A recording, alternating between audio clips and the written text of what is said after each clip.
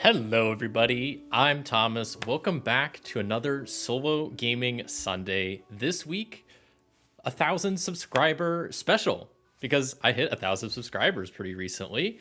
And so I wanted to do something a little bit special, where today I will be letting all of you in chat that's watching live help pick out the games. Should be a pretty good time. But yes, I'm doing this because I hit 1,000 subscribers, which is a huge deal. So let me put on my hat and celebrate a little bit. It's a huge milestone for the channel. So I want to thank you all so much that have watched up to this point and helped make this a possibility. It's such an awesome milestone for the channel. It's crazy that a little over 2 years ago, I just created this channel and now we're here, which is so great. And I'm very thankful for every one of you that have helped support me along the way. So today is going to be a pretty fun stream, and I also have some big announcements to make. Dressed up for the occasion, as you can see, you know, special day, special occasion, had to wear some nicer clothes, I felt like. But yeah, hello everybody in the chat, Mimi and Ina, hello there, and thank you for the congratulations. Hope everybody is doing good. Hopefully the stream video and audio sounds good. I've been making some adjustments recently, which I'll get to here in a second as part of my announcements. I've been trying to mess with my mic settings a bit, so hopefully everything sounds good, looks good. I did a test stream and test recording earlier, so hopefully everything's good. Let me know if anything sounds off or looks off to you. Whew. But we're here now. So let me change stuff around. So I got this new scene with just me in it. Because I figured I'd sit here and chat for a little bit and talk about some stuff, some announcements. I put it in the title. There's some big announcements, and I'm just going to kind of get right to them. I don't want to dilly-dally too much on this. I don't want to. I'll talk about more about them later, but let me get into the announcements now. So I have 3 kind of big announcements for the channel. The first one, which is something I'm really excited about, something I've been wanting to do for a while now, and then the past month or so I've been really looking into, is multi-streaming to different platforms besides YouTube. So today is my first stream where I am doing a multi-stream to both YouTube and Twitch. So today is my very first Twitch stream. Hello, Twitch. Yeah, it's just something I wanted to do for a while, and recently Twitch updated their policies about multi-streaming and whatnot, which really kind of was the push for me to go ahead and do this. So yeah, if you are watching live on YouTube, you'd rather watch on Twitch, you could do that. If you're watching on Twitch, you can head over to my YouTube channel and watch there. I'll be probably doing this from now on, hopefully as long as there's no big technical issues, with me streaming to both platforms, which I think should be pretty cool. So that was announcement number 1. Got 2 more big things to announce. Thank you for the compliments there. Chonkly? It's a nice tie. Thank you. It's supposed to kind of match it's not like an exact color match, but it's supposed to be like a blue kind of color scheme. But thank you. So yeah, that's announcement number 1 is this stream and all future streams will be simultaneously multicast onto Twitch, which should be, I think, a pretty cool thing to have going on. So that's announcement number 1.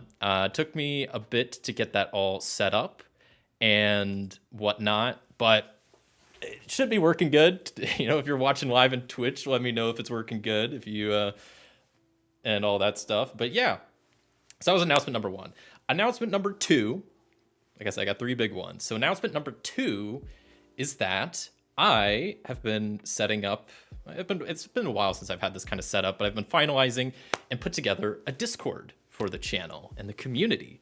So I will have the link in the description of the video. You should be able to also do the command !Discord to get an invite link to the Discord.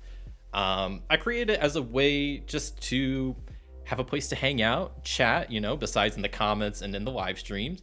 I also have a couple of bots that automatically will notify. There's a live streams channel and a videos channel. So if you want additional ways to kind of be on the lookout for stuff that I do, the Discord would be a great place to do that. And another perk about the Discord is that I have a schedules channel where on Saturdays, I will be posting my schedule for the next upcoming week. And what's cool about Discord is you can enter the my schedule is like time and date, like for when stuff is gonna go live or whatever, in a certain format. So then Discord will automatically update the format based on your local time zone. So basically I'm in Eastern Standard Time, so all the stuff I enter is in Eastern Time, but if you're in any other time zones, it will automatically convert it for you, so you'll see it in your local time zone, which I think is really cool, because I know people probably watch from a bunch of different time zones, and you know, they don't have to do the math of like, oh, if I'm starting at 5 Eastern, then that's what in Pacific, or if you're, you know, in Europe or wherever you are time zone wise, it'll kind of figure that out for you, which I think is a pretty cool feature. So yeah, like I said, in the description of the YouTube live stream, and you can also do !Discord in the chats to get a link to the Discord and hop on in. I have different channels also just to chat about stuff. You know, if you just want to talk about RPGs, board games, card games, whatever. I have channels for all of those that you can just kind of, share what you're talking about, or if you have certain questions about things, you can ask them there. If you have questions about like specific videos, you should probably leave those in the description or the comments of that video, just so other people, if they have a similar question, might be able to see it there. But yeah, the Discord should just be a cool place to kind of hang out and get updates on stuff. So that's announcement number 2. And then we got one more to do, which the final announcement is on YouTube. I have added the ability for people to become members of the channel. So YouTube's has memberships, which you can subscribe to basically a channel, become a member. It's a thing that you pay for, but then you get a lot of cool perks. So I have kind of 2 membership levels. So the memberships are called, I had to come up with some name for the memberships. So you could become a tabletop titan was the name I landed on, which may be kind of goofy, but I like Attack on Titan, and I want something with like kind of not generic, but like not board game specifics. I like tabletop, and I want something else to start with a T. So tabletop titan just was a good name. So if you become a member on my YouTube channel, that's one way you can financially support the channel, which is not required, but is always greatly appreciated. You also will get access to custom emotes that I had made for the channel. So if you're watching live in YouTube, I will go ahead and post in the chat because I have access to these emotes. Some of them that I had made, which I think turned out very, very nice. There's one of me like doing a salute, me waving, me doing like a hydrate, me spinning like a dice on my hand. And I also have like, I think 3 more that I can't upload yet because you need to get a couple members to get access to those emotes. So custom emotes, I also got custom badges made. So whenever you become a member, you'll have a little badge next to your name for your kind of how long you've been a member for. So it starts out as like a chess pawn, and then there's different month increments that it goes up by, and I have just those being different dice values. So there's like a D6, and then it goes up to a D12, and then a D100. I forget what all the different like month dates are, but if you go to click join on my channel as a member, you'll be able to see all the emotes and all of the custom badges. So yeah, so I did make 2 different tiers for the memberships. There's a base one, which is just becoming a tabletop titan, where you get access to custom emotes and custom badges, and it's just a way to support the channel. And then I added a tier 2 just because I like the idea of having a couple tiers, and if for people that want to pay a little bit more to help support the channel, get some extra features, you can. So I have a tier 2 tabletop titan member role for $5 a month, where you get all the features of the previous role or the other like tier, but with the tier 2 membership, you also get 24-hour early access to all videos that I post. So you'll get access to them a day before everybody else, and you'll also be part of a monthly poll where once a month I will have members help me choose what one of my streams each month will be. So that's all the membership stuff, and yeah, those are the 3 big announcements I had. Is yes, the stream is being simultaneously cast to Twitch. We got a Discord now that you can join, link in the description, or you can use !Discord in chat. And my YouTube channel now has membership. So if you want to become a member today, help support the channel, get some cool emotes and badges, you're able to do so. So yeah, those are the big 3 announcements I had. Also some smaller schedule changes just to get this out of the way, because I'll talk about this at the end when I'm talking about my like upcoming week for the channel. But 2 small scheduling changes I'll just throw out now since I'm doing a whole bunch of announcements is that first, I am going to move my videos from being on Wednesdays to Thursdays, just because if there's a tier 2 tabletop titans members, then they'll get them still on Wednesdays, and that kind of keeps my schedule of uploading the same. And also future solo gaming Sundays, I plan on also starting at 5 o'clock, just because I want to start them a little bit earlier because I want to do them a little bit longer. and I don't want it to be as late my time when I get done. So yeah, that's all my announcements. So just want to get that out of the way up top. I will probably talk about all those announcements again at a later point, maybe like midway through, and then also at the end I'll bring them all back up. But that's what I got going on. So that's just some stuff I've been working on that I've been very excited to talk about. And yeah, that's where we're at. It's great seeing the channel grow and evolve. Well, thank you there, Chonk. What is Chockley? Chockley? I don't know how to pronounce your username, but thank you. I appreciate that. Say that 20 times in a row. I barely had the breath to say that once in a row, so I don't think I can say that 20 times. That was also like, I don't have any of this scripted, so I'm just going off the cuff here. So 20 times in a row would sound different each and every time. But yeah, those are big announcements. And that's kind of where we're at. So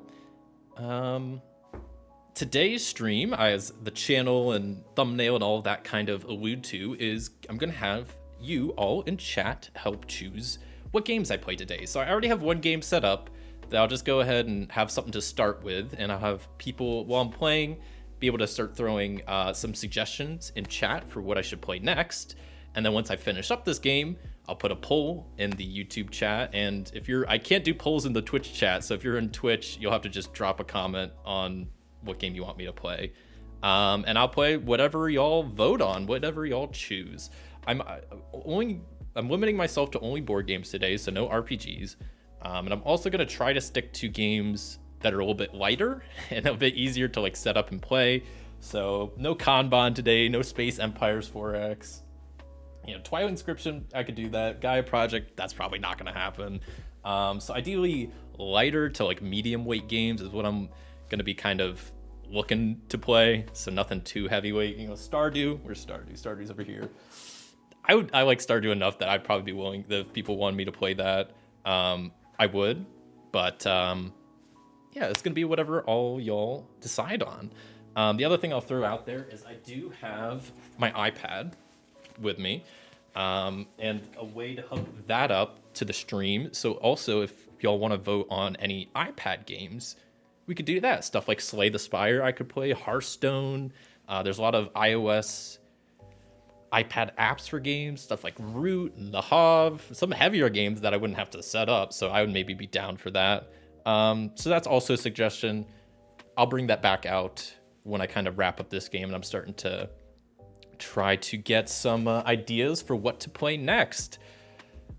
But that's pretty much my spiel up top. Hope everybody is doing good watching live. If you've played any cool board games this last week, drop in the chat what you've been playing. I'm curious what everybody's been playing, or RPGs, or it could be video games even, you know. I'm not saying you can't post about what video games you've been playing. Personally, I've been still playing a lot of Bullet Heart, the board game. Been loving that. Been playing through some of the characters, playing through against some of the other bosses. Besides, that's the main board game I've been playing. Video game wise, I've just been playing a lot of Fortnite. Maybe not a lot of Fortnite, but that's a game I play every now and again. I keep coming back to that I like a whole lot. Is good old Fortnite. And it's a game that I didn't think I was gonna like and play that much, but I do like it and I do play it quite a bit. So yeah, what are y'all playing? Let me know. I'm just checking some stuff on my end, making sure everything's running smooth. Everything looks like it's running smooth. I'm kind of surprised. Very surprised. Change chat stuff around. What's the newest game, latest purchase maybe on your list today? The newest game? Like, to my collection? On my list today. Well, the list today, I mean, it could be really anything. I mean, I guess with some limitations. The newest game, like, I got a couple games like for Christmas and like holidays. So Bullet Heart, Planet X, and Welcome to the Moon are all new games. Brass Birmingham is also a new game, but that's A, longer game, and B, one I still don't really know how to play yet. So that's not an option. Setting up Sleeping Gods Distance Guys, but haven't played it yet. Sleeping God seems really good. I haven't gotten around to playing it because I don't know if it's one I'll love, but I've heard it's a very good like narrative-driven game. And the Distance Guys, is that like a new expansion or is that like a separate like sequel game? I'm curious. how that different. Oh wait, that's the one that's like you're in a plane instead of a ship, right? Yeah, in my collection, yeah. Then my newest games are like Bullet Heart, Welcome to the Moon, Planet X. Those are probably the 3 newest ones in my collection. Oh, I guess Next Station London I haven't played on the channel yet, and that's a newer one as well. Stardew Valley's pretty new, but I've had that for a while now. Yeah, so I got some new ones. Is my first narrative game. It is a standalone game. Okay, so it's like just like a sequel game. Cool. I like it. I'll have to maybe just like watch some playthroughs or something, because I don't know. Like I've heard good things and it looks cool. Like the art looks cool, and I don't know how invested I would be in it, but control 5 characters instead of 9. Okay. So Mimi, have you played the first one? Because I'm curious, how does it compare? Because obviously, okay, you play a different amount of characters. Is this a similar type of game? Do you like the first one better? I guess you haven't played Distant Skies yet, as you said, but have you played the first one then? I'm curious. But I think I will go ahead and start with my first game, get this party rolling. Can you guess what game I got set up? Bet you can't. You probably can. It's not too much of a wild leap to guess what I have set up right now. I don't think it's I'm just trying to, I got like more windows to manage. I only got my laptop screen, so I'm gonna have to bear with me as I get this whole multi-streaming thing figured out. But let's see if this works. I'm playing Bullet Heart. Who would have guessed? Any of y'all guess? Nope, it's Bullet Heart, of course, because I love this game. I've played it so much now, and I just want to play it more. I've been logging my plays on Board Game Stats, which is a little app. I've been at least logging my solo plays, and currently I'm up to 62 since January 1st. So this month I played it 62 times. I think that's not even including the times I played it on stream, which is like 6 or 7. So I'm probably close to 70 plays in Bullet Heart. So to say I like the game would be a bit of an understatement. I really, really enjoy this game. I'm trying to play through all the characters against all the bosses first before I start ordering more expansion stuff, because I already got one of the small expansions. But yeah, it's a good one. I haven't played the first one, but it's a similar game. They improved the combat from what I hear. Okay, interesting.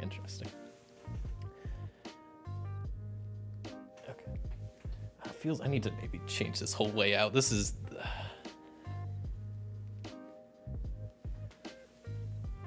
okay. Oh man.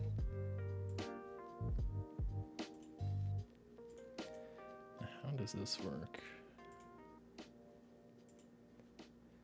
Okay. All right, so as what I'm going to do today is, since probably most of the games I'm going to play are games that I've played on the channel before, I'm going to keep the rules explanations very brief. I'm going to actually try to time myself 1 minute to do a rules explanation, because apparently I can sometimes go on for a while when it comes to rules, especially for RPGs. So I'm going to set a timer for 1 minute, and I will quickly explain what's going on in Bullet Heart. Let's go. So Bullet Heart is a shoot 'em up puzzle action game where you play as a character. There's a bunch of different game modes. The game mode I'm playing in is where you play against a boss. So you start out with 10 bullets in the bag. Every character has their own bag. Bullets come in 1 of 5 colors and 1 of 4 numbers. They come in red, blue, green, yellow, pink, and they can have numbers 1 through 4 on them. Some of the bullets can also have stars on them. When you clear those, special abilities happen. For the character I'm playing, nothing happens. So there's the main phase of the game where I have to draw all of the bullets from my bag in 3 minutes. I place them on my board. I can use my actions over here to move the bullets around, manipulate them a little bit, and I have these pattern cards that I can spend that if the requirement is filled, I can clear bullets off my board. I'm trying to clear bullets to not take damage, because if they hit the bottom, I take damage. The boss has certain requirements that I have to complete. If not, bad things will happen, and they have shields that I have to break with a certain amount of bullets to defeat them. That was not bad for 1 minute. I probably left out a lot of details, but hopefully that gives you a gist of what's going on. So The character I'm playing as is Marc the pilot, who's quickly become one of my favorite characters. She is really fun to play. So she's got a couple cool things going on. She doesn't have any unique ability. The main thing is her actions over here. She can move a bullet to any space, which is incredibly helpful, especially for bosses. She can spend 2 action points to discard a pattern and draw 2 patterns. So she could just draw more patterns, which is really cool. Spend 2 action points to reveal 3 bullets from your current and place them in any order. I never use that one. I don't really know what the point is. And then spend 6 action points, which is pretty much all of mine, to clear all bullets of a color. I don't use that often, but it's a cool ability to have. Yeah, the one thing to note with Marc is I said some bullets have stars on them. She doesn't get any benefits when clearing stars, so her action points are finite each round. I got my cards down here. I'm playing against Hell on Wheels. So they have an ability called Fright Night. So this boss can move bullets out of my sight, which is just my current play area, either to the left, to the right, or to the top. Whenever she does, those bullets hit me and I take damage. So ideally, I want to avoid bullets going off my sight. And yeah, she has her first pattern card is this localized flash flood, where I have to make this like L-shaped thing with bullets. And if I don't, all bullets will get moved down 2 spaces. That's kind of where I'm at, where I'm starting. I think that's where we're going to start here today. So I'm going to do a 3-minute timer. I should note, by default, and the rules is written in this game, you do use a timer in the free-for-all mode. You don't in any other modes. But I like the timer. I think it's a fun aspect. It adds a good amount of pressure. So I am playing with this even though it's not required. And it actually, I mean, it says not to play with the timer, but I like to add it anyway. So we're going to play with the timer. I'm going to set it for 3 minutes, and we'll do this first phase and see how it goes. So 2 pink, okay. 1 red. So I need to make sure I fill the pattern. That's important. And I also need to make sure I'm clearing bullets to not get hit. And I need to try to clear 5 is what breaks her first shield. And all of her shields will cost 5, so it's going to be a pretty steady amount. I guess I didn't talk about this in the rules setup. It's kind of important. When I draw bullets and place them, based on their number, you count the number of empty spaces, and that's where you place the bullets. So since this is a 4, I go 1, 2, 3, 4, and that goes at the bottom, and now my blue is looking not good. But that's okay. That happens. And at this point, I'm out of bullets. So that's good. Now I just need to figure out what I need to do to start clearing out some bullets. I also need to make that pattern and try to clear 5. That requires 4, so that would take almost all the bullets on the board to pull off. Okay, this is possible. I just got to think about it for a second, but I don't have time to think about it because the timer's ticking away. And she's just gonna move bullets down, but that's still not good. It's not bad, but it's not good. Oh boy. Okay, so if I move this here, her action that I can move bullets anywhere is just incredibly helpful. So I kind of need to take advantage of that. Move this bullet here and this bullet here. That costs me 2 more. I'll use my heart loop ability to clear out these 3 bullets from the board. Ideally, I would like to clear out 2 more so I could break her first shield. I should be able to, because if I put, this needs to be 3 high. Ah, shoot, this might not actually work. 1, 2.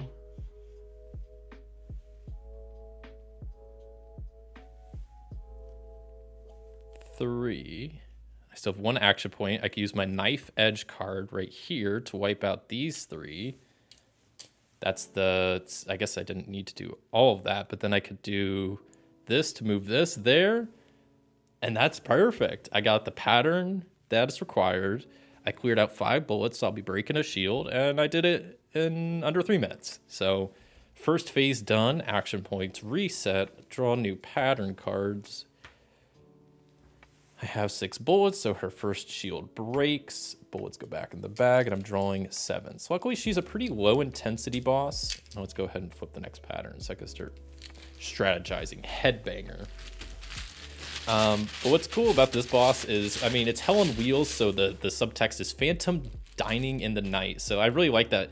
If you don't clear her patterns, she just like moves the bullet around, which feels very like thematic, like a ghost just like throwing furniture across the room and stuff like that. Like it feels very thematic to me, and I like that. I really like all the bosses in this game. Some of them are more difficult than others, but you know, it's pretty fun. 1, 2, 3, 4, 5, 6, 7 bullets. All right. Put that back. Everything's reset. We're ready to go. Hello there, primary guy on Twitch. How's it going? Congrats and welcome. Congrats on the channel changes. Welcome to Twitch. Thank you. It feels cool being on Twitch because I personally probably don't talk about this too much on the channel. I watch a lot of streams. I work from home for my full-time job. So there's a lot of times I'm at a desk and my like other monitor, I'll just put streams up. So I watch a lot of YouTube streams. I watch a lot of Twitch streams. So it's cool actually getting to be a part of Twitch now. And it's cool that I can stream to both because I do like YouTube. It feels a lot better for my channel that like the streams are saved. I can upload videos, and the YouTube streaming works pretty well, but Twitch is just great for discoverability, and Twitch has a lot of other cool stuff. So I'm glad I could stream to both.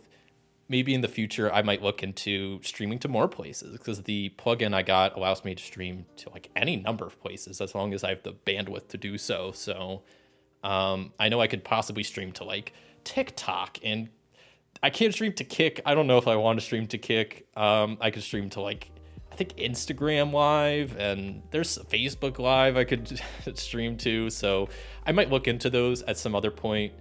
This is just kind of a first, run type of deal. I also want to try to figure out, good programs to like combine the chat into one. Because I found a couple, but they were like Windows only, and I stream off a Mac, so it wasn't great. But yeah, I'm excited. It's cool. And yeah, Twitch has a lot of cool things. Like you can raid in Twitch. Like there's nothing like that, I don't think, on YouTube, or at least it's in like it's a beta ability. So I think, once this stream ends, I'll have people on YouTube maybe try to hop into Twitch and then we'll go raid somebody. Like I think that's pretty cool. And Twitch, both have their pros and cons. So that's why I'm kind of happy I can stream to both. And hopefully this stream goes good so I can do this for all future streams.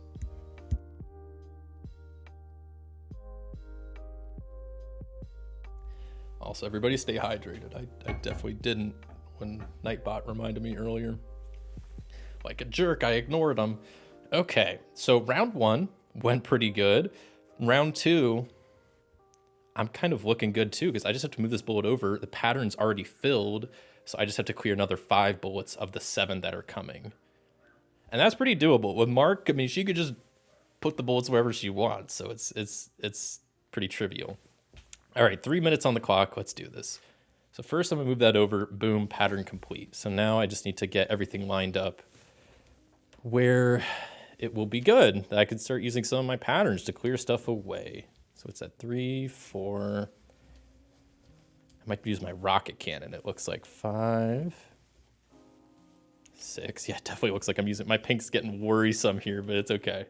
7, okay. So now all I have to do is move this here. Move this here. Down to 4 action points and activate rocket cannon. That clears away those 3. Good start. I just need to clear away 2 more. Which ones do I clear away? I could move 1 there. How many action points? I could do this. So I can move 1 here. That's 1 action point.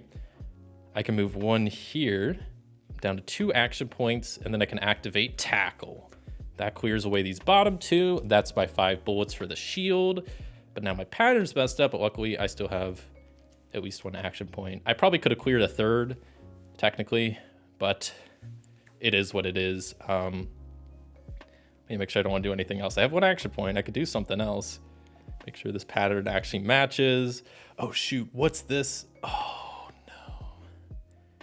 I forgot. When I clear her future shields, they have abilities that pop off. So when I clear this next shield, all bullets are going to move left, and I'm going to take damage from that green one. But at this point, I can't do anything about it, or else I would be taking... I mean, my pattern wouldn't be filled, and then all bullets would move down 2, and then that'd be even worse. So I'll just stay as is. End my turn. draw new patterns and actions. This was cleared, so pattern was good. Shields cleared that shields, but all bullets move left, so this goes off my sight. I take some damage, and then all of these move left one, as she's just using her ghost abilities to just throw stuff around the room. Hello there, Katie K. Welcome. Thank you for the super chat. Thank you. And congrats on the 1,000 subscribers. Thank you so much. I appreciate it. I'll give a little, got my... I'll do that for every super chat. Thank you. Yeah, I don't know if you caught the beginning, but I already talked about the announcements for the channel, but a quick recap is that I'm now streaming both on YouTube and Twitch, so we're live on Twitch. I have a Discord available, so everybody watching, you can do !Discord in the chat, and that should drop the invite link. It's also in the description of the YouTube live stream. And then on YouTube, I have memberships now, so you can become a channel member to support the channel. You get cool custom badges and custom emotes, stuff like this one, like the Wave Boy. That's me, which I think turned out really cool. And I wish I could add these on Twitch, but Twitch, I think you have to be like an affiliate to do custom badges, custom emotes, even polls. You have to be like a Twitch affiliate to do, which I didn't realize. So sorry, Twitch, but you'll be a bit behind on getting the cool stuff. But you can always hop over to YouTube and watch me there as well. Where's the blue shorts emote? What do you mean blue shorts emote? Which one is that? But thank you again, KDK, for that super chat. That's very kind of you. It's always appreciated. And I guess I didn't talk about this at the beginning, but with the memberships and having more ways to support the channel, at least this first year for all of 2024, all money I get from memberships and super chats, I'm going to be putting right back into the channel.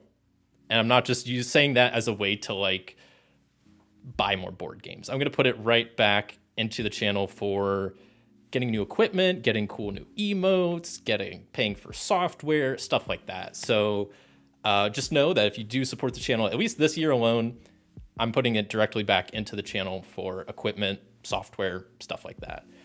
Primary guy, where's the blue shorts emotes? I know you're wearing blue shorts, Thomas. We want the emote.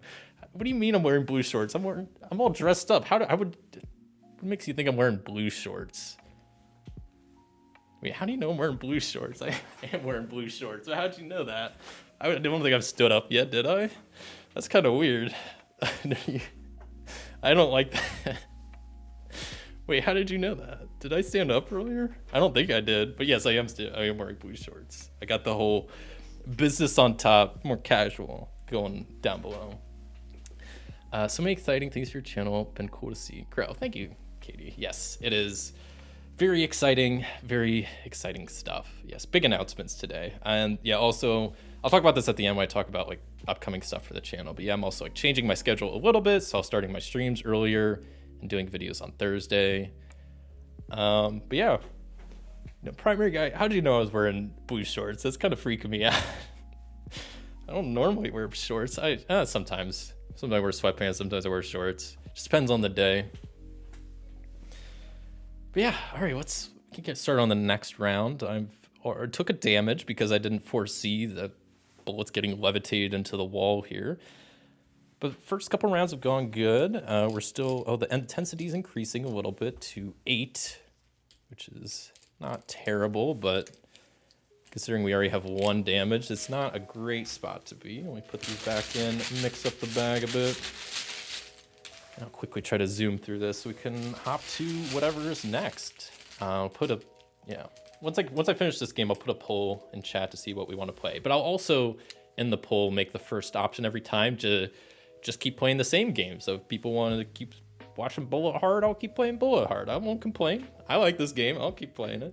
1, 2, 3, 4, 5, 6, 7, 8.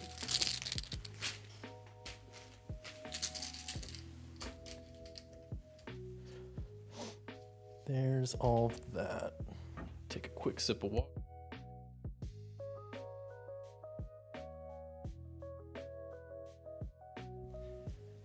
Hello there, Mr. Rao Gaming.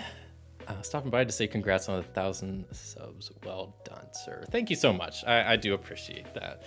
Yes, it's very exciting. Yeah, it's crazy. Tomorrow will be the 2-year anniversary of me creating the channel. So it's crazy to think that 2 years ago, this channel did not exist, and now we're here, and it makes me really happy. And everybody's been so kind and supportive along the way, which is awesome. So appreciate you stopping by. Hope you're doing good.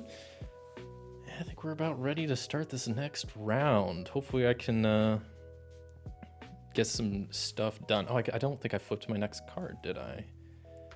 Oh, that's one of my least favorite, the Banshee Whale. It's like the zigzag pattern that I have to fulfill. If not, all bullets go to the left too. And let's see. When I clear the next shield, all bullets will move up one. So I got to make sure that there's no bullets in the top row after this next turn, because they're all going to get moved up one. This hell on wheels is really something. It's been fun to watch you grow since the beginning. Well, thank you. Yeah, towards the beginning, you know, it's definitely been a learning experience. You know, if you go back to my first live stream, it's rough. You know, my audio's not great, my video's not great. I definitely wasn't as comfortable on camera as I do feel now. Because I've just been doing this for a while now, so yeah, definitely towards the beginning, it might have been a little rough, not the best, but I feel like made some good progress at improving, you know, my stuff along the way. But thank you. All right, I think I'm gonna go ahead and start this next round. Let's hope I don't take more damage, because right now I don't need it. I need to make sure. I don't want to see these bullets at the top because I need to clear those out. And there's more bullets at the top. Okay, I just want to get these all out. Well, maybe I shouldn't, because this is looking bad. Green is looking really bad, but I only have one more bullet. What's the chance it's green, right? And it's a red. We're good. Whew. Okay, so it's down, up, down, up, down. So I need to move one bullet here, one bullet here, and this bullet here. So technically I'm good now. I have the down, up, down for my pattern fulfilled. There's no bullets at the top, so if I do clear 5 bullets, I'll be safe there. But now I just need to actually clear some bullets. I know I just moved one of those down, but I think I need to actually move. I'll move this up here, and then I'll use my hit and run ability to clear out these 3. Which is good. Maybe. I actually don't know if that was a good move or not. Oh wait, this is fine, because I need one here and one here. That's 1, 2. And if I use my last to place this there, I can use full blast with these 3 to clear out these 2, and then that's 5. So then I'll break the next shield. Pattern has been complete. The top row is cleared, so when she pushes my bullets up, I'll be chilling. I can end the timer. I don't even need the extra minute. I'll draw my new patterns, refresh my action points. Pattern has been fulfilled, so I'm good there. Shield broken. All bullets move up 1. Done. Next pattern is jump scare. Oh boy, don't get scared, everybody. It's just a jump scare card, all right? And yeah, I'll draw my next, let's see, 9 bullets this time. I've not beaten this boss before, but also I've only attempted to beat them like 2 times. So we'll see if this ends up going good or not. 1, 2, 3, 4, 5, 6, 7, 8, and 9. 9 bullets. Intensity is heating up. Marc the pilot is doing pretty good, keeping their head cool. Only got hit once, and that was just because of some ghost bullets getting thrown around. But you know what? Happens to the best of us. Nightbot says, hydrate, and hydrate I will, everybody. Stay hydrated out there.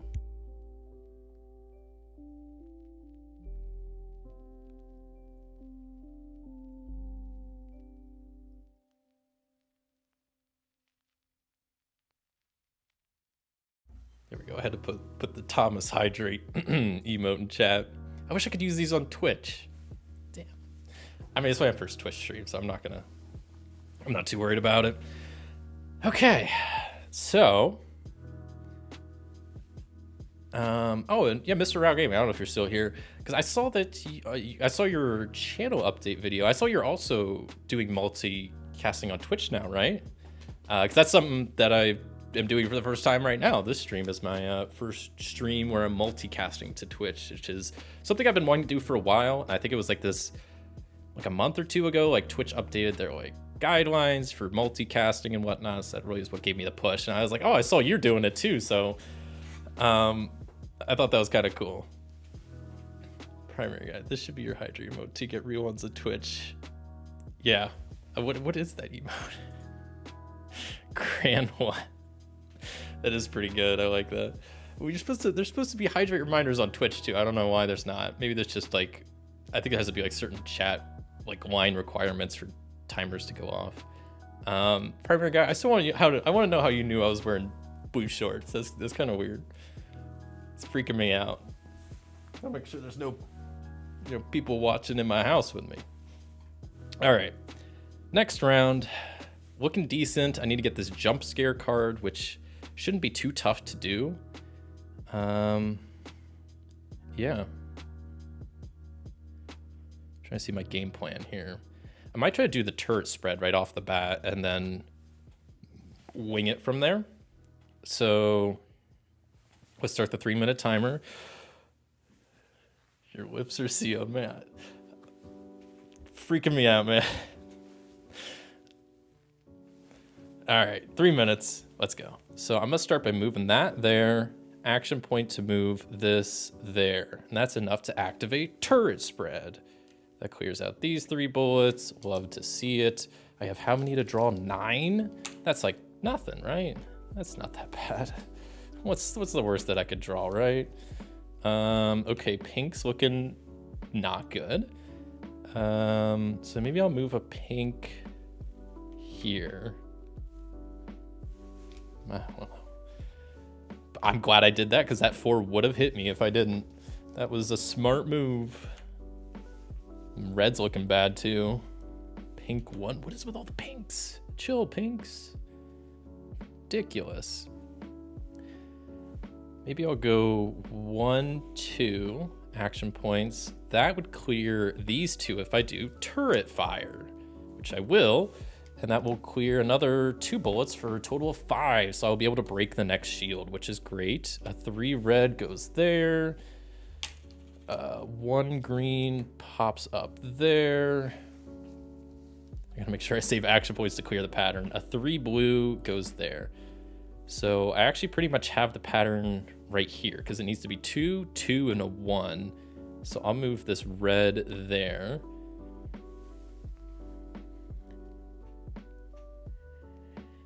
And maybe I'll move this pink down here with my last action point and use rocket cannon to clear these 2. It's not really going to help with the shields much, but it's just less bullets on my board that I have to worry about hitting me. So you know what? I'm cool with that. I don't even need the extra minute. Just too good at this game. I've played it too many times. No, I feel like I've just, even though I've played this a bunch already, I feel like I've just barely scratched the surface with like learning some of these characters and how to beat some of these bosses. Like there's a lot to this game. Okay, so next shield has been broken. I didn't even pay attention to the next shield requirement. So this is moving to the right. I'm taking more damage because I'm an idiot. That one moves over. These 2 all move over as she just like ghost levitates all of the bullets to the right. So now that's a thing, but at least I only took 1 damage. Like it definitely could have been worse. I need to, what's the last shield? Okay, all bullets are gonna be moved down at the end here. So I gotta be careful of that. And this last pattern is called Wake the Dead, which looks like a pretty easy one to pull off. Just need 4 bullets in a column and then that's it. I shuffle these up and draw 10 bullets. Oh man. Nothing to freak out. There was a brief moment where blue shorts were visible on the screen. That's okay. Did like it just glitch out, or was it because did I stand up earlier? I'm curious what was going on there. 2, 3, 4, 5, 6, 7, 8, 9, 10. Oh, I'm freaking out. Don't tell me to freak out. I'm freaking out. Oh yeah, so there's Nightbot's reminder to join the Discord. So there's the Discord link. You can click on that, hop in there to get updates on stuff. You move just a bit. Oh, wait, really? I moved just a bit. I mean, I don't really care if people see I got shorts on. I mean, it's fine, but I was just curious. What's his face? Primary guy was freaking me out, making me think he's sitting right behind me watching me play Bullet Heart. So oh there, Tom Chick, congrats on 1,000. What a way to celebrate. You wear the suit well. Thank you. It's very kind of you to say. Thanks on the congrats. I'll do a little but thank you.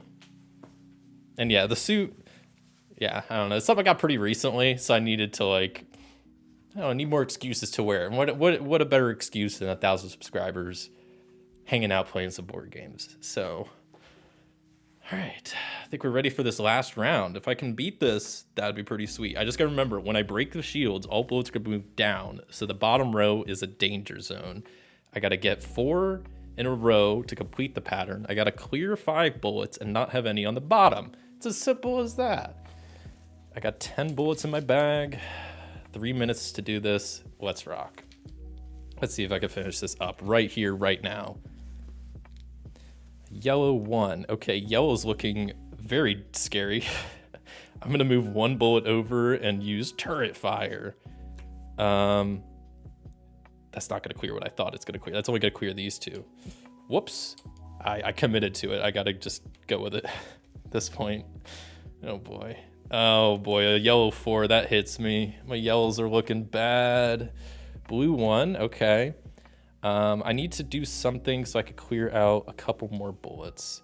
A 3 pink goes there, if I could actually count. A 3 yellow goes at the bottom. That's good to see, because I can spend 1 action point, move that over, activate rocket cannons, and that will clear these 3 out. So now yellow is not looking bad. That's 5 bullets cleared. Where was this? Up here? I just bumped that, I think. 2 yellow. Oh, there's only 2 bullets left. This is looking good. A blue 1 goes there, and a 3 red. Is that the last bullet? I did it. I did it. I don't want to get too excited, but I move that there. I've cleared 5 bullets. No bullets on the bottom row. I have the column of 4 for the pattern. I think I did it. I think I got it. I think we're good. I'm gonna double check. I had 1.5 minutes left. I could clear out more bullets. I don't want to. I'm just showing off at this point. But yeah, pattern's complete, so I'm good there. 5 bullets clears the last shield. That causes all bullets to move down as she uses her ghostly abilities to just throw my bullets around the board, which I think is really, really cool. But it's not enough to defeat me, and Hell on Wheels has been defeated. Okay. Yeah, I got a horn. It looks good on you. Sets you apart from other streamers. It's not often I tune into someone this well dressed. Oh, well, thank you. This looks harrowing. Yeah, no, Marc the Pilot is becoming one of my favorite characters in this game, just because her ability to move bullets around the board is just super good. It just sucks that she doesn't get any benefit from the star bullets, but hey, that's the first time I defeated Hell on Wheels, so that's a good game in my opinion. All right, so I'm gonna take a real quick break and go to the bathroom, but what I'd like for you all to do is in chat, drop a comment for what you'd like to watch me play next. I will put on the poll if you want to just watch me keep playing Bullet Heart. I'll put that as the first option, but like I said, any games on the shelf behind me are open. Like I said, lighter to medium weight games is what I'm gonna try to aim for, but let me know. I'm gonna hit the bathroom real fast. Maybe I'll like scooch out of the way, so I'll leave this up so you can see. Yeah, I'll be back in a few.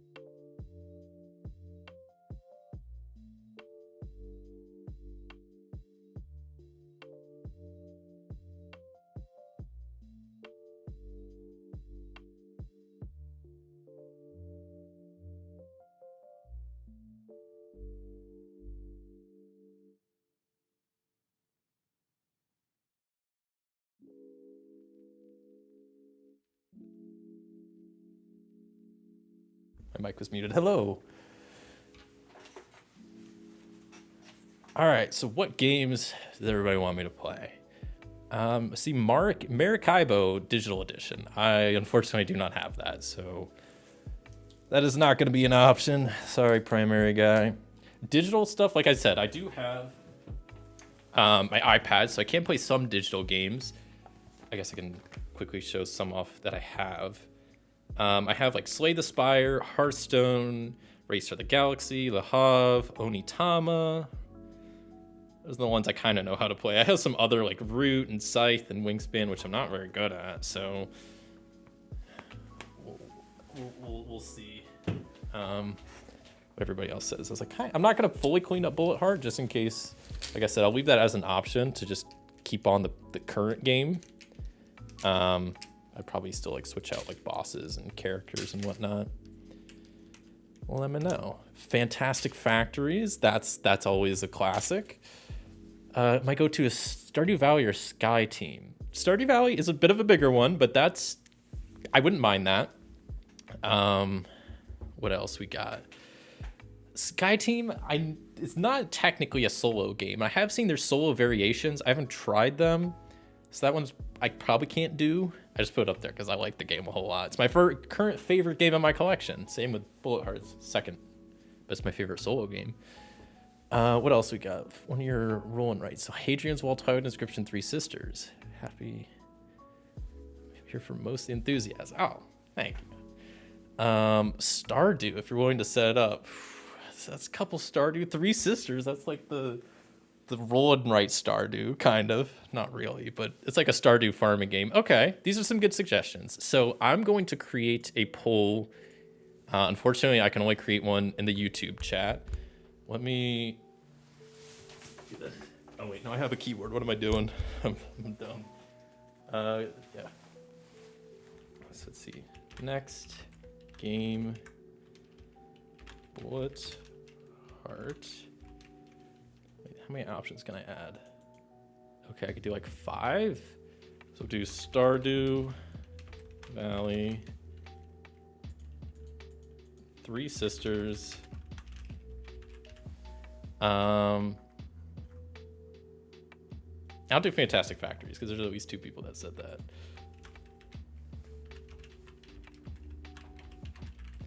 Okay, poll's been started on the YouTube channel.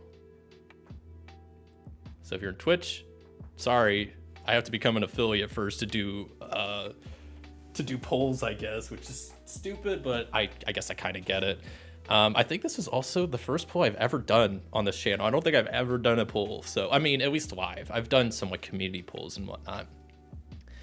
What does he start if you're willing to set up? Yeah, I'm definitely, that's kind of towards the max I'm willing to set up. Changed my vote. I want Twilight Imperium 4th Edition or Arkham Horror Marathon or Dunwich through Innsmouth. Okay, yeah, those are definitely like quick games. I don't have Twilight Imperium. I have Twilight Inscription, and that I wouldn't mind playing. I guess I didn't put it on this list. What else? Yeah, I don't have an Arkham Horror. Jeez, yeah, that's out of the scope, I think, of today, because I'd have to build decks, get everything set up. Like, that's a whole thing. Okay, how long does this poll last for? Is it just till I end it? Right now, Stardew Valley is in the lead, so if anybody doesn't want Stardew Valley, make sure to vote quick. I'll leave this open for another minute or 2. Poor Bullet Heart. No one wants to see more Bullet Heart. That's okay, though. I've played a ton of it already, so, you know, it's understandable. I was tempted to call out Arkham Horror, but felt bad about making Thomas set up. No, I don't think. Yeah, that's a bit much for today. Exactly, light and quick. No, and I want to play more Arkham Horror. I did like the Dunwich campaign on the channel. I have a lot of other campaigns. I have obviously the original. I have all of Carcosa, the Forgotten Age, Dunwich Legacy. I have the Circle Undone, but I don't have the Return to, and I have what's the last Innsmouth Conspiracy. And I don't have any of the newer ones, which is like what, Edge of the Earth and Scarlet Keys. I don't have either of those because I've been, I don't know, playing other stuff rather than Arkham. It still holds a special spot in my heart. It's a game I don't think I'll ever get rid of, mainly because I've invested a lot of money into it so far, but it's also one I thoroughly enjoy. It just is a bit of a a time investment to set it up and relearn the rules. And there's so many rules that I just make so many rule mistakes. It's kind of brutal.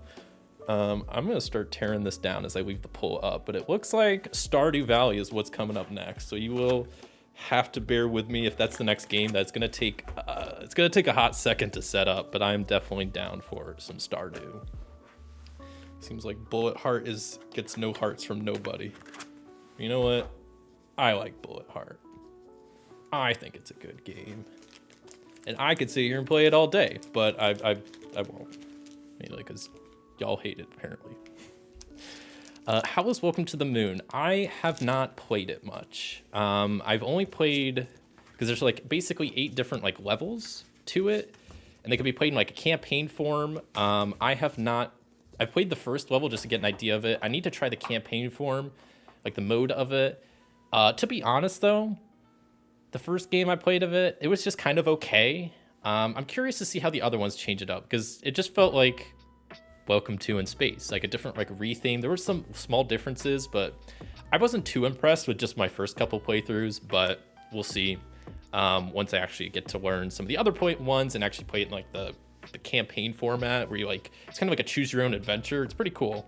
But yeah, so the jury's still out on that, but at the moment I wasn't crazy by my first, I wasn't like too blown away by my first couple plays of it. Is kind of my current thoughts on Welcome to the Moon. But I think Welcome to is like a classic flip and right. It's one that I still enjoy quite a bit. I guess I'll put Bullet Heart away. I'll leave the poll open for 1 more minute. So 1 more minute to vote on the YouTube poll. What game do I play next? Looks like it's not Bullet Heart. Looks like currently it's going to be Stardew. But I'll leave it open for just another second or 2. Definitely pick up Return to Circle and Done before it gets out of print. Oh, that's such a good point. That we can get all the tarot cards. Yes. I forgot they come with that. Add the tarot cards to any Arkham campaign. That's right. I should. That's a good point. Maybe I should. No, maybe be a good reason to start playing Arkham some more. Because yeah, I have, that would be cool. Yeah, I've heard the tarot cards are pretty cool. Because they like add different effects, don't they? All right, 6 o'clock. I'm closing the poll. I'll get a quick sip and then I'll close it.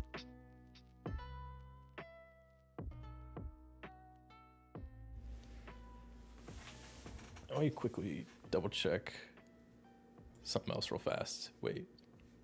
Oh, okay. Hold on. Oh, and I need to, that's another thing. One thing, I mean, this is my first stream to both YouTube and Twitch, so it's a work in progress, but one thing I want to make sure I have set up probably before next stream is some alerts on the screen for when people subscribe and follow and whatnot, because I didn't even realize that a couple people have already followed on Twitch, which is awesome. So thank you, Mousery and Primary Guy and Katie K and T-Fay-U. Sorry if I'm butchering your username, but thank you all for following. That does help this brand new Twitch channel grow a little bit, and you know, I'll be one step closer to adding, you know, badges and custom emotes to the Twitch, which will be kind of cool, but that's gonna be a ways away as today is just my first stream. All right, poll is closing with Stardew Valley winning at 50%. Three Sisters also and Bullet Fantastic Factories also got some love, but you can call him T-Fay. Oh, he's a Twitch friend of yours. Oh, look at that. These Nightbot timers are actually working for once. It's a Christmas miracle. So yeah, there's as I'm starting to set up Stardew, I guess, is the new game. So Bullet Heart, get the heck out of here. No one likes you.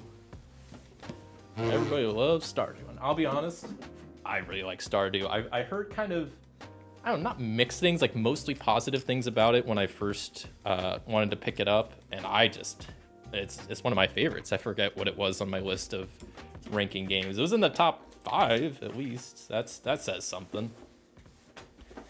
This will take me a minute or two. It'll take me at least a minute or 5 minutes probably to set this up, but I'll chat away as I do so.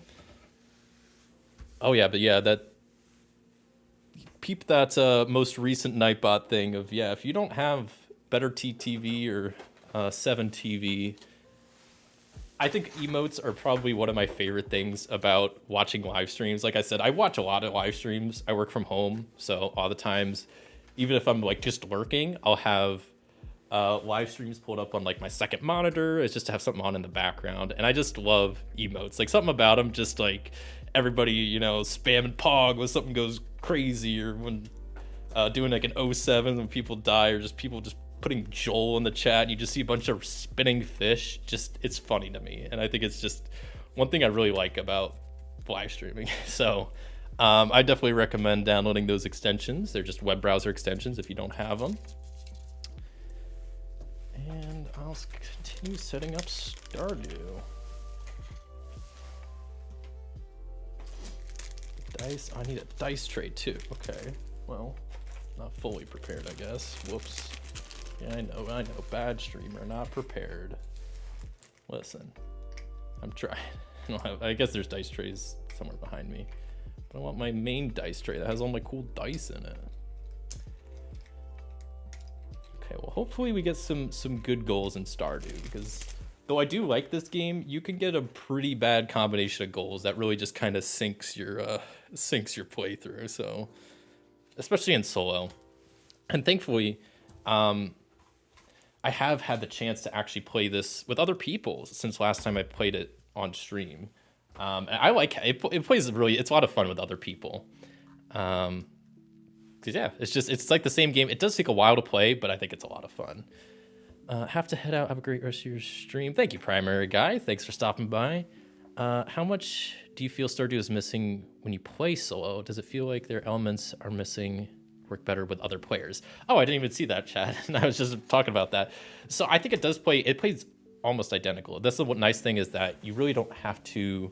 I guess this as I'm setting this up, you don't have to change much when you play like solo. The only thing is you just get more options for your profession,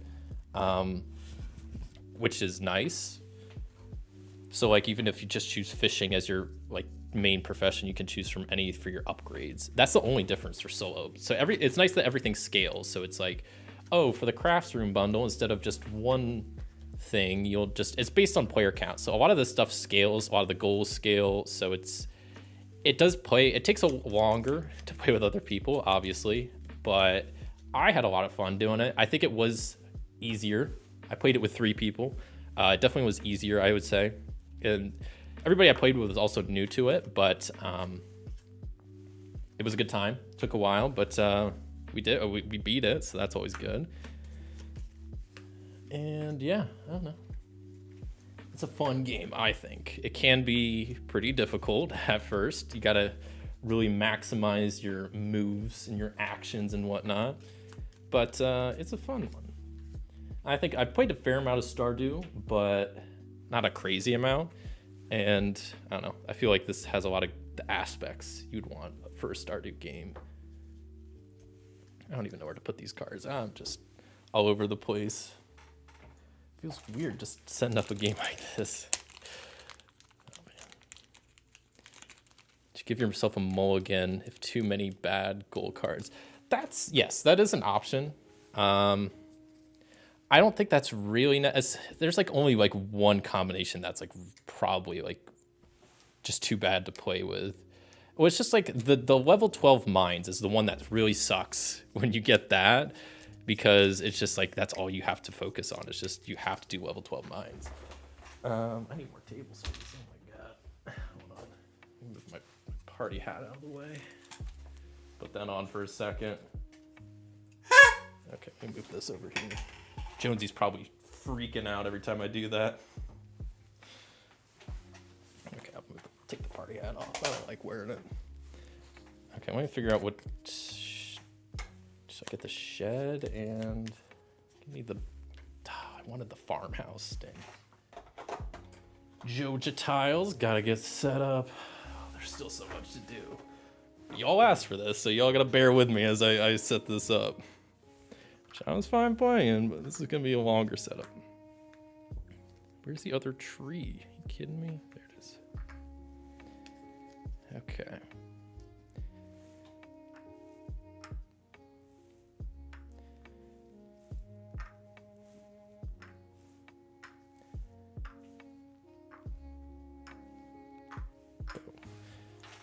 Yeah, I mean, you don't have to set it up the way I'm setting it up. Like dropping shit on the ground. I don't want to see that.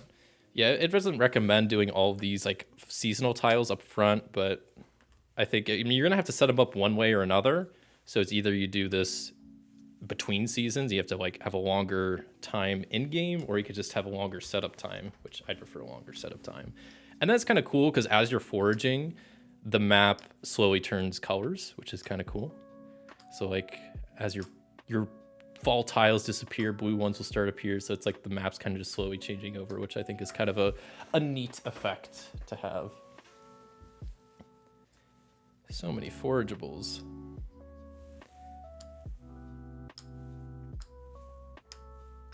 This is a fun game. Also, probably this game is like the game that had the most stuff I had to like punch out of like cardboard. There were so many little like cardboard tokens for this game. It was ridiculous. It took me like just such a long time. And of course, a lot of them like I messed up, so there was like little bits of like cardboard hanging off the edge of some, so which sucks. I had to like get like tweezers or whatever to try to clear them off. It's all worth it though, especially for that big old market board. There's just so many items there that you gotta punch out and that you need for this game. Okay, I'll adjust these stacks after. Which one? Both of these are that? Wait, what? Oh, okay. Let me tidy these up or else it's gonna drive me insane. Player pond goes up there. Guess I'm not gonna need, am I missing a pink tile? I am. Wait, what? Oh, this does not go there. I was like, something's not right. That was gonna take me a second. Okay. Tidy these up and we're almost there for setup. I just gotta do like 10 more things and then we'll be done. No, it won't take that long. What else? Okay. So the mines, gotta get that set up, which only takes a second. Good old level 1 on the mines. I like the mines. I don't mind the mines, especially if it's like that's one of the gold cards. But it can be all encompassing, especially in the solo game. So like, let's go ahead and deal out the goals so I can start just thinking on them as I'm setting this up. So the first goal is to build 1 building. The next is to restore the museum by filling in 2 spots.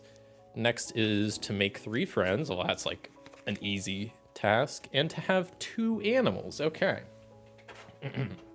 So I definitely think that means I'm definitely have to build a barn or a coop for the animals. And then that just, it's kind of, the expand the farm quest is just kind of free at that point because that'll be done. Let me get this out of the way, kind of get my play area set up here and organized, or else I'm gonna start freaking out. What tool do I want then? What tool do I want? What would be good? I mean, I don't actually know. The hoe is kind of what I'm leaning towards. Maybe because I gotta think like, okay, normally if there was a mining quest, I would grab a pickaxe. There's no fishing quest, so I don't really need the fishing pole. So I could either get the hoe and try to get money through farming, or I get the fishing rod and I get money by fishing. Let me know what y'all think in the chat. What should I go? Should I go the fishing route, or should I go more the farming route? Let me finish getting all this set up here. I'll put those up there for now as I try to organize my life here. Put these there, items, epic items, Joja tiles go over there, whatever, get these upgrades sorted. We're almost there. All I have to do now is just set up the season deck, and that's kind of it. So I do apologize this is taking a second, but you know what? It takes a while to set up Stardew, and that's just how it is. And I'm fine with that because it is a fun game. Fishing upgrades, foraging upgrades. No, maybe I won't even grab a dice tray. I'll just Roll the dice on the table. It takes up too much room anyway. Put these up there.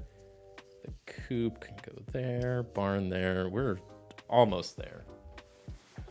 Phone can go over there. Don't need it for my timer anymore. Not playing timed Stardew. Dice I'll just put right there. All right, we're almost there. Let me just grab the cards. Switch back to this. Fishing. Some solo game happening here. Oh, they're indecision. Yes. Yes, today's Soul Gaming Sunday, where I'll be playing Stardew, because that's what I just ran a poll on, and that's what people wanted me to play, so I'm going to be playing a bit of Stardew. Which I really like this game, so I am absolutely fine playing a bit of Stardew. And I got some, looks like decent goals. I don't like the museum goal, but I'll deal with it. The friend goal is basically free, so I'm fine with that. So yeah, I got some good goals, and looks like I'm gonna maybe go the fishing route, because good old Grizzly is suggesting that. I mean, I gotta make money one of the ways, so I presume you win by accomplishing 4 goals. How do you lose? So you win by, you have to complete the whole community center, and I'll do a brief rules explanation here once I have it all set up. But you have to complete all the goals, the grandpa goals, there's 4 of them, and then you have to complete and reveal all the bundles in the community center. You lose if by the end of the last day of winter, you don't do it. So you have basically a year in game to complete all of those tasks, to complete the 4 goals and to fix up the community center. I'm about to set up City of Angels. I haven't tried it solo, but I hear good things. To be honest, I've not heard of that. Detective, is that like this detective game down here, the detective modern crime game? Or is that just like a separate like detective type game that just has detective in the name? I guess you probably can't like trademark the word detective, but I don't know. 1, 2, 3, 4. Season deck has been put together. I'm gonna do fishing as my main task, or as my main profession. Now I need to set up the fishing track. I need to get my starting gold, plant my starting parsnip, and I think that's actually everything then. Ooh, and there's a legendary fish right off the rip. I'll love to see that. I don't need it for my quest, but the nice thing is the fishing quest can always accept a legendary as an alternative to whatever the other options are for the fishing quest. So it could be like catch a lake fish or a legendary fish. What else? I start with what, 3 gold? Plant 1 parsnip to start out. This is ready. I think I'm good. I think this is all set up. How long did that take? I wasn't timing myself. It probably took like 10 minutes. Okay, I'll take a quick sip of water here.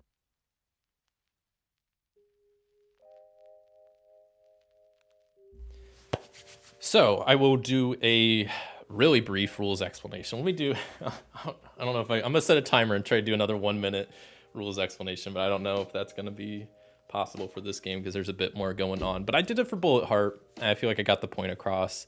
And sometimes I just talk too long when it comes to rules. So here we go, 1 minute. Go. So this is Stardew Valley, the board game based off the video game. In this game, I'm trying to complete the 4 grandpa goals up here. I also have to reveal and complete all of the bundles in the community center. That's how I win. I lose if by the end of this 1 year that I have to do this, I don't complete all of those stuff. So each round there are these season cards, which I will flip over. They have different icons on them. This is a bad example because that's a special one. I'll resolve the icons, and then during the main phase of the game, I have this pawn, bunch of actions on the board. I could do 2 different things. I could do 2 actions at one spot, or do an action, move, do another action. There's a bunch of actions, a bunch of different places. You could farm, you could fish, you could mine, you can make friends, you can buy buildings, build buildings, all sorts of stuff. That's kind of the gist of it. Yeah, Joja tiles will be popping up along the way. There's villagers, you can make friends, you can get items, epic items, there's events. That's kind of it. Okay, 1 minute, boom, easy. Easy, that's pretty much, yeah. There's this big old market board, which I love that it comes with this like little insert, because if not, this would be kind of a lot to manage.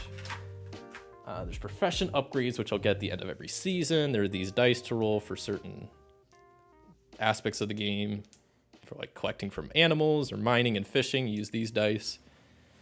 You'll see along the way as I start going along here. I'm gonna do one quick look over to make sure I didn't forget anything for the setup. I think I'm good. I think I am good. Okay. Let's get started with the first day of spring. So spring 1, right off the bat, we got crows eating our crops. So sometimes crows will either eat stuff in the green part or the red part of the fields. We have a green crow, so that just ate my starting parsnip, which is kind of uncool.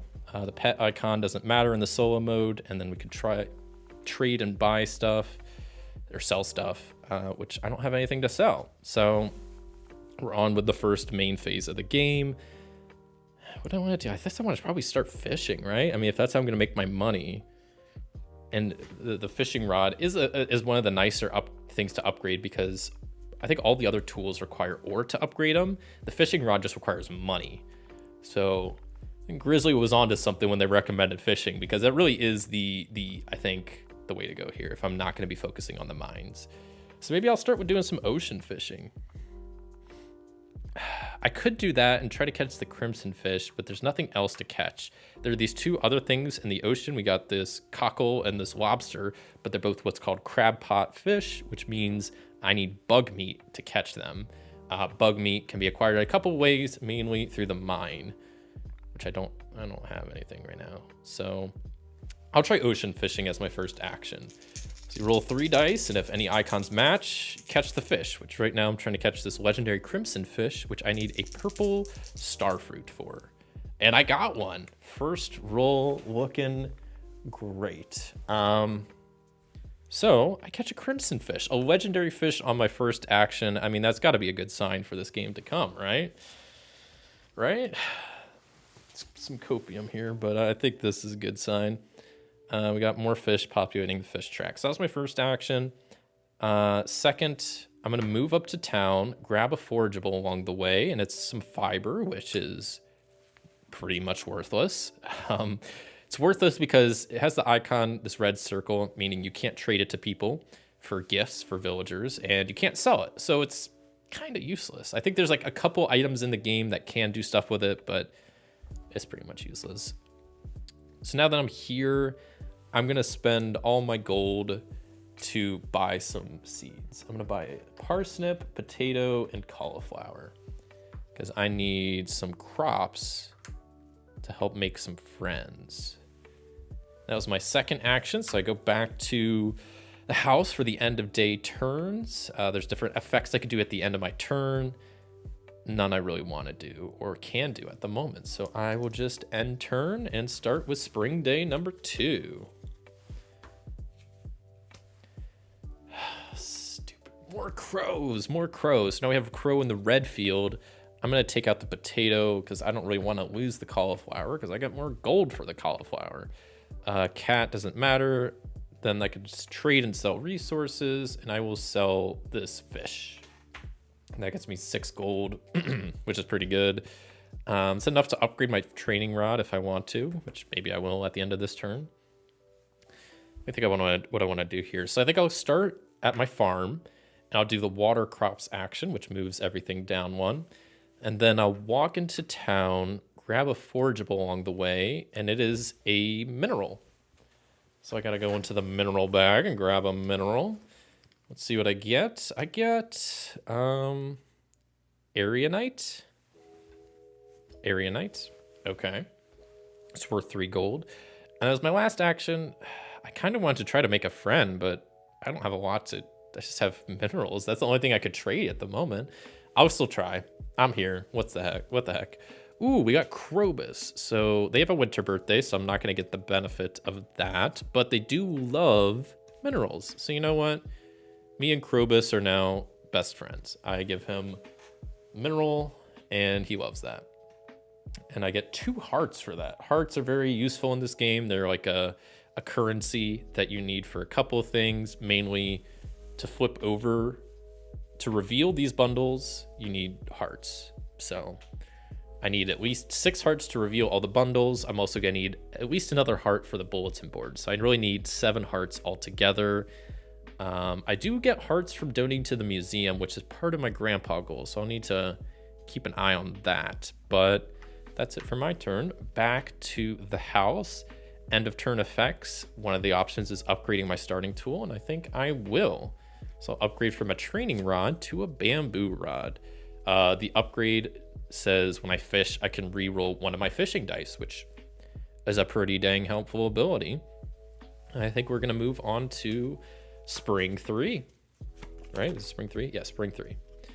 So the pet wanders, doesn't matter. The fish move around, so the right 2 fish disappear. And we got to repopulate the fish track as I just throw the bag onto the ground. What we got here? We got a perch and a periwinkle. Nice. Okay. I can sell stuff and trade stuff. I have nothing to sell or trade, so we're just moving right along. How's river fishing looking? So what I might do is start at the farm, water the crops, get a parsnip, go down to river fishing, grab some wood along the way, and then I'll try to river fish a bit. So for some big rolls, I got a heart, a Junimo, and a starfruit. Which I either need 2 hearts or 2 Junimos. I can reroll 1, so I'll reroll the starfruit and see what I get. And I got 2 Junimos, so that means I catch a catfish. All of the fish swim on down, and we reveal the next one, which is a sunfish. That's it for my turn. There's no end of day stuff I really want to do, so we'll move right along to, we're already at the last full day of spring. And what do you know? We got more crows eating my cauliflower. So now I have nothing in my field. That is the 3rd plant crows have eaten this game. At 3 out of 4 days or weeks or however these are tracked. These crows, man, kind of ridiculous. So then next up we do an event card, which we get traveling merchant. So I can keep this. I can discard at the river fishing space to gain 2 items. That's pretty nice. I was just at the river fishing, but I imagine I'll go back there at some point here soon. So what else? Maybe I'll go there right now. No, because if river fishing was connected to town, I would. I could go ocean fishing, catch a sardine. I could go to the mine. Maybe I'll go to the... See, I don't know. I need to make more friends right now. That's kind of what I'm worried about. So I need to make friends. I need to try to build a barn or a coop soon. Probably a coop. But also, I need to start revealing bundles too. That's another thing. Oh, shoot. I need to do that like this turn. This isn't good. So maybe I'll just do it. I'll just do my whole actions in town. First action, I'll spend 2 hearts. No. Well, because I want to do multiple things, but I can't. I guess I'll have to go to the community center. I'll spend 2 hearts to reveal the crafts bundle and the pantry bundle. Okay, good. So the crafts room, I need any fall forageable, so I got time on that. Pantry, I just need any animal products. I really wanted to get those 2 revealed first because of all of the bundles in the community center. Those are the only 2 that have like season specific requirements. So you really want to reveal those in spring, because if one of those was like spring crops, I would need to plant one immediately, but I'm doing okay. So fall forageable, any animal product is also nice because I need animals for my grandpa goal at some point. So that's just going to kind of work out. Cool. So I did that community center, revealed those 2. I'm going to try to make another friend. So, I should have, I could have done that first, and then I would have had more hearts to work with, but then I wanted to reveal the community center first, because if one of those was having spring crops, I would need to use my other action to buy seeds to plant crops. You can swap out bundles up here, but that costs like hearts to do, which are kind of hard to come by, so it's not like I have those to spare. So I'm going to try to make another friend while I'm here in town. And I get Marnie, who has a fall birthday, so I'm not going to get the birthday bonus. She loves animal products, which I don't have. She hates minerals or ores and geodes, which I don't have either. I will give her a parsnip and say, here you go, Marnie, here's a parsnip, and she will give me a heart in return. And that's it for my turn. I don't think I have any end of turn actions to do.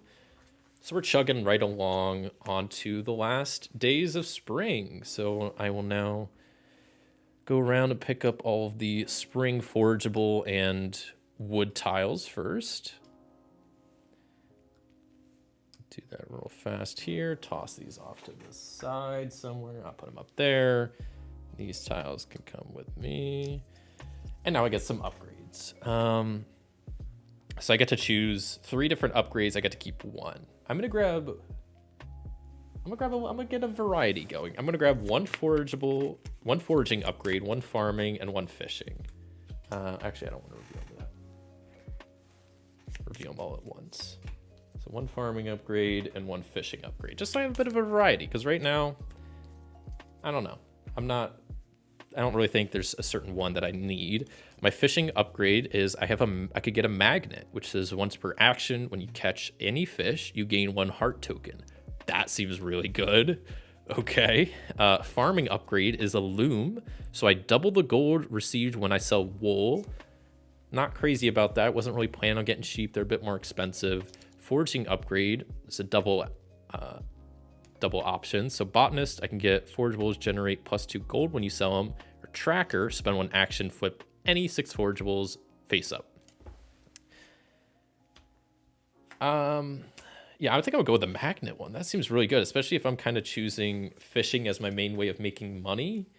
Then also getting heart tokens from that seems really good. So I'm gonna go with that. And with that wraps up spring, and we're on to the first day of summer. So crows are going to eat some crops in the green part of my field. Luckily, there's no crops for them to eat. Then I get a gift ability. So I can either activate Krobus's gift, which is gain 2 bug meat, or Marnie's, which is gain a random animal product.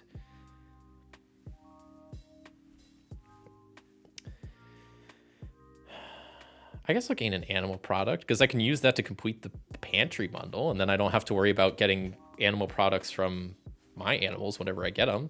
So I roll and I get goat. So I'm going to get a bit of goat's milk.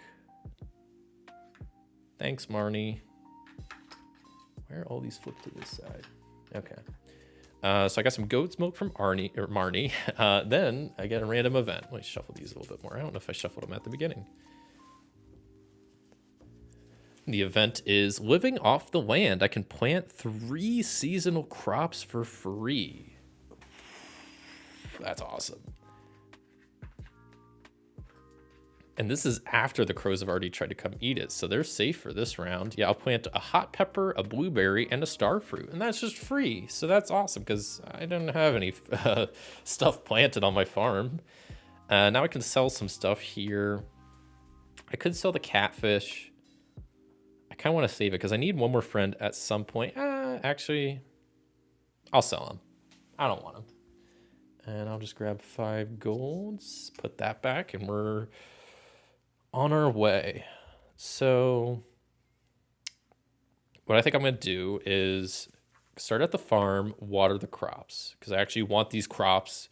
I don't want crows eating them again. So I'm going to do that first.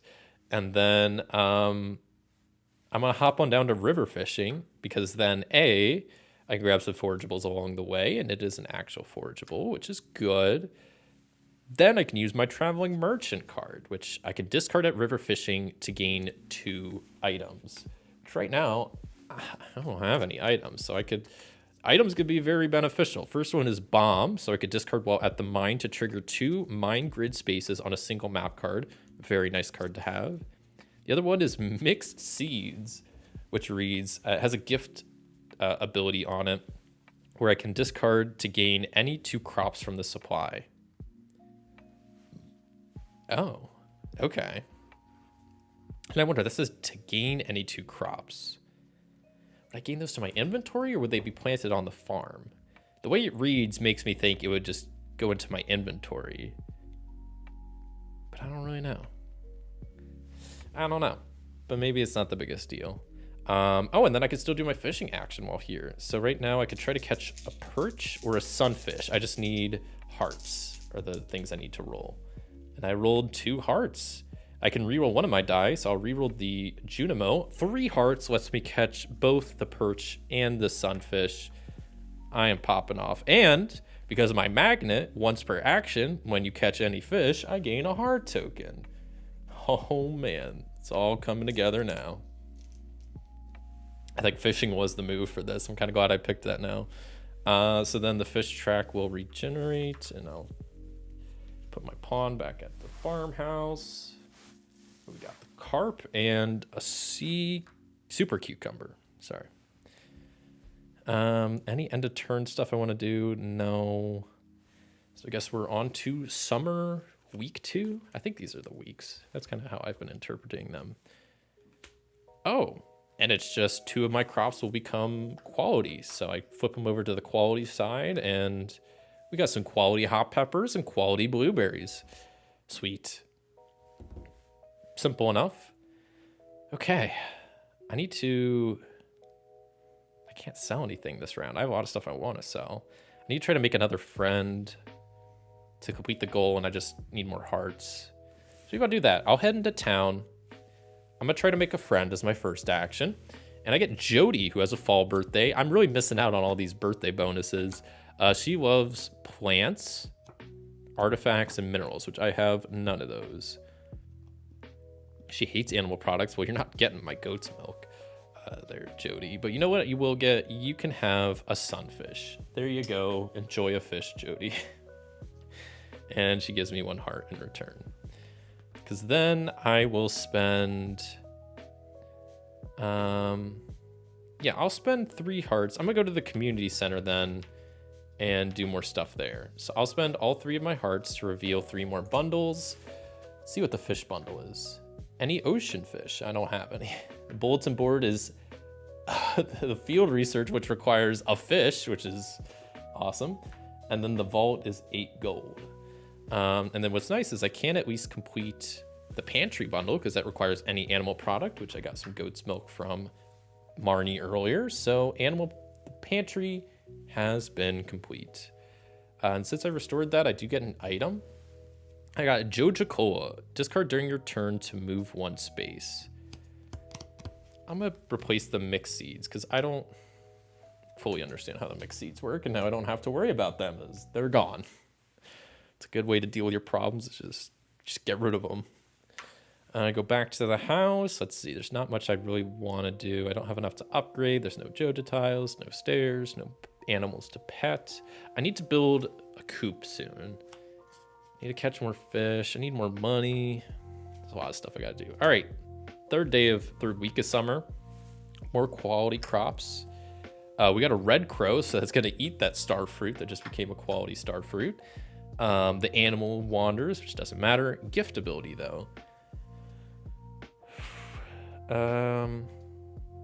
kind of want to use Jody's, which is gain any forageable from the board, not wood. Let's just gain this one down here. No, this one over here. I'm probably never going to grab that one. It's more fiber. Are you kidding me? It's so useless. Oh, I hate it. If I still had the mixed seeds, I would be able to do that. And now I can at least sell stuff, though. So... Oh, and I have 3 friends, so that completes my first grandpa goal. Cool. So I'll go ahead and sell my perch and... Actually, I'll keep the perch and only sell the forageable. So that'll get me 8 gold. Or sorry, just 3 gold, but that'll give me 8 total. You know what I meant.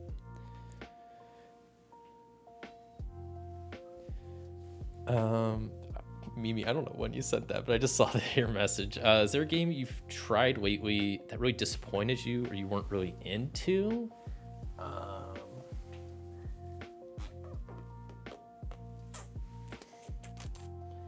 wasn't really into.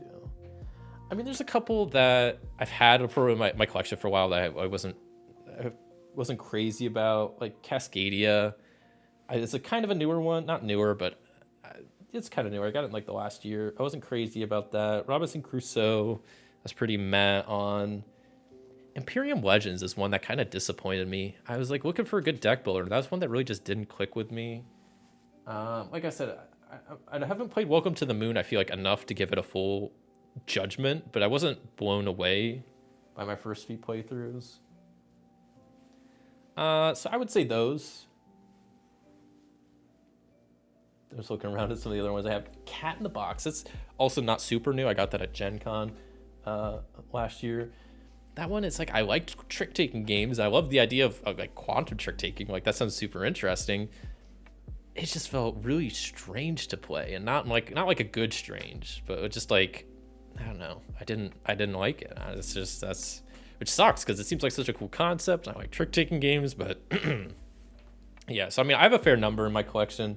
They kind of like filter down. So like a lot of these games down here, like I have like, you probably can't see it, but like this below like Kanban is Cascadia, Spirit Island, Robinson Crusoe, Castles of Burgundy, the card game. Those are all that'll probably be filtered out at some point once I get more games. That's kind of my like process, is as the less I like games, they get kind of filtered down to the bottom, and then once there's no room, they're out of here.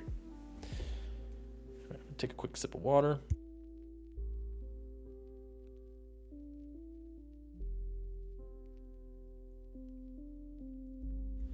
Make sure y'all stay hydrated out there. We throw a hydrate emote in, at least in the YouTube chat. I can't really put one in the Twitch chat. I wish I could put the I'm just gonna copy Primary Guy's message from earlier. Hold on. There you go. Oh, it didn't even, why is it not showing up for me? That's awkward. Hopefully that's showing up in the Twitch chat. I don't know. Whatever.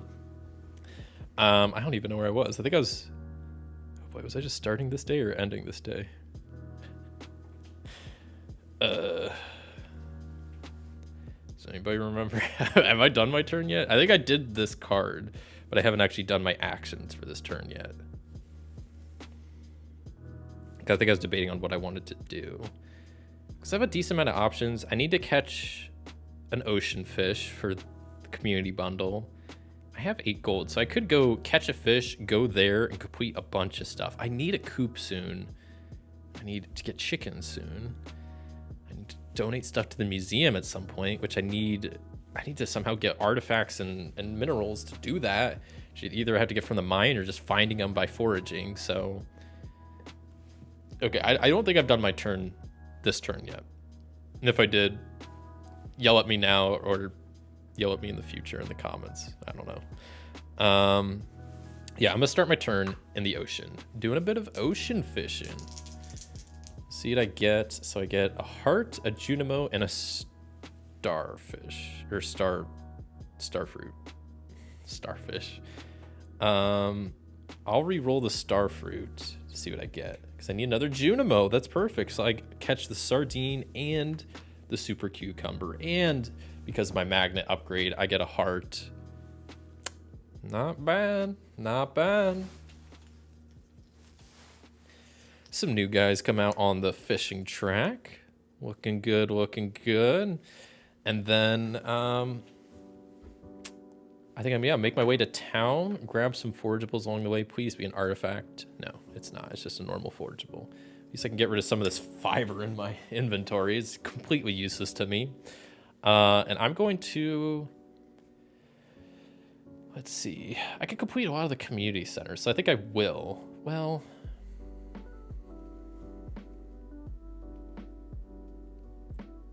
I'm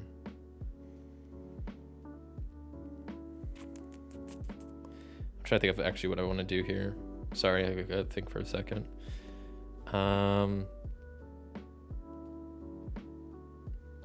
So yeah, maybe I'll use my Joja-Cola to move, and I'll save my movement. Yes, this is good. This is very good. So yeah, instead of moving there, I'll use my Joja-Cola to move. And then I will go to the community center and start doing stuff there. So I'll at least complete the bulletin board by turning in a heart and a fish. That completes that, and I get an item for that, which I get wine. Discard to choose any player's befriended villager. They give a gift to you. Okay. Maybe I'll automatically just go ahead and discard that to use Jody's ability, gain any forageable. I'll gain this forageable up here, that's stone. Then I could turn in the super cucumber for the fish tank bundle. That's done. That will get me another item. I got a pearl. Discard when drawing villagers to draw 2. Let me try to friend both. Not the best card ever. Since I have 8 gold and I'm at the community center, you know what? I'm just gonna go ahead and do the vault as well and complete that. So that will be done. And I get another item. And this one is hay. I'm just gonna get rid of the pearl. Hay says discard during your turn to collect from each of your animals, no roll required. Pretty good. Not bad indeed. Okay, that's the end of this turn. I have stone. I could go down a level in the mine. Maybe I will, because the current mine level doesn't look too appealing. So I'll build a staircase to go to level 2 of the mines. Flip the map cards around, and there we go. So I think we're on the last day of summer. Yes, the last full day of summer. Oh, and we get a festival. We get the Dance of the Moonlight Jellies. So treat this card as if it were any previously discarded season card. That's kind of nice. Hold on. Okay, let me get one without a stupid crow on it. There's not very many. Okay, this one's actually good. I'll just do the previous card again, because that has a red crow, which doesn't affect me.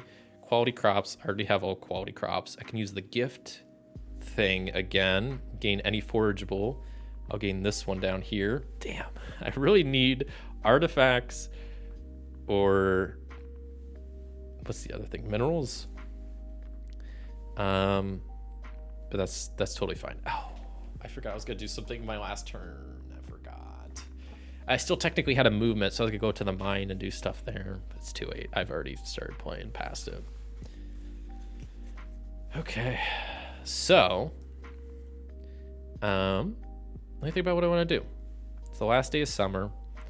Fall forageable is what I need. The boiler room. I just need to build this coop. So I need more wood. I need more money. Was there a thing to sell stuff? I think there was. Yes, I'm going to sell everything I think I have. That's 7 gold for the fish and the forageables. That'll get me 7, which is not bad. It's almost enough to upgrade my fishing rod. I could plant some more stuff. What do I need gold for? Oh, I need gold for the coop. That costs 10. Yeah. What else do I need? Boiler room. Oh boy, I should actually reveal that soon because I don't know what's required for that. So maybe I'll start up here at lake fishing. I'm going to use the bomb card, which says discard while at the mine to trigger 2 mine grid spaces on a single map. Now what's nice about that, trigger 2 mine grid spaces, so I can trigger the bug meat space to get some bug meat, which will possibly be needed for the boiler room. And for the other one, I'll go with some ore. Well, I could go ore or double stone. Stone I don't really need for anything. I could just keep descending at the mine with it, or I could just sell.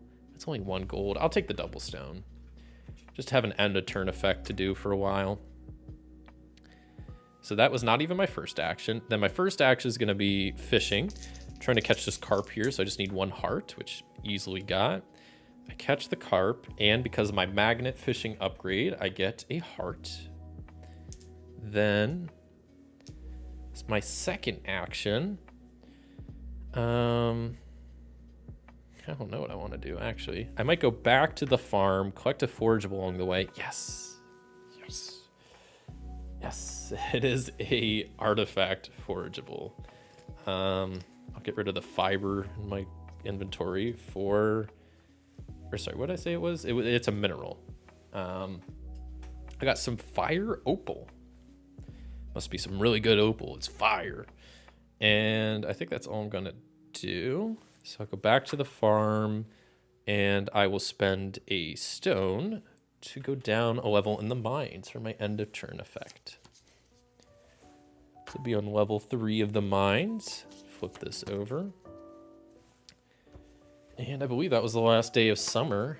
I feel like I'm doing really good this game. I'm not trying to brag or anything. I think I'm gonna beat this in fall before I even get to winter. So let me collect all the forageables, because at this point, oh, I still meant to grab another wood at some point. That's not a huge deal, but I need that. I do need to grab wood to build the coop or the barn. I'm just gonna build the coop though, just because, I don't know, it's just, the animals are cheaper. Like the chickens and the ducks and the rabbits are cheaper. Upgrades. So I'm gonna grab foraging upgrades. I think all foraging upgrades, because I need some foraging upgrades. Let's see what options I have. So foraging upgrade 1, snack recipe. I could discard 2 forageables to take an action in your current space. Seems decent. I don't have a lot of forageables. Clear path. Spend 2 actions to claim all wood and forageables along any single path. Seems pretty decent. And the last upgrade option is a double-sided one. So one is forester. When you forage fiber or stone, keep it and gain any forageable tile on the board. See, there's one of the cards that actually makes fiber useful. Or gather. When you move, you may collect 2 forageables adjacent to your path. That's the one I was kind of looking for. I don't want the flock forester one either, so get that out of here.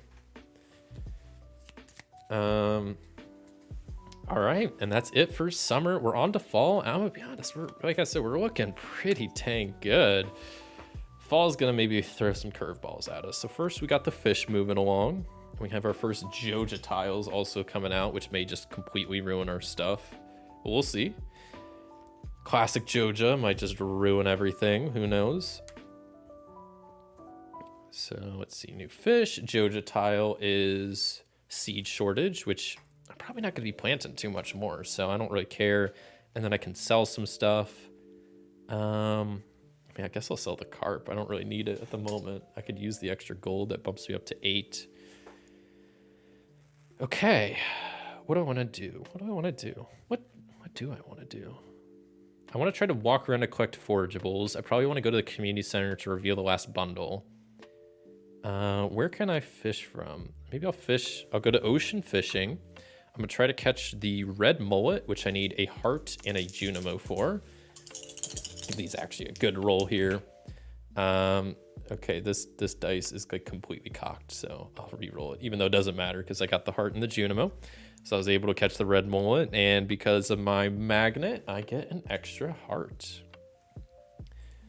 I'll replace this over here. Then I move to town, and because of my gatherer upgrade, I can grab both of these forageables.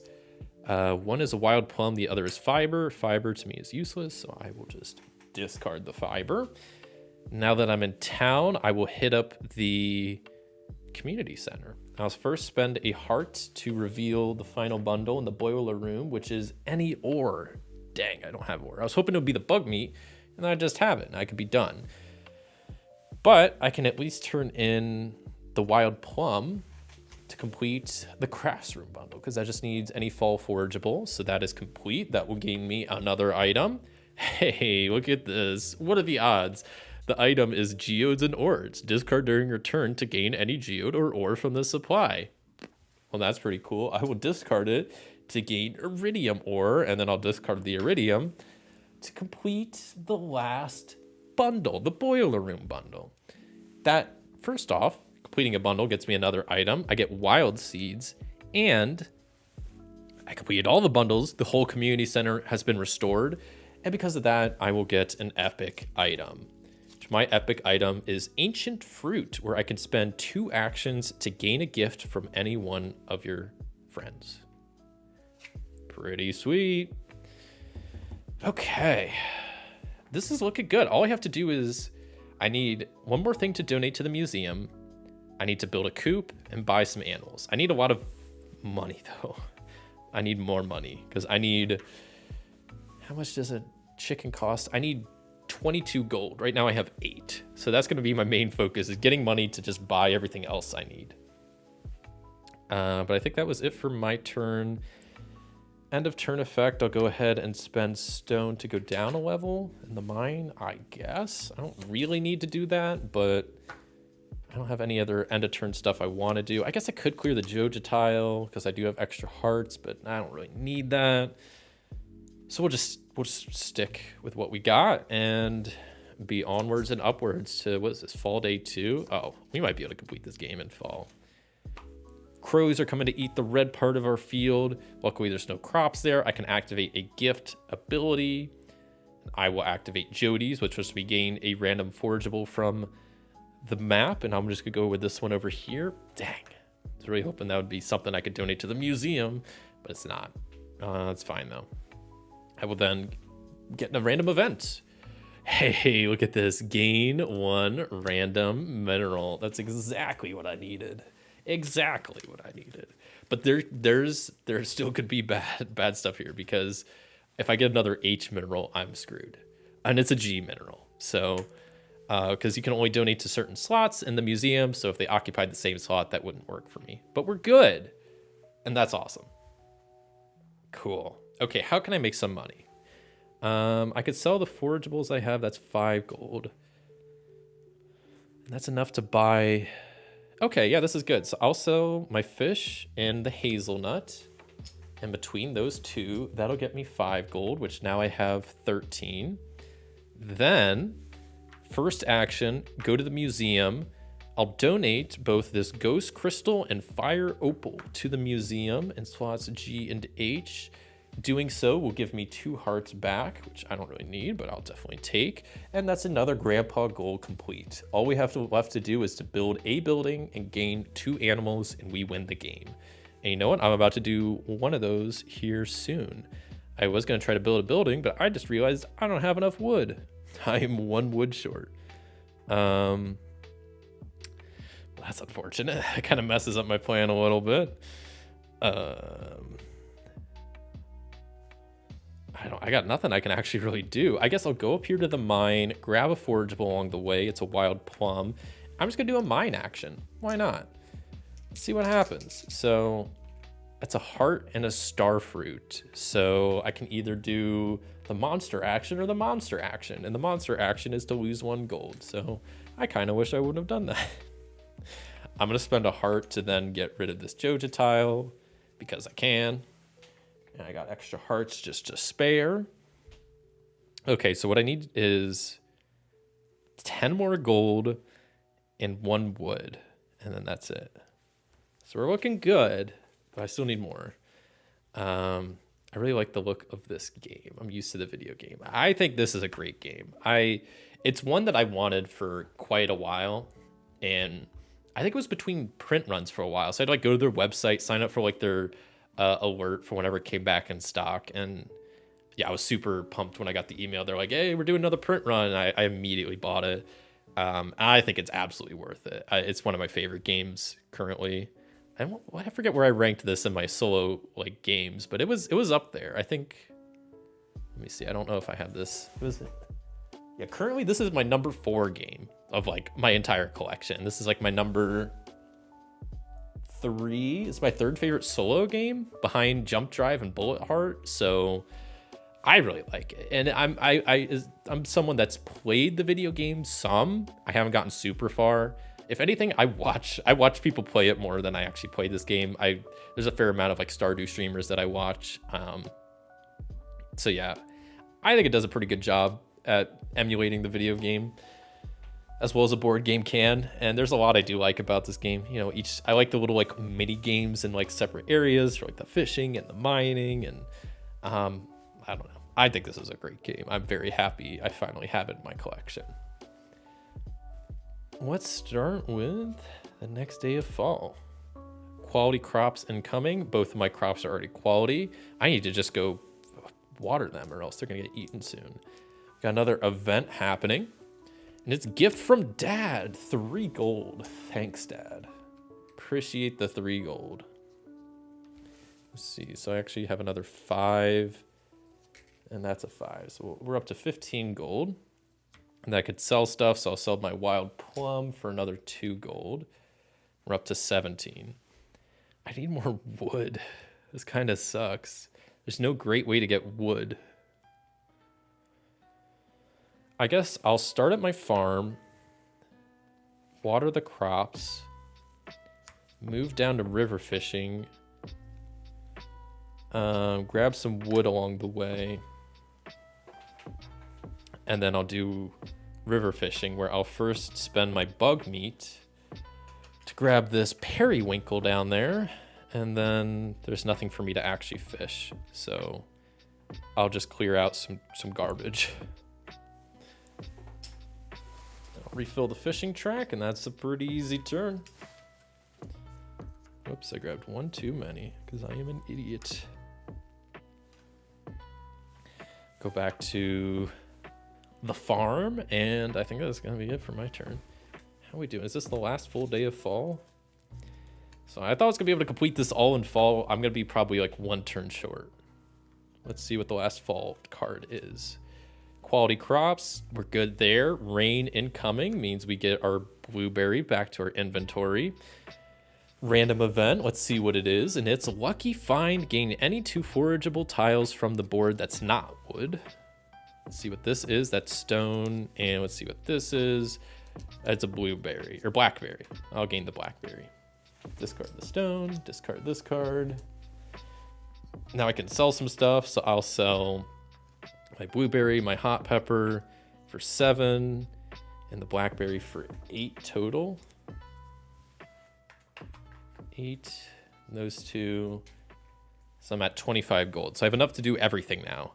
I just got to do it. So first action, I'll start up here at Marnie and buy a building, and I will buy a coop, which costs both of my wood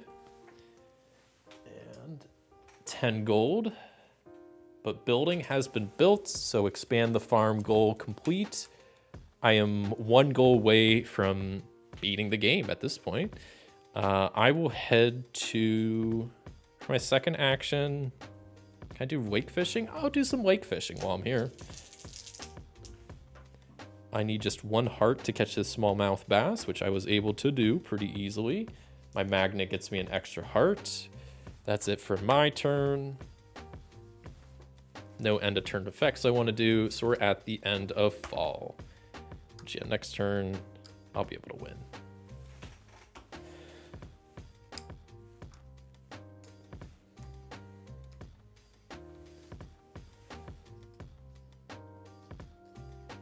Okay, normally you draw profession upgrades. Honestly, I'm just gonna not, because I'm genuinely about to win this next turn, so I just don't want to go through it. But winter, double Joja tiles. Well, this might ruin everything. Please don't affect the Marnie's place. We got grumpy villagers and polluted waters. Thankfully, nothing affecting Marnie, so I will start my turn there. Spend 12 gold. I have 15 to buy 2 animals, and I'll buy a chicken and a duck. The coop is right there. Add them right there. With that, that's 2 animals complete, and that's game.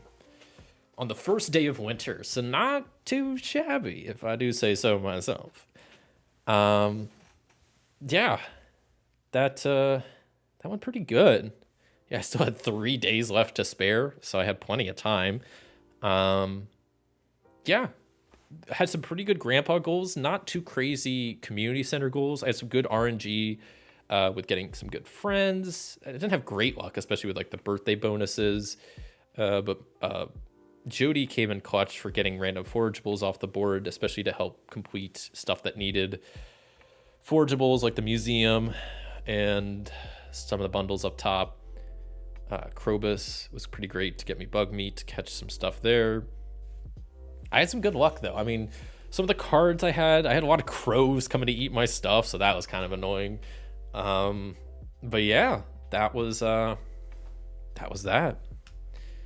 Pretty good game. That did not take very long either. I feel like that kind of blew through that. So that was some Stardew, which, yeah, like I kind of talked about earlier, I like this game a whole lot. It's my 4th favorite game in my collection, 3rd favorite solo game. I think it's definitely worth checking out. I think right now, if you go on the main site for it, I'm pretty sure it's out of stock again, unfortunately. But you might be able to get it from other websites. What I recommend doing is just signing up for their putting your email on their site, so whenever they do another print run of this game, if you're interested, you can get it. It's not crazy expensive. I think it was like $50, which I mean isn't cheap as far as board games go, but also some board games have been getting more and more expensive. So, and I think for the amount of like cardboard, like especially like, I mean, you have this whole, you know, plate insert with all that, and you have all the forageables and bags of tiles and stuff. So there's a lot of stuff here. So I can see why it's a bit more on it's not just a cheap game, but I definitely think it's worth it. It's a lot of fun. I like a good co-op game. I like a game that plays this pretty much the same solo as it does with other people. Playing with other people is a lot of fun because you play cooperatively. You're all trying to work together, which is fun. This is a great game, especially if you like the video game. I'd highly recommend checking this out. Yeah, I had fun playing this. So, everybody, we're at that point again where I've wrapped up another game. So now it's time for you to voice your opinion. What do you want me to do next? Do you want me to reset Stardew, play more of this? You want me to hop to another game? Let me know in the comments. I'm going to take a quick break, and then when I get back, I'll see what everybody says, run another poll up, and we'll kind of keep on keeping on. Hello there, Kartik. Looking snazzy. Well, thank you. It's a special occasion. I feel like I had to get dressed up, you know. Hope you're doing good. Yeah, you know, it's 1,000 subscribers special. I hope that's not like super loud in the mic. Jonesy's, I feel bad. I don't know where she is, but every time I do that, I feel like she's like shitting herself.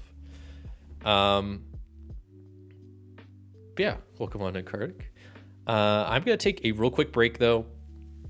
Fill up my water bottle, hit the restroom. So drop a comment in the chat what you'd like me to see next. Do you want to see more Stardew? Want to see me switch it up? Let me know, and I'll be back.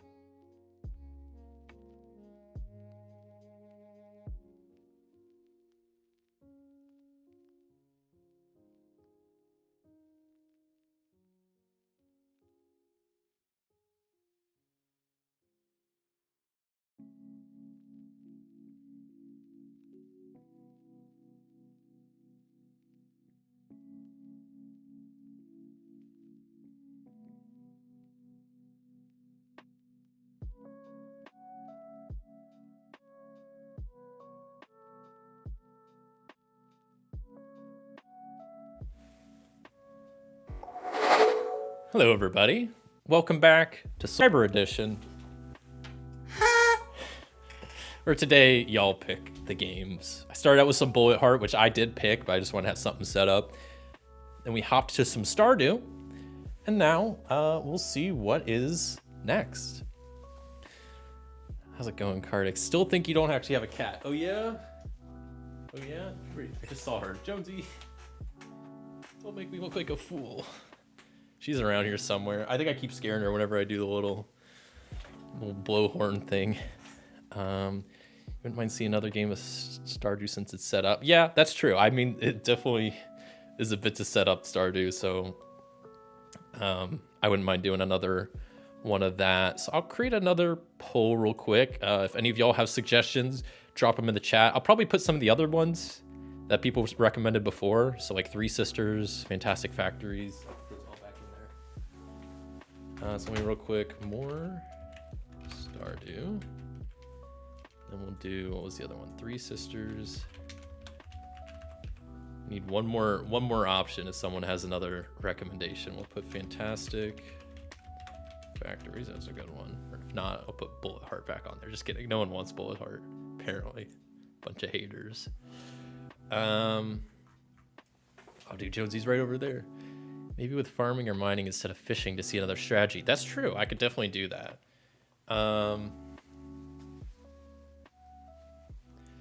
What's on deck? Well, that's for you to decide. If you have a game you'd like to see me play, I'm taking recommendations. I'm about to put a poll up. Right now, seems like a lot of people maybe want more Stardew, especially since it's set up. I wouldn't mind playing more, especially because it's not too long. Three Sisters and Fantastic Factories are both other options I have. Yeah, I mean, I'm cool to play whatever. I'm letting y'all kind of pick. So, you did play Bullet Heart a bunch last time. Well, you know what? I like Bullet Heart, so and at least I'm not having weird technical issues like last time. I don't know. Did someone, what else? Someone say? Just need one more option for one deck dungeon. All right, I'll put that. Add it to the poll. New poll going right now. Vote on what you want to see next. I'll real quick talk, since we're about halfway through the stream, for anybody that wasn't here at the beginning, and it's in the title, big channel announcements. I'll quickly talk about those announcements because I talked about it at the beginning, and if you missed it, like Kardik here is a late shower up. So 3 big announcements for the channel. Announcement 1 is starting with this stream and all future streams, I'm doing simultaneous casting on both YouTube and Twitch for the first time. So today is my first Twitch stream. Hello, Twitch. Twitch has been great so far. I've already gotten a good handful of subscribers, which is awesome. Love to see that. I got even more. I need to get notifications set up. There's more I didn't even think. I'm so sorry. Mosquito Crucifixion, Grizzly Diz, Indecision 101, and Poncho 72. Thank you all for following on Twitch. So now that's gonna be something I'm doing every week, is streaming both places, because there's software to do that, and Twitch has like let up on their guidelines about streaming to both places. So can't wait, because looking for your fake cat. Dude, I'm about to go grab this cat and show you she's not fake. Announcement number 2 is there's a Discord. So if you're watching, you can write !Discord in the chat to get a link and invite. Discord, it's just a fun place to hang out. I'm also I have a bot that automatically notifies uploads and live streams, so you can have a way to keep more up to date on that stuff. And I will have a schedule channel, which I will post my schedule every week. A little bit, I'll post it on Saturdays, so you get a little bit of a sneak peek. And also the nice thing is how I post it in Discord for the schedule, it'll automatically convert the time zones for you. So if you're not in Eastern time like me, it'll convert it for you. So if you're Pacific, it'll show you in Pacific time. Or if you're in, I don't know, it's some European time zones like GMT, is that European? I forget. But if you're in other time zones, it'll do that all for you and show you in your native time zone, which I think is a pretty cool feature. And just another reason to join the Discord. And then the third announcement is I now have YouTube memberships enabled, and a feature. So you can support me by becoming a member on my YouTube channel, becoming a Tabletop Titan. There's some cool perks with it. If you become just the first tier, you get a cool badge next to your name. You also get custom emotes. So I had custom emotes made for the channel. I'll post them in chat real fast. They're very well made. I'm super happy with how they turned out. I even have a couple more. I have like 3 more that I couldn't upload because I need like a certain member requirements to do that. So those will be coming at some point in the future. To become a member, you just go to my channel, you click join. You should be able to do it like below the title in the description. There should be like a join button, and you could do that there. And yeah, and then I have another tier for the memberships, like a tier 2, where if you do that, you'll get access to videos early. So you get access to videos 24 hours in advance. And then you'll also get access to a poll where once a month I will have tier 2 members decide one of the streams I do every month. So that's another way you can help support the channel and get some cool benefits and stuff from that. So yeah, those are the cool 3 announcements I got. Plus, you know, celebrating the big 1,000 subscribers today is huge. Yes, Kartik, you won't be alone on the Discord anymore. It's not just you and Bryce anymore.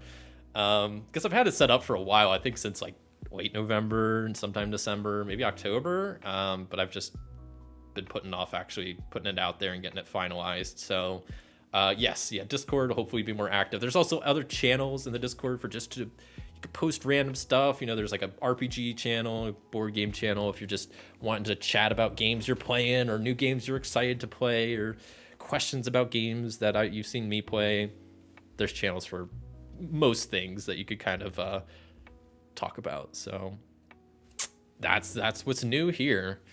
Yeah, so far hopefully we haven't had any major technical issues, but it seems like the simultaneous streaming seems to be working pretty good so far, which is sweet.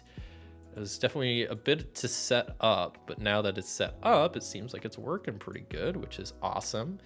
One thing I want to try real fast. Hold on. Let me see how this works, because I haven't tried this yet.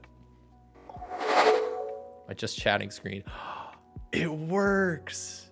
You can see, so, okay, the YouTube chat doesn't work apparently, which is my bad, but the Twitch chat works. Oh, that's so cool. So yeah, at some point, I'd like to figure out how I can... Oh, and then it just disappeared. That's messed up. Why to do that? Yeah, I want to try to figure out how to like get some program that can combine the chats, and maybe I'll have them like displayed somewhere on the screen. I don't know. I think that'd be kind of fun. But yeah, that's a thing now. October 17th to be exact. Okay, yeah. Let's see if I can find Jonesy. You know what? I'll show you she does exist. Just to prove the haters wrong. Give me a second. Blue shorts, I know. Primary guy or whatever. Come here. I get hair all over my suit. I hope it's worth it. My suit's getting all hairy. Here's the Jonesy. See? She's real, and she's real cute, and she's real sweet, and she's real soft. She's gonna play some Stardew. Or not. Now I got hair everywhere. It's the price of having a cat. There you go. The biggest technical issues, dude, you just saw her. I just brought her in. Do you prefer YouTube or Twitch? I mean, I prefer YouTube. That's why I started on YouTube. It just fits what I wanted to do more. But Twitch has a lot of cool features and things. I think they both have their pros and cons, and that's why I'm streaming to both. So people, they have one preference, they can watch on Twitch. If they prefer YouTube, they can watch on YouTube. I mean, the thing is, like, I mean, I'll be uploading still videos that are only going to be on YouTube. So if you're just watching on Twitch, you're going to be missing out a little bit. So on Twitch, you could do # or the ! YouTube, and that's a command to drop a link to my channel. Is that a neighbor's cat? No, it's my cat. All right.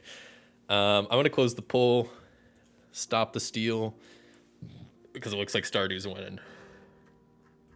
Oh, wait, did it not show the results? Did I do that wrong? Uh-oh.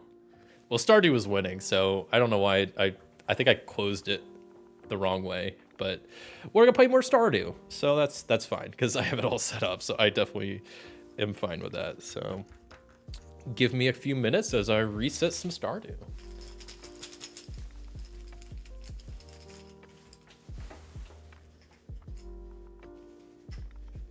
Oh, there it shows. What was in second? Three Sisters? All right, we'll keep that on the list because really some people want to see Three Sisters. You should. Oh no, I'm an idiot. I'm throwing. Oh shit. Throwing stuff in the bag that's like not supposed to be there. Okay, that's not supposed to be in the bag. That's not supposed to be in the bag. Oh, I'm an idiot. I think we're good. Okay. Yes, Cat. Yes, Jonesy. She's been sleeping all day, and now she's out and about on the prowl, seeing what all the noises and all of the horn noises and whatnot. No, she's a good kitty. And not my neighbor's cat either. She's my cat. She just doesn't like people. She's a shy little kitty.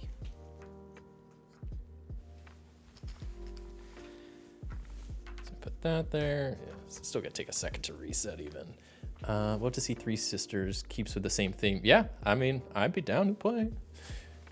If it gets the votes, I'll play it. But it does fit with the theme pretty well. It's like a roll and write Stardew.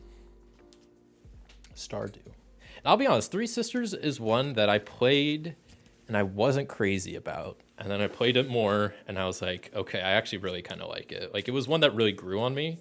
I was like, yeah, I wasn't sure how I felt about it at first, but then after like, I don't know, 5-10 plays of it, I was like, okay, I was starting to get some of the techniques, starting to deal with what's her face, like the AI bot that you play against that just comes and messes up your garden, which I guess I some people were like, I don't like the solo mode because of that, which I kind of get, but also like, I don't know, keeps it interesting. You just have someone, you're trying to plant a garden, you have someone coming over and kicking over your beans and punching your lawnmower and stuff. Like it's kind of fun. Adds a little bit of chaos to the game. Yeah, I wouldn't mind playing Three Sisters next. We'll see. We'll see what people vote on. Edith, yes, Edith. I was gonna say Sandra, but I'm pretty sure that's the manager in Kanban is like Sandra. Yes, I believe it is Edith. What else do I need to reset? The mines need reset. We didn't do a single mine event last time. I barely touched the mines, which is kind of nice. I was enjoying fishing. I was very, very chill. It was a good suggestion by whoever said that. I think it was like Grizzly earlier suggested fishing. Just that was the way to go, I think. Okay, what else do I need to reset? Joja tiles. It's kind of still a lot to reset, but luckily it's definitely not gonna take as long as the initial setup. That goes there. These are both. That's a forageable. This is a thing. Thanks, Nightbot. Hydrate reminder, everybody. Stay hydrated out there.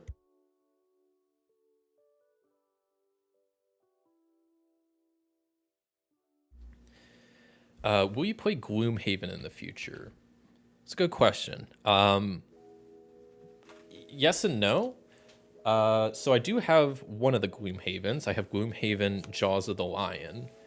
But it's not on my shelf anymore because I plan on selling it because I don't know if that's a game I could sell because it's kind of off my shelf right now, but it's one that might make an appearance back on. I wasn't a huge fan of Gloomhaven Jaws of the Lion. The combat system I wasn't big on with like the multi-card. Like it was cool having the multi-cards, but I don't know.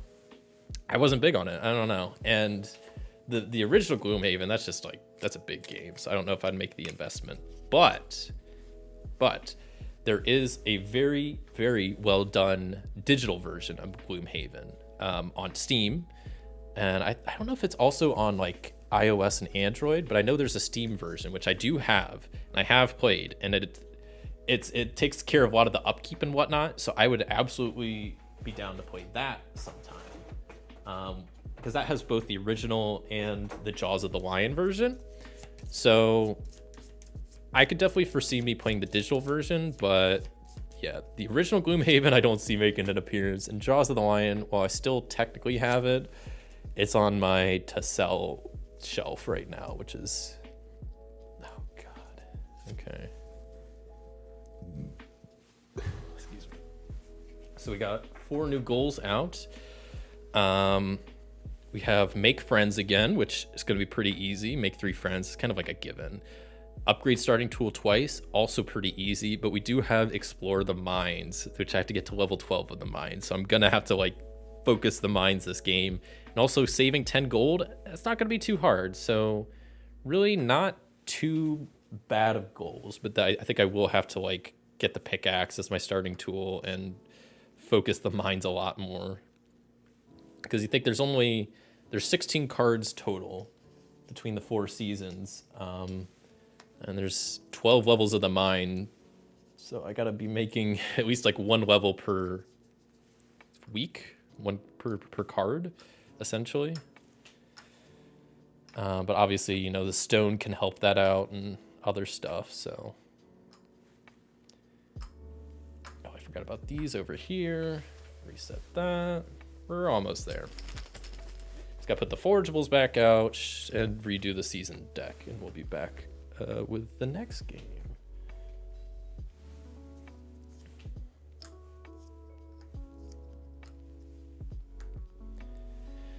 If you play it on tabletop simulator, which streamlines everything, the Steam version is also good and makes it easier. If you're interested in selling, I might be interested in buying. Oh.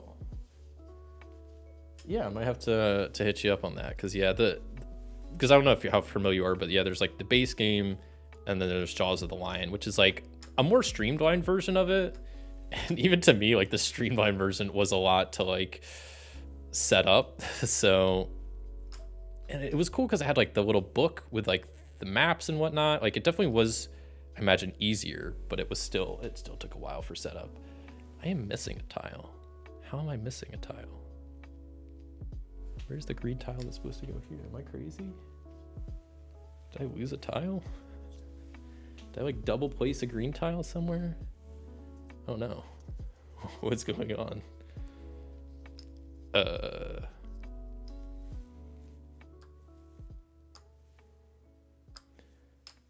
I'm missing a tile. I've made a mistake somewhere. This ain't great. Should be around your neck of the woods soon. Okay. Yeah. We could figure something out. Cardic, do you have the Steam version? Because I'm pretty sure you could play it multiplayer too, so like I'd be down. I've played it a little bit, but not much, so I'd definitely be down to play it more sometime. But yeah, I think I wouldn't mind playing that on stream at some point. Where's the tile that goes here? This is weird. Summer and spring. Get all these sorted back out. Trying to figure out also where this other tile went. It's probably in one of these bags by accident, and I just didn't notice. It's gonna take like forever to find. I'll quickly look through these. I put some stuff in the fishing bag that wasn't supposed to go there, so I think it's not a huge deal if I'm missing 1 forageable, but it would kind of bother me, so and I'd like to find it at some point. Okay, I found it. It was in the fishing bag. See, that didn't take any time.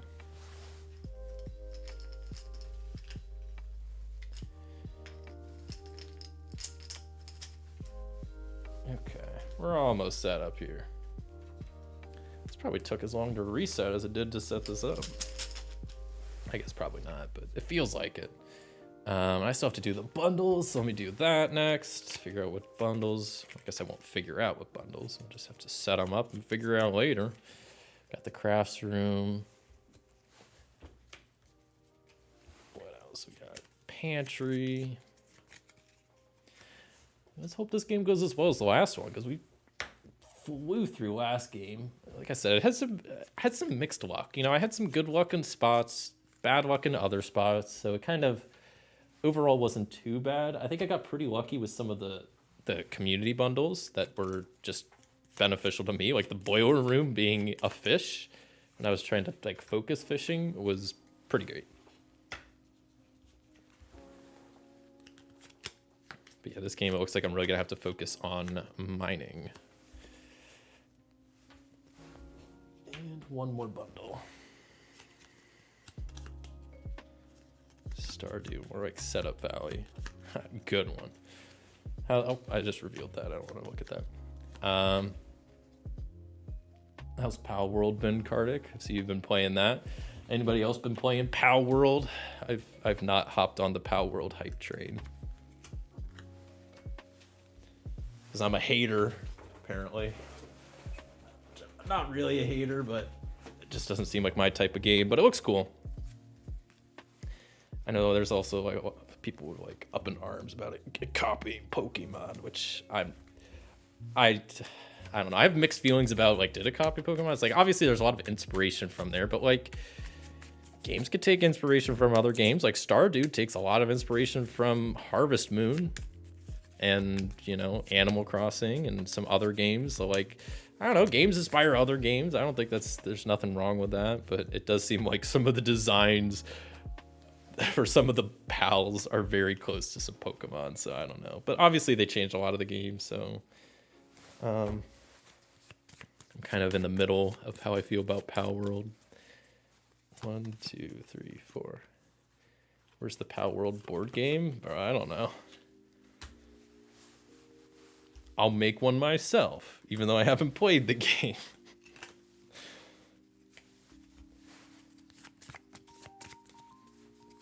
2, 3, 4. Okay. And almost set up. Oh, I didn't shuffle these in. I'm an idiot. Well, whatever. It just means we'll have a little bit more variety in the season cards we see, because I didn't shuffle in the old ones from before drawing the new ones. Whoops. Okay. Fall cards, whatever. Fall. Summer. 1, 2, 3, 4. Okay. Now we're pretty much set up. I just gotta get rid of these profession upgrades.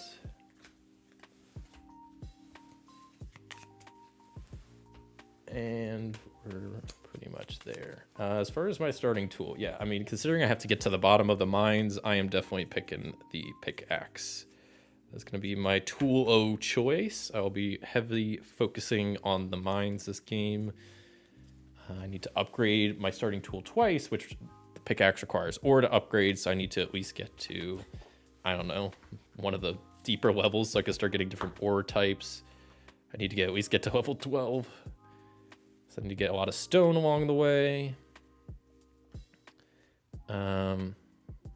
Yeah, just tidying up these little piles. Plant my starting parsnip. Everything's been shuffled. Oh, I need to get new buildings also. That's one thing I forgot.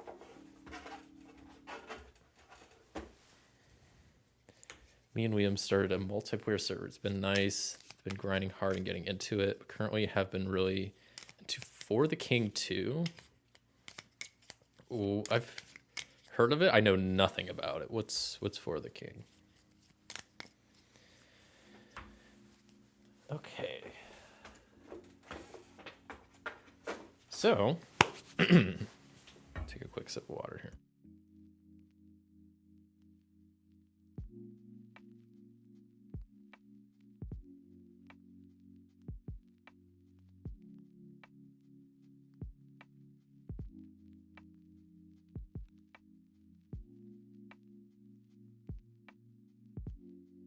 All right.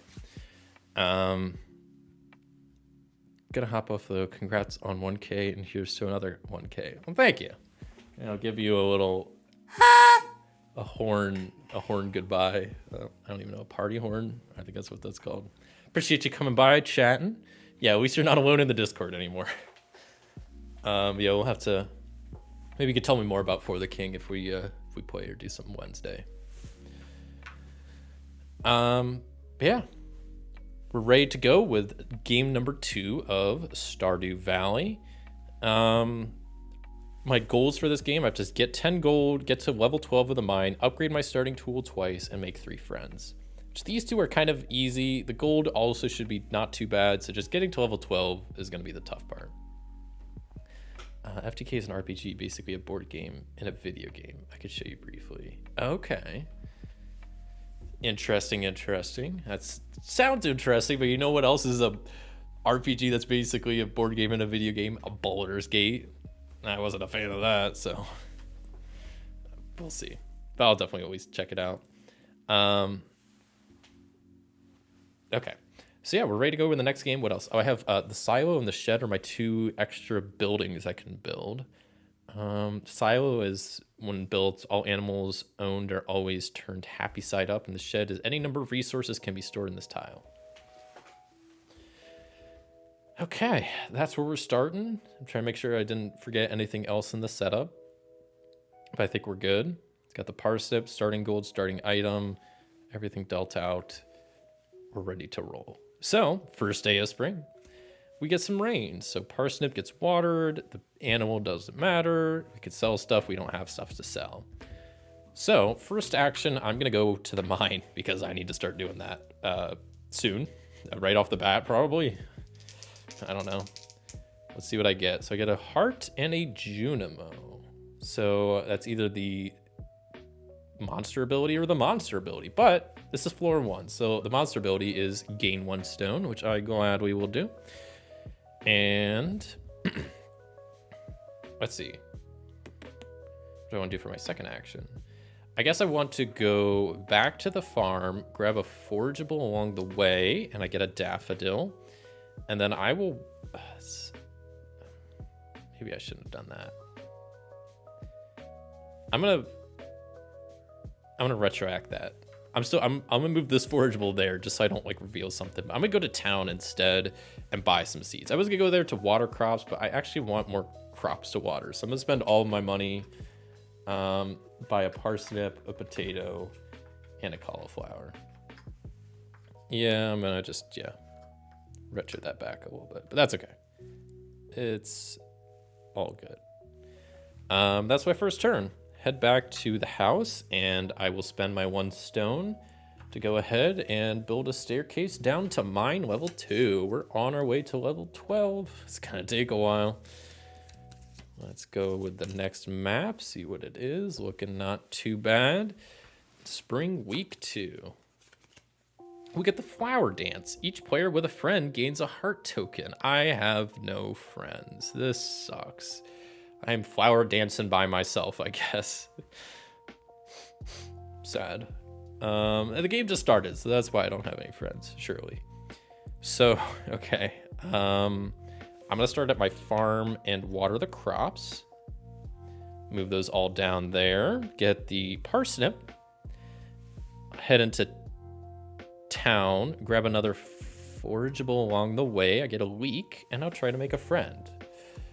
I get George, who has a fall birthday, so I'm not going to get the birthday bonus, but he does love forageables. So here you go, George. Have a daffodil, and I get 2 hearts in return. Not too shabby. That is it for my turn. I have no end of turn effects, so that's that. On to week 3 already. Jeez. We get the gift ability, which George's is discard a Joja token from the board. There are none, so that's just useless, George. Your gift sucks. Sorry. And now, after the gift ability, a Joja tile appears. Too little, too late, George. And I can sell stuff, which I don't really. I have stuff I can sell. I don't want to sell it yet because I might need some of it for the community bundles, just like year 1 in the video game. Is that how it works? What do you mean?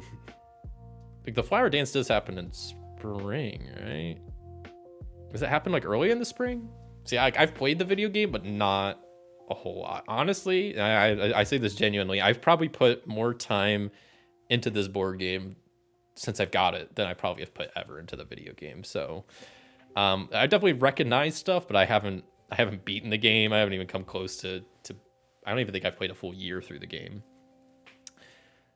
But I do appreciate it for what it is. And yeah, I think this game is pretty cool. Pretty cool.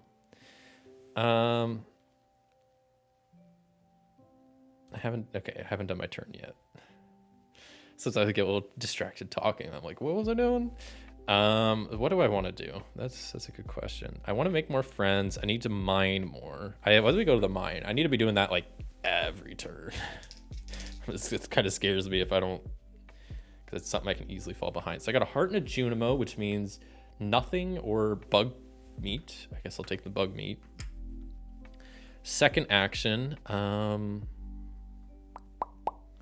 might go into town and make another friend, I think. Or I could just go to the mine again. You know what? I'm gonna go mining again. What's the worst that could happen? We got a star fruit and a Junimo. So that is Let's see. Starfruit Judo. Oh, that is double stone. Holy. Or I could get a geode, but I'm taking the double stone. That's crazy. I'm going to build staircases for days. I'm going to end my turn, and then when I do so, I will spend a stone to build a staircase down to level 3. We're already making some good progress through the mine. Especially once I make my start upgrading my pickaxe, it'll be a lot easier. We're on to the last day of spring already? No, spring day 3. No, yeah, this is the last day of spring. Last full week of spring, I guess. So first we have quality crops. So I would make my parsnip quality. We have a random event. So far, I don't want to jinx myself. No crows in spring. It's been pretty good. Giant crops. Choose one planted crop. Fill other empty field slots with tiles matching its type and quality. Okay, well maybe I'll just plant cauliflower there and there, I guess. So we just have a giant cauliflower here. I kind of wish I made the cauliflower the quality crop, but whatever. We have another Joja tile coming out, and that's cost increase on buying animals from Marnie. I'm glad that didn't show up last game. That would have kind of messed up my plans. Now I can sell stuff, which I don't really want to sell anything. I'm going to start in the mine. I need to just be doing that like every turn, at least for now. Double hearts gets me a stone, which I'll gladly take. And then I got a couple options. I could go to the farm, water stuff. That'll get me stuff. I kind of want to make another friend. So I'll go to the town, grab a forageable along the way. It's another daffodil. I'll try to make another friend. And it is Demetrius, who has a summer birthday. And it's spring, so that's no good. They love artifacts and minerals, which I have neither. But luckily, they don't hate forageables. So I will give Demetrius a daffodil. I will get a heart in return. Back to the house, I will spend my 1 stone to go down to level 4. We're making decent progress on the mine, but I need to be picking up the pace a little bit more. New card, and we're already at the end of spring, just like that. So we grab all the forageable tiles from the board. As the seasons change. Oh my gosh, why am I struggling just to grab these? Grab too many. Okay. Get those out of here. I haven't picked up any wood yet. I mean, I don't think I'm going to have to... What's nice is I don't have to build anything this game. Like last game, I had to build the coop and get some animals. But like this one, I can kind of do whatever. Especially like, I just need money. I need to get to the bottom of the mine. Upgrading my tools and the friend ones are kind of given, so I'm just gonna go for a mining upgrade and really just focus the mine as my main source of gold. So I'm gonna pick 3 mining upgrades and hope I get something good. First one is the warrior ring. So if you roll a monster in the mine, you may ignore it and re-roll. Pretty good. Next is the emerald ring. When you gain an ore while mining, you may choose to gain any type. That seems really good. And the last one is double-sided. Blacksmith says ore and stone generate +2 gold. Also seems really good. Prospector, artifacts generate +2 gold when you sell them. I'm kind of between the emerald ring and the blacksmith.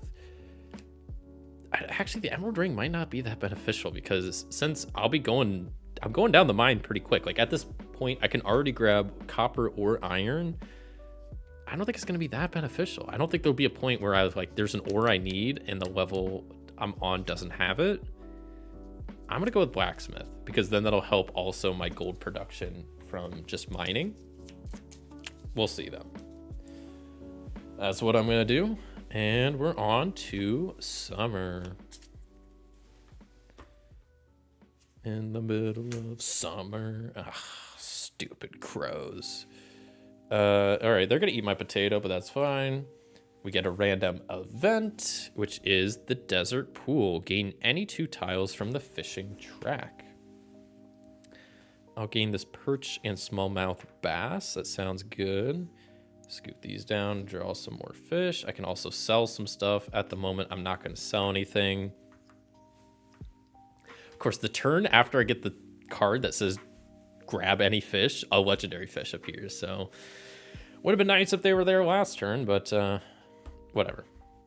So I think I'm going to start my turn at the in town. I'm going to do everything in town this turn. I'm going to start by going and try to make another friend because I need to get some more hearts. And I got Robin as a fall birthday, so I'm not striking out there again. She hates crops and ores and geodes. I will give her a smallmouth bass. Here you go. Here's a fish. I feel like a fish is a weird gift, but whatever. She just likes it. She doesn't love it. And I have 4 hearts, which I'll go in the community center and reveal 4 bundles. And maybe I'll be able to complete some, depending on what they are. This one is any 2 materials. Yikes. Fall crop, a river fish, which I do have, and forageable plus any heart. Well, I'm 1 heart short from doing that. I can do the river fish bundle, so I'll go ahead and turn in my perch, complete the fish tank bundle, and grab an item. I get the torch, so it says discard during your turn to activate 1 symbol on the current season card. Okay. You know what? Let's just go ahead and use it. Why not? And I'm going to use it to activate the event, because random events are good. Flip all owned animals to their opposite side. Okay, well, this event is not good, but most events are good. Yeah, I don't have any fall crops yet because it's summer. So I do have a forageable, and that's good. This means I can get rid of my other forageables at some point. But yeah, that was my second action, right? So I go back to the house. I could turn in my other stone to go down another level. We're now on level 5. It's gonna start getting a little dicey here in the mines, but that's okay.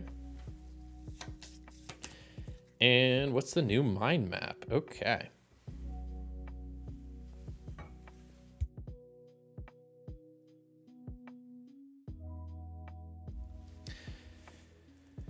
Well, next week is summer, I guess. I keep saying day. Next season card. Okay, we got more red crows eating my cauliflower. That's okay. That's just part of the giant crop that sprouted up because of the event. I could sell some stuff. I need to at least keep a forageable. So I could sell my parsnip for 2 whole gold, which is not a lot. I can start doing some other stuff. Also, I have 3 friends, so I did complete my first goal. And I'm gonna go head to the mine, start mining some more. I want to get some ore so I can actually upgrade my pickaxe. That's what I'm gonna shoot for. Heart and Junimo gets me stone or ore, and I'm gonna pick ore so I can upgrade my pickaxe at the end of my turn. And I'm gonna just mine again. I got a heart and Junimo again, so I can grab stone this time. I pop back to the house at the end of the turn. I will spend copper to upgrade my pickaxe. We're at a copper pickaxe now. And I'm halfway done with upgrading my starting tool quest, which is good. I have stone, so I can go down a level next turn. Which I need to be doing that like every turn pretty much. Next summer card. First we get a random event, which is always fun. Meteorite. Each player gains 1 stone and any 1 ore. That's a clutch card to have. Second stone and any ore. I mean, I'll just grab iron so I can upgrade again. Or I could grab uranium or iridium to sell, which I probably will do actually. Because I'll also get +2 gold from that. The fish move around, so fish scoot down the track. These fish are gone. More fish come out. Nice. We got a Joja tile, which we have polluted waters, so river fishing is not allowed. And I can sell stuff, so I will sell my iridium for 6 gold. Actually, I guess I don't really need gold for much now that I think about it. Besides the 10 for that and whatever for the vault, which is probably 10. Probably like 8 or 10. Okay. I have stone to go down. I do have 2 stone to also turn in for the crafts room if I wanted to, but I kind of want to keep any stone for now because I need to be going down like every single turn if I want to make it to level 12. So I'm gonna go back to the mine and let's see what I get. And I can now move my results around a little bit. So Heart and Junimo is either geode or an ore, or I could move it up to get a stone. I might grab another stone. And then I don't know. I need more hearts. How do I get more hearts? I'm not donating to the museum. I guess I need to make more friends. So I will go back to town and grab a forageable along the way, and it's more stone. Okay. Is it always the same 16 season cards used every game? No, it is not. There is actually a pretty thick stack. Here you can see these are like all the season cards combined. What's nice is, let me see if I can find some. There are some that are marked standard. So there's 4 of each season standard cards. So if you just want a pretty consistent gameplay, you can use the standard cards and those will give you a same experience. But then, yeah, there's a lot of different seasons. And then like a lot of the other cards have like festivals on them or like special holidays and whatnot. So those, some of the non-standard cards is stuff like, you know, Dance of the Moonlight Jellies or the Luau or what else you got? Stardew Valley Fair. So there's actually a pretty thick stack of season cards that you can pick from, which is cool. It's another way to change up the game. But there are like standard cards that you can play with that it recommends for your first game, and that if you just want a more predictable and standard experience, you could play with those. Which I definitely did play with those for my first couple games, but then once I got the hang of it, I definitely wanted to start adding in just all of the season cards, which I like that it adds in some of the festivals and holidays, which makes it pretty fun. So I did that. I moved into town. What do I want to do for my second action? I was gonna make friends, wasn't I? I need to at least make a couple more friends. We got the dwarf who has a summer birthday and likes decent amount of stuff. Actually, nothing I can really gift. Shoot, he hates forageables, so that was actually a waste. That sucks. I don't like wasting a turn like that. Go back to the house, and I can spend a stone to descend a level in the mine. On level 6, so we're halfway through the mine, which is good. But I need to be picking up the pace because we're on the last week of summer, so there's not a lot of time left. Clock is ticking. So first is we get to change crop to its quality side. The animal moves, gift ability. So Robin's is I can buy any buildings, spending only gold. George is discard a Joja tile. Demetrius gain 1 random foraging upgrade. None of those are really that good of gift abilities, if I'm being honest. I'll gain a random foraging upgrade. That could be kind of fun. I got the Magnet Rain, which has a gift ability, may move any forageable to other forageable spots. Oh, that's kind of cool. And I believe, because you always, for gift abilities, you always activate friends first and then items. So I think I can use this with the same gift ability round. I think that's how I'm playing it. So I'll move this forageable there. Cool. Then I have to just put out another Joja tile. Man, what's going on with the water today? Or I guess this season, this year. Because we've got toxic algae bloom in the ocean. We got permits required to go fishing at the lake, and then over here we got polluted water, so I can't fish it. I can't go fishing anywhere, which, I mean, I'm glad I'm not even worrying about that, but I've already completed the fishing bundle, so still, yikes.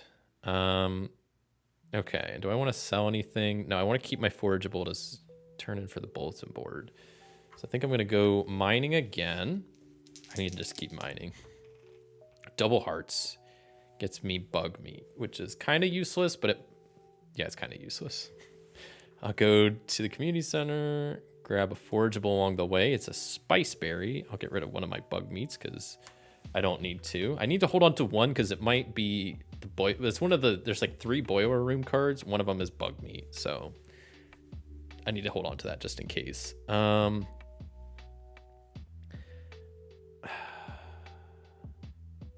might try to make another friend, but I don't have, all I have is forageables. So if they don't like forageables, I'm screwed again, but I need to make at least one more friend. And it's Linus he loves forageables. He does have a winter birthday, so not getting that bonus, but I will give him the spice berry and I will get 2 hearts in return, which is enough to at least reveal the last few bundles. I need at least 1 more heart because I also need 1 for the bulletin board bundle, but that's fine. So I'll go back to the house, spend another stone to descend another level. We're on level 7, so we're over halfway there, but I'm starting to get a little worried that we're not going to have enough time, but we'll see how this plays out. I also need to start upgrading my pickaxe again. We've reached the last days of summer, so let me clean up all the summer tiles on the board real fast, and then we'll get a new upgrade and keep on keeping on. As the seasons slowly change. Grab all these. Boom. I have to keep an eye out for, what was it? I need to plant fall crops for the pantry, so I need to keep an eye on that. Profession upgrades. I'm just gonna grab more mining upgrades. I think that's the move here. Let's see, we got transmute. Spend 1 action, change any ore into other ore. Probably not that good. Ring of Yoba. You may ignore effects of monsters. That could be actually really helpful. And Bone Sword. After resolving a monster ability, you may roll again. I'd rather just ignore it. So I'm going to get rid of my magnet ring and replace that with a different ring, which is the Ring of Yoba. Okay. So we are on to fall. Definitely not sitting as good as I was last game, that's for sure. I'm not worried about the upgrading tools quest. I'm just worried about what the boiler room is. I still have to plant some crops, do some other stuff. I need more hearts. I need to make at least 1 more friend. So there's still a lot to do, but I still have like 2 seasons. I'm like, technically this is the halfway point because I still have 4 fall season cards, 4 winter cards. So let's see what the first fall card is. And we're starting out with a random event. The random event is Spirits Are Happy. I can keep this and discard at any time to re-roll any dice once. That's pretty good. I will gladly keep that. Thanks, Spirits. Joja tile comes out on the board, and we got Grumpy Villagers. Heart tokens gained by befriending villagers is limited to 1. That's not what I want to see. I need to try to make more friends, so that's not good that they're grumpy. We'll manage, though.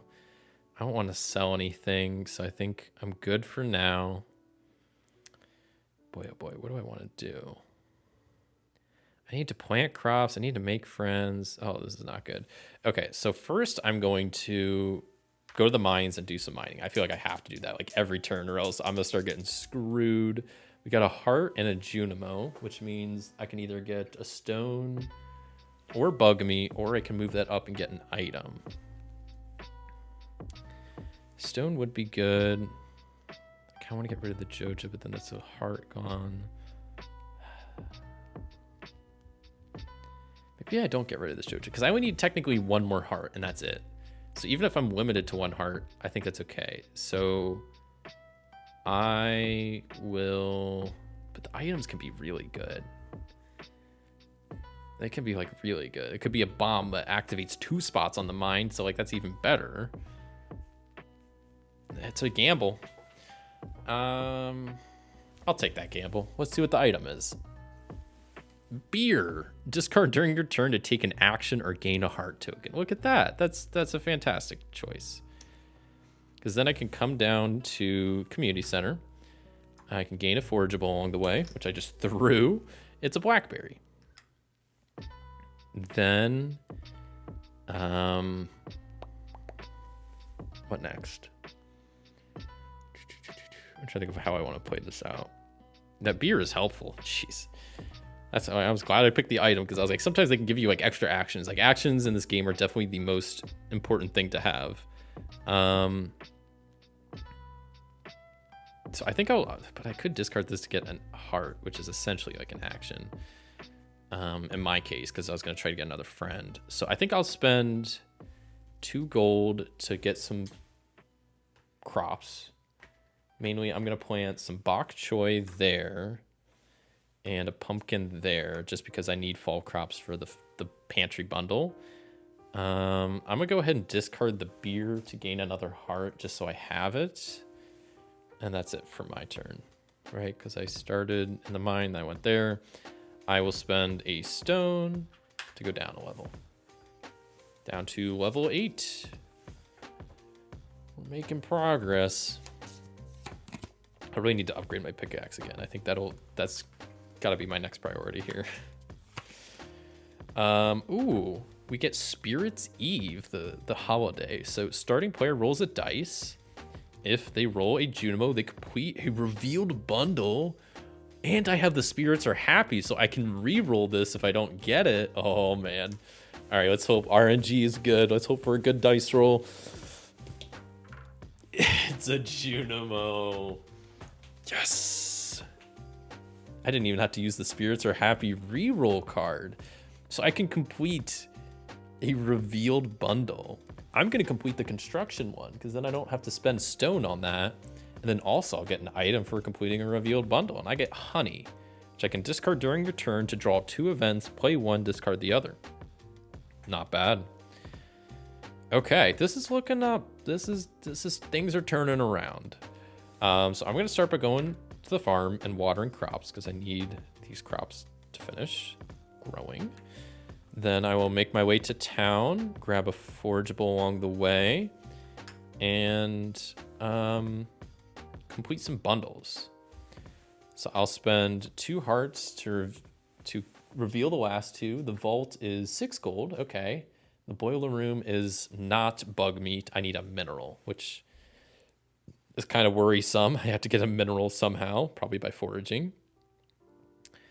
But I can start completing some quests. So I can complete the forageable quest. I can turn in a heart and we'll turn in this forageable, what is this? The blackberry for completing the bulletin board bundle for Die, I guess. Is that person's name? And I get an item for that, which I get staircase, discard while at the mine to descend to the next level. I might go ahead and use the honey. I can discard during my turn, draw 2 events.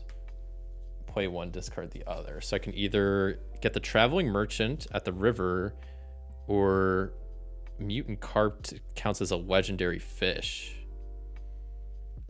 I'm going to grab the mutant carp. Heck yeah.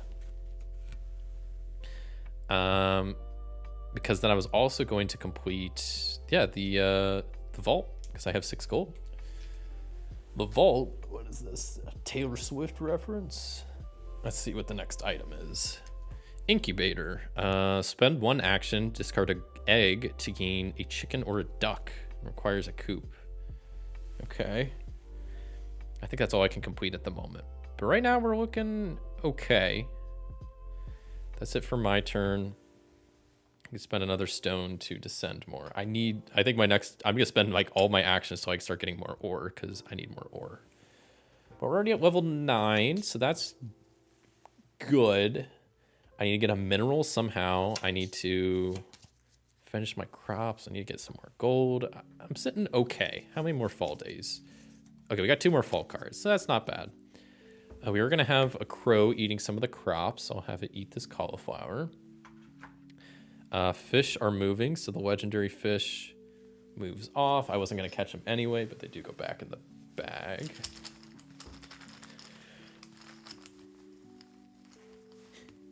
Whoops.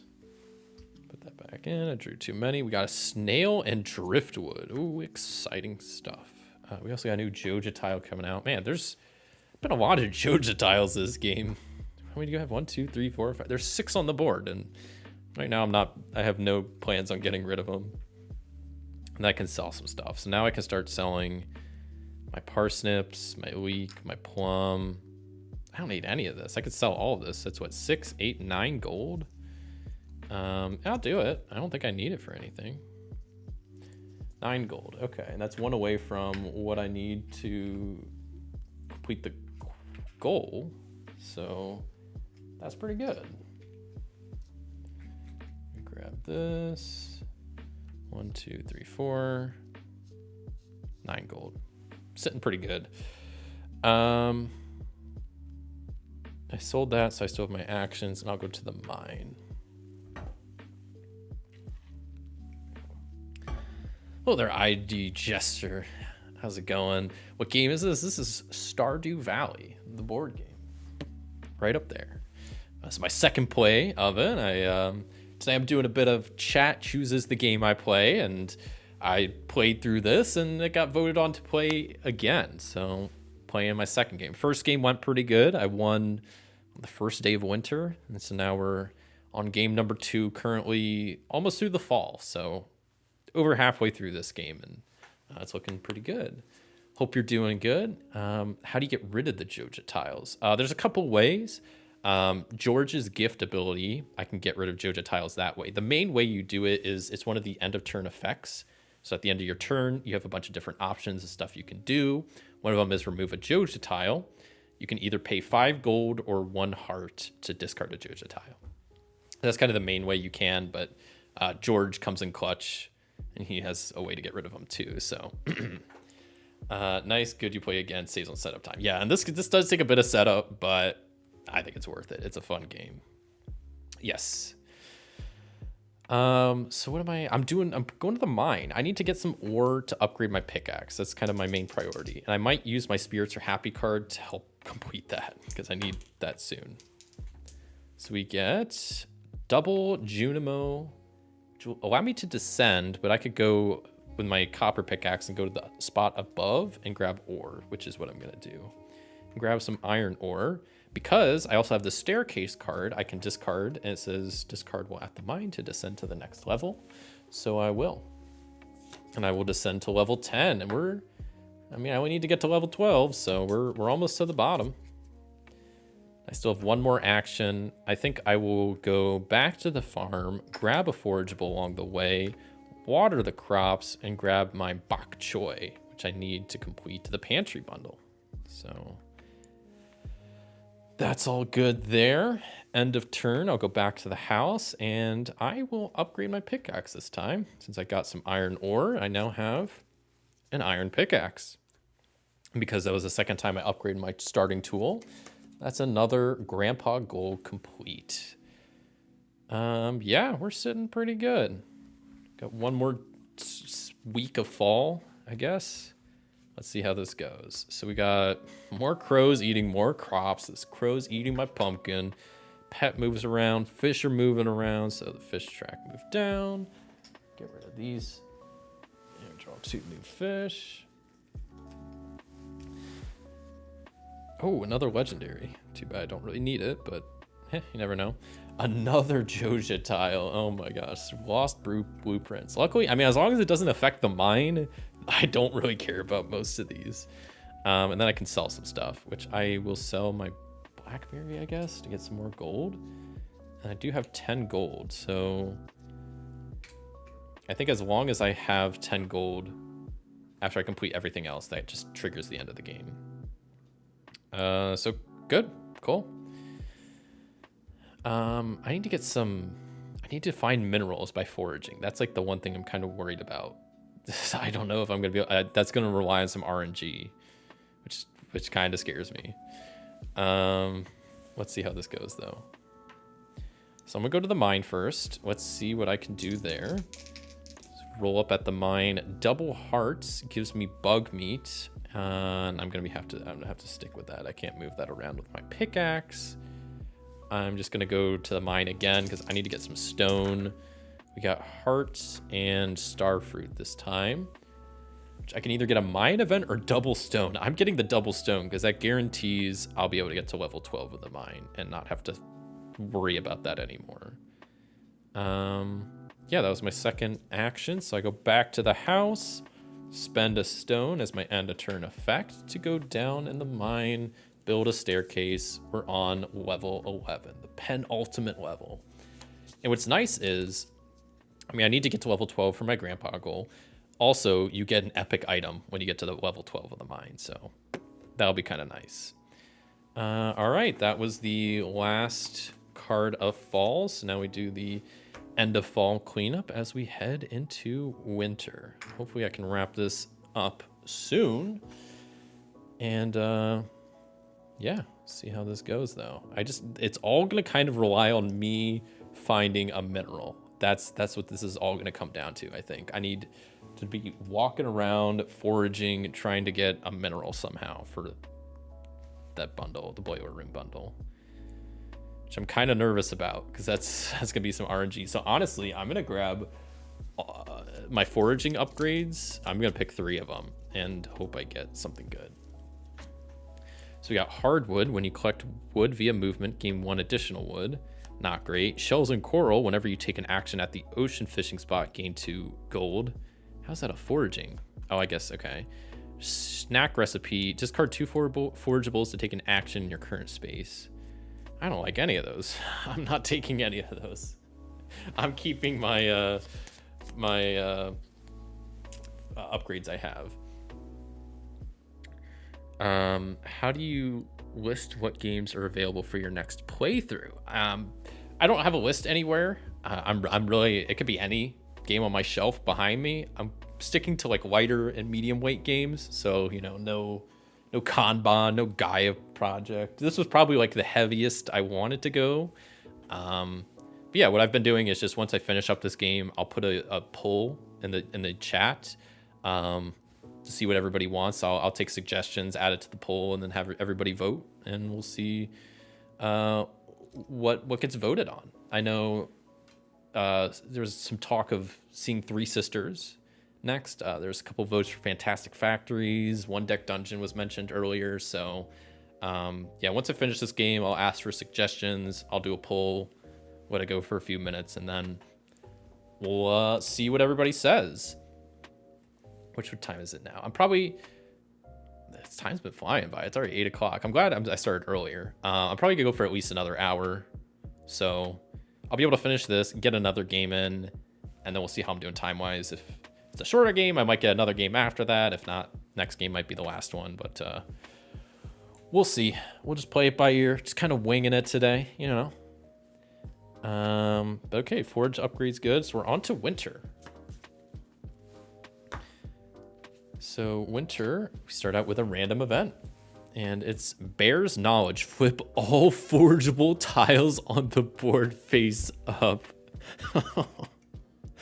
This could not have been a better event. Are you kidding me? That genuinely could not have been a better event. And the first tile I flip is a mineral forageable, because the whole time I'm like, that's the last thing I need to basically win, is to find a mineral forageable. And there's only one, I think, in all of them. So that was going to take some RNG. And the first event card lets me flip over all of the forageable tiles. That's some crazy RNG. You know, sometimes this game takes and other times it gives. And today, that is one of the giving times. So I can win in like 2 turns now. This is awesome. This is great. Because I can start my turn at the farm, water my crops, gain my cauliflower, move down to polluted waters, grab the forageable along the way that's a random mineral, and I'm just going to just pound sand at the lake because I can't go fishing because of the stupid polluted waters. But I gained some pyrite along the way. Dang, that was incredibly lucky. I go back to the house, spend a stone, build a staircase, level 12 in the mines. Whew. And since I hit level 12, I get an epic item. And I get the gold clock, which says discard to place current season card back on top of the deck. Wait, what? Discard to place current season card back on top of the deck. This is crazy. I've never seen this card. It essentially gives you an extra turn, like an extra season card. Wow. That seems really good. I'm not going to need it this game, but that seems really good. This is epic goodness. You're on a roll with the RNG gods. Hey, sometimes they give, sometimes they take. It's just RNG. This game is, well, I can flip over the Explore the Mind quest. That's done. And I think we can wrap up this game. I go to the town center. I turn in my bok choy for my fall crop. That completes that. Bok choy goes back there. I get an item because of that. I get bait. And then my mineral, my pyrite, I turn in. Complete the boiler room. I get another item, which I get shears. And I get an epic item for clearing the last room, which I get ancient fruit. I have 10 gold, so that completes my grandpa quest. And that's game. It's another W. I guess I didn't even resolve the next winter card, but it wouldn't have mattered. It was just going to be another, well, maybe it would have. What was the Joja tile? Small business tax. What was the event going to be? I guess I kind of skipped over stuff. The next event was gain a random mineral. So after the crazy RNG with the last event, it wouldn't have mattered because the next event would have just given me a mineral. That's fun. Well, regardless, that's still a win. GG Stardew. I still had, what, 2 winter cards left? Yeah, that was pretty good. Pretty good times. Yeah, I like Stardew a whole lot. This is a fun game. And that was all. I felt like that played a lot different than my last game. I was very much focused on mining. I don't think I fished once this game. Last game, I was all about the fishing, and I have built a coop. I had animals. This game, I didn't have a coop. No animals. Just head down in the mine. But I got to level 12. Got an iron pickaxe. Not too shabby.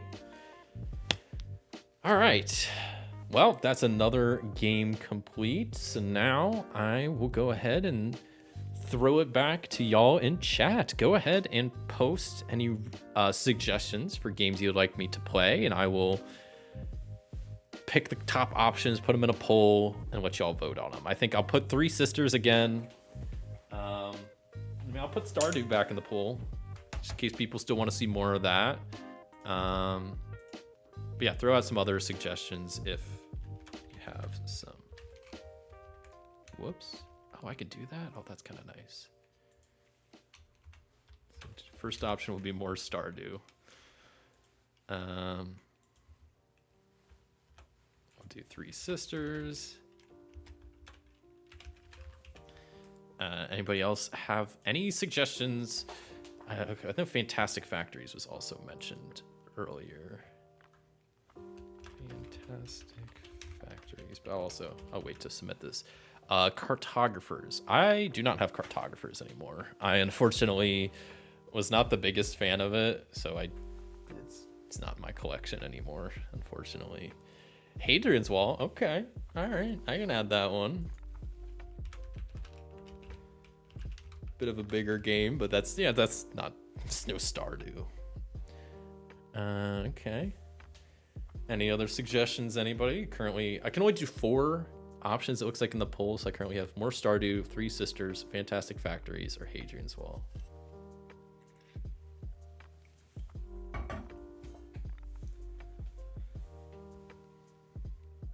Oh, that's okay. Yeah, I know, it's probably not super. I guess I can also, like, do this and then, like, move out of the way so you can see a little bit better. Just back up. That's not. You can see my shorts. Oh no, I've been exposed. Yeah. I'll scoot over so you can see a little bit better. I mean, I still have some games that are like down here that you can't really see, but hopefully it gives you a little bit better view.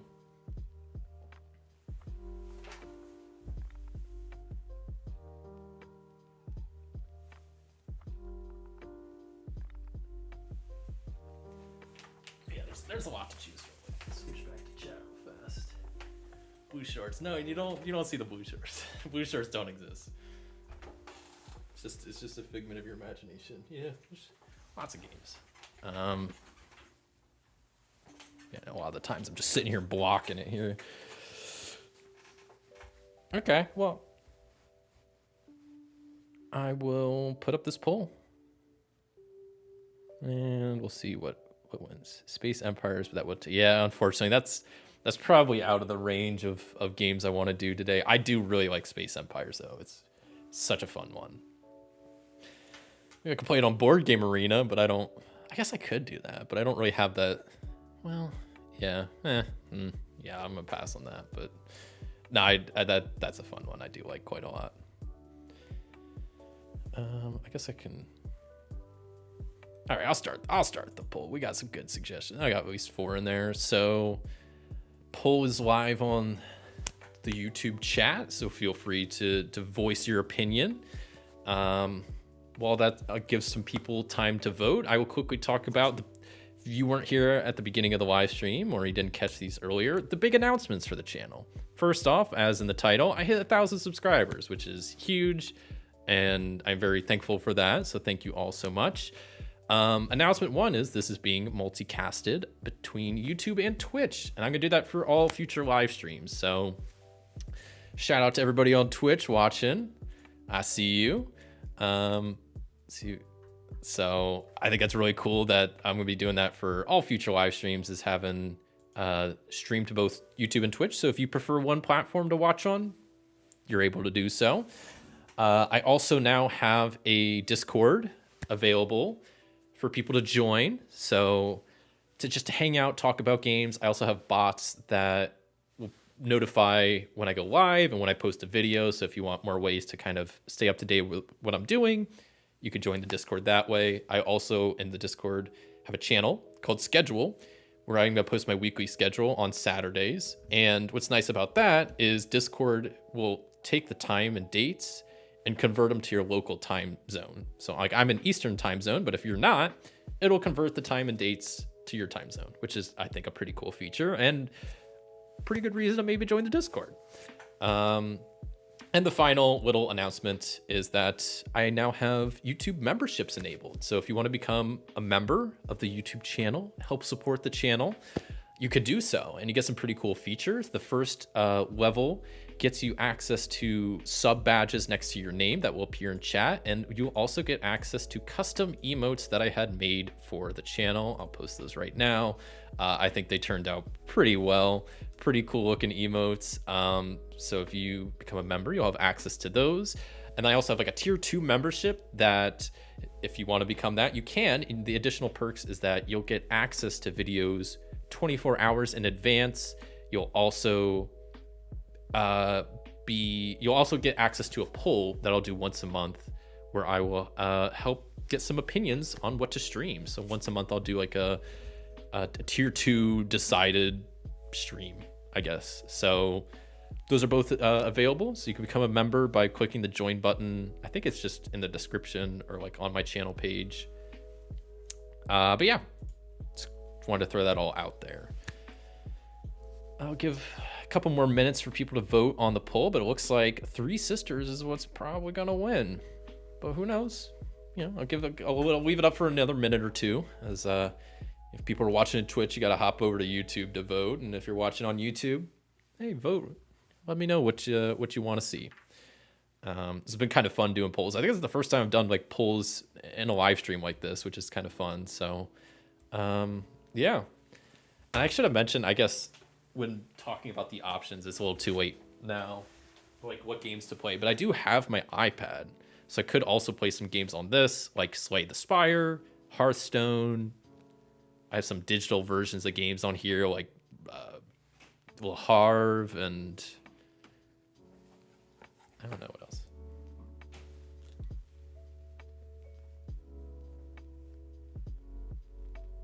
What else do I have?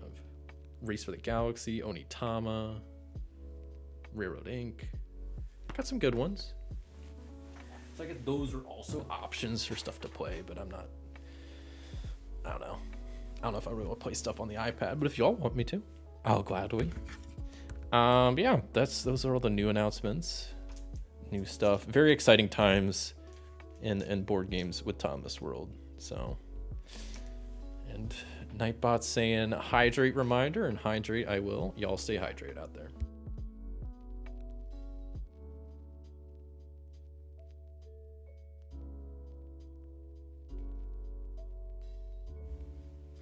Okay, well, I'll leave it up for like one more minute. I'll leave the poll up for like one more minute. I guess I'll start cleaning up Stardew because it looks like that's not going to be the winner. But you know what? There's still time. If you want to see more Stardew, vote quick. I got it all set up. It could be the next game. Congrats on the 1,000 subs. Very nicely done. Thank you. Yeah, it's crazy to think about. 2 years ago, I think tomorrow is the 2-year anniversary of this channel. That just 2 years ago, this channel didn't exist, and now we're here at 1,000 subs. Definitely feel like I've come a long way since then, especially if you're to go back and like watch my first stream. It's pretty rough. The audio's not good. The video's not good. I definitely am less confident on camera because it was my first time streaming. So I was like, I don't know what I'm doing. But thank you. I've genuinely enjoyed doing this. Something I plan on doing for a while now. So I'm happy to be making all these changes, you know, adding the Discord, just more ways to connect with all y'all. Streaming on Twitch, I think is just going to be a fun thing to do. Just because I like Twitch. I watch a lot of Twitch. I think YouTube and both have their benefits. So that's why I'm going to be streaming to both. And we'll see how that goes for the future. I'm going to be kind of, you know, adjusting stuff along the way, adding new stuff. I want to add like subscriber like alerts on the screen. That's gonna be one of my next things, is looking into getting alerts set up, so like when people follow or subscribe or become members, like there'll be cool alerts and whatnot on the screen. I also want to figure out some like program or site that'll combine the chats, because I have now a YouTube chat and a Twitch chat, so it'll be cool if I can combine them into one and have them like displayed on the screen. So yeah, I have lots of stuff I want to do. But yeah, okay, looks like I'm gonna end the poll. It's been at least 5 minutes, and Three Sisters has won. So you'll have to give me like a solid 5 minutes or so as I tear Stardew down, which I might not fully tear it down. I might just shove it off to the side and set up Three Sisters real fast, because this does take a second to put away. There's so many tiles for Stardew. It's kind of ridiculous, but makes it fun. Makes it fun. It's a fun game. I don't know what play of Stardew this is, but I've not even remotely gotten tired of this game yet. Because I feel like there's just a lot of variability, especially with the different goals and the different community bundles. Like, I don't know. Every game feels different to me. You get the different season cards. You have different friends each game. Different mine maps, different Joja tiles come out, forageables are in different areas. Like, there's just a good amount of variability that really feels like it changes the game enough to not make it feel stale. But I'd say I'm only on, I don't know, I've probably played this game like 20 times maybe total, something like that. So I haven't had it for a crazy long time. I'm definitely not up to bullet heart numbers yet, but you know, it's still a good game. Yeah, I'm not going to worry about putting all this back exactly, because that might just take too much time. But I also do have most of it done, so.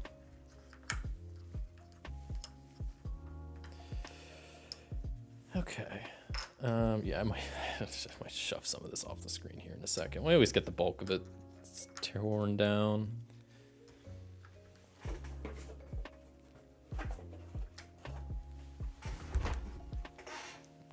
Stuff now. Okay. Just trying to speed through this. Where are all the Joja tiles? Oh, they're all on the board. There were so many. Joja was really taking over the valley last game. To be honest, I just let him. I didn't even try to stop him. So I feel like kind of a jerk. These, so many dang tiles.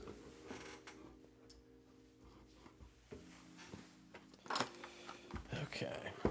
Oh, and I forgot a tile already. This is the worst. Yeah, I'm I'm glad. I don't know why the chat not show. I mean, I ended the poll. Three Sisters won. I should have mentioned. So that's what's coming up next. And that'll probably be my last game, because I'll be running up on 4 hours here, which is kind of where I was thinking about calling it. So that works pretty good.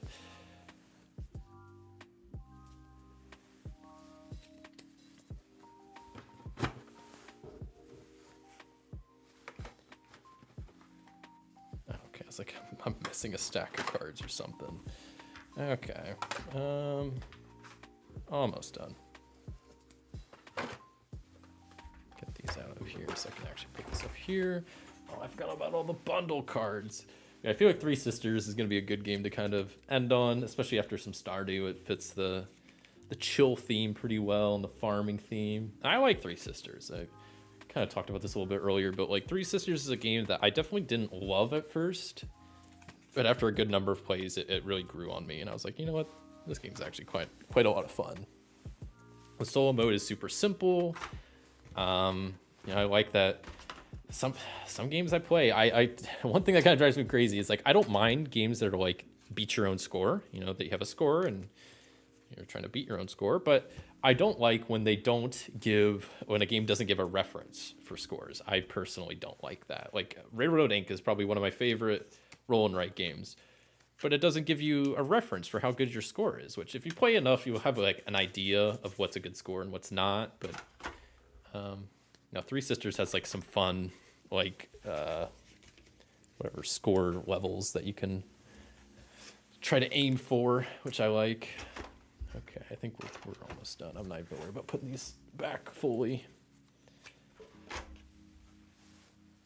Okay.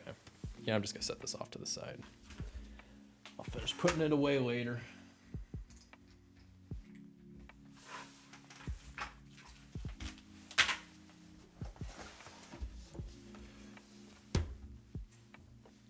Oh, I didn't realize I was still on that screen. Whoops, my bad.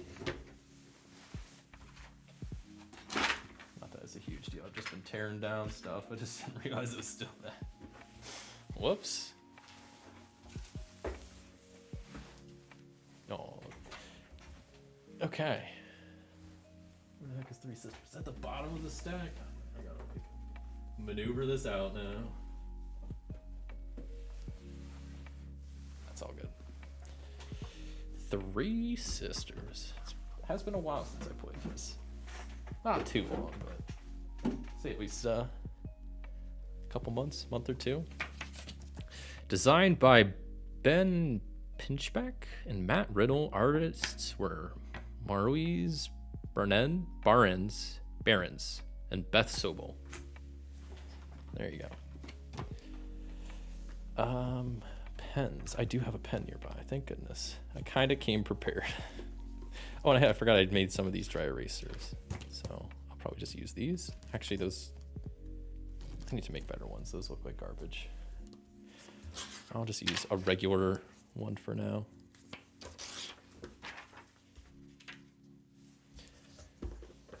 This game is definitely going to be a lot quicker to set up. Do I only use 4 dice? Is that right? What the heck is this? Oh, this is like the solo mode cheat sheet I downloaded. That's kind of handy. Okay, I'll put that off to the side. Probably gonna need the rules because I forget how to play a little bit. Okay, yeah, it is only 4 dice. Okay, yeah, that's why the other 2 are in the bag. I could probably zoom in a little bit more on this too.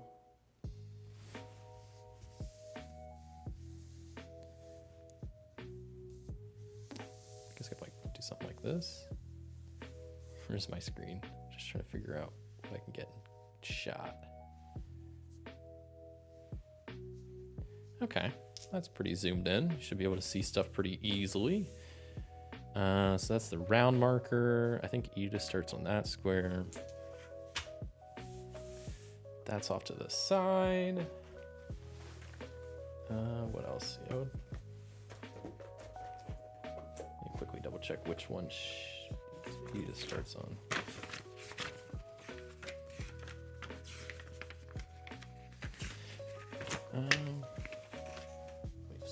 to, there we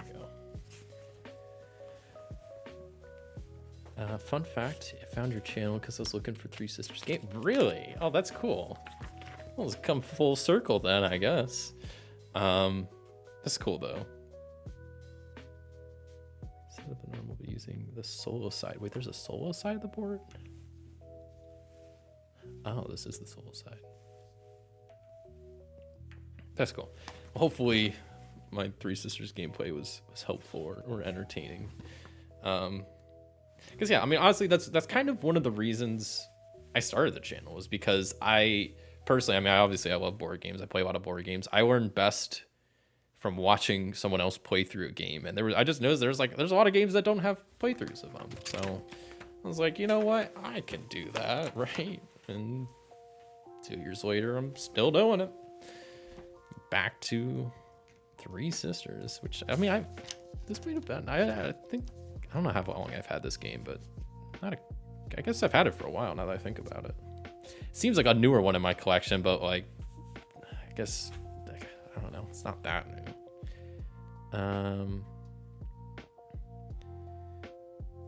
Okay, I was making sure, I'm just gonna refresh myself on the rules a little bit on like how the dice placement works. I think it just goes after Edith. The dice gets, I need to see the picture because I always forget.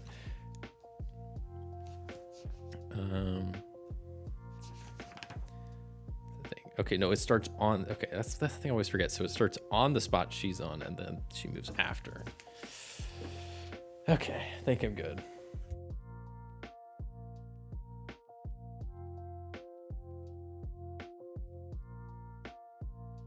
Yeah, I'm the same. It's just helpful to watch you play. Well, good. I'm glad to hear. That's kind of cool. It's come full circle. Okay. Well, for the other games, I did this. So what I'm going to do is to not talk about the rules too much. I'm going to set a 1 minute timer and do my best to explain the rules in 1 minute and go. So this game is a roll and write game where each round these 4 dice will be rolled. And then they'll be placed on different spots on the board. And essentially each dice I grab, I will use its number to either plant or water. And then I will use the action that the dice gets placed on. So there's different shed actions, there's fruit actions and apiary actions. There's compost that you can get to help modify dice. You can get goods to get points. There's a farmer's market, which you'll get stuff depending on how many goods you have. The goal of the game is just to have the most points at the end of the game. You have the solo bot that's gonna be messing you up along the way, messing up your garden, messing up your shed, and you're just trying to, over the 8 rounds, trying to get the most points. That's pretty much it. That's Three Sisters in like a minute. There we go. Okay, I do need a pencil, which luckily I got my fancy little pencil pouch here. So I'll just grab one of my pencils out of.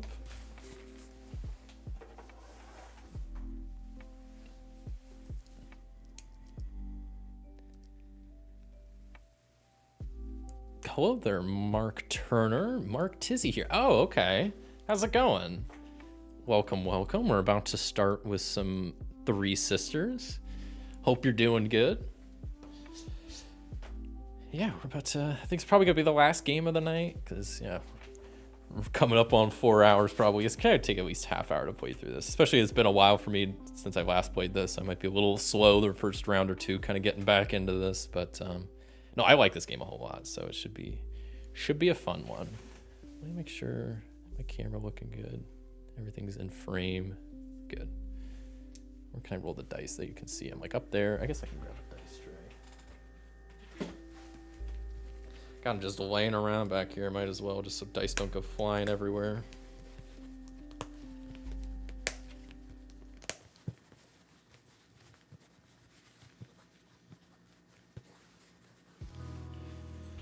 So I'll put those like right there. I guess you can't really see that. It's blocking by my stupid head. I'll just put them like up there. That's probably gonna be good enough. I don't see these dice trays. They don't like sit flat with some of the cloth. It kind of drives me crazy. It's That's not a big deal. How's the big stream going? Stream's going good. You know, we're celebrating 1,000 subscribers. Got the party horns and all. Jonesy's staring me down after that. It's going good. If you're just tuning in, some big channel announcements I announced at the beginning, I've talked about a little bit since, is that some new stuff's going on. That all my streams, including going forward, including this one, I'm now going to be multicasting to Twitch. So if you're a fan of Twitch, you prefer watching on Twitch, I'm going to be live both on YouTube and Twitch for the foreseeable future. So shout out to Twitch chat.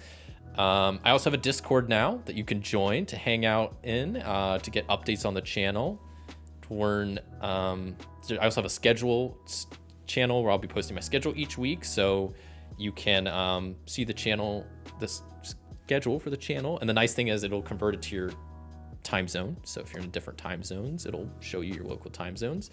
And I also have channel memberships now, which is a thing. So you can become a member of the channel. Got cool channel badges and custom emotes I made, and for like the base tier, so you can get some cool little Thomas emotes. And then if you become a tier 2 member, you also get access to videos earlier, a day earlier, and you'll get to be part of a poll to help decide one stream a week. So new stuff's going on. It's pretty exciting. One of these days you should do a behind the scenes videos of your setup. Always imagine playing in the kitchen for some reason.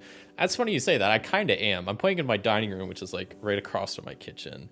And at my previous place, I was in my living room. So I should at least show like a picture of like what I see, because the setup's definitely changed along the way.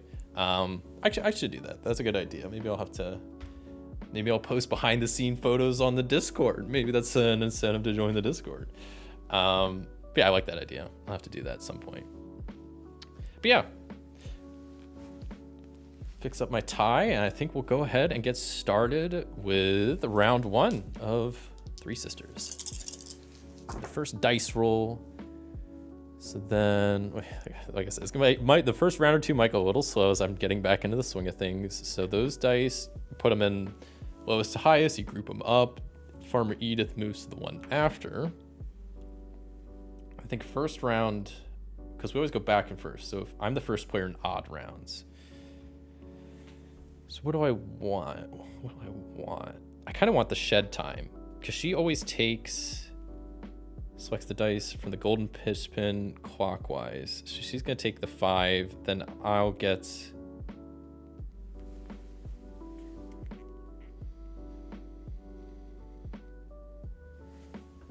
How's my second choice? I need to remember this. Sorry, it's been a little bit. What's my second dice choice? Is it the lowest? They must choose the lowest remaining dice. Okay. So, oh wait, this is on this spot though. So she's gonna take that. If I take that, I would get that. Okay. That actually seems fine. So for my first action, I will take the 6 dice, which in the 6th spot, I can plant... It's what, 2 things, right? It's been that long since I played.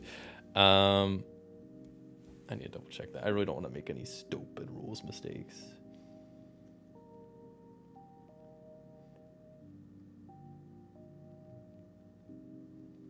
Okay, yes, it's 2 crops. See, it's just been that long since I played. So I'll start by planting one of my, whatever these are, the not pumpkins, squashes? I forget what they are. And we'll plant some corn. That sounds like a good time.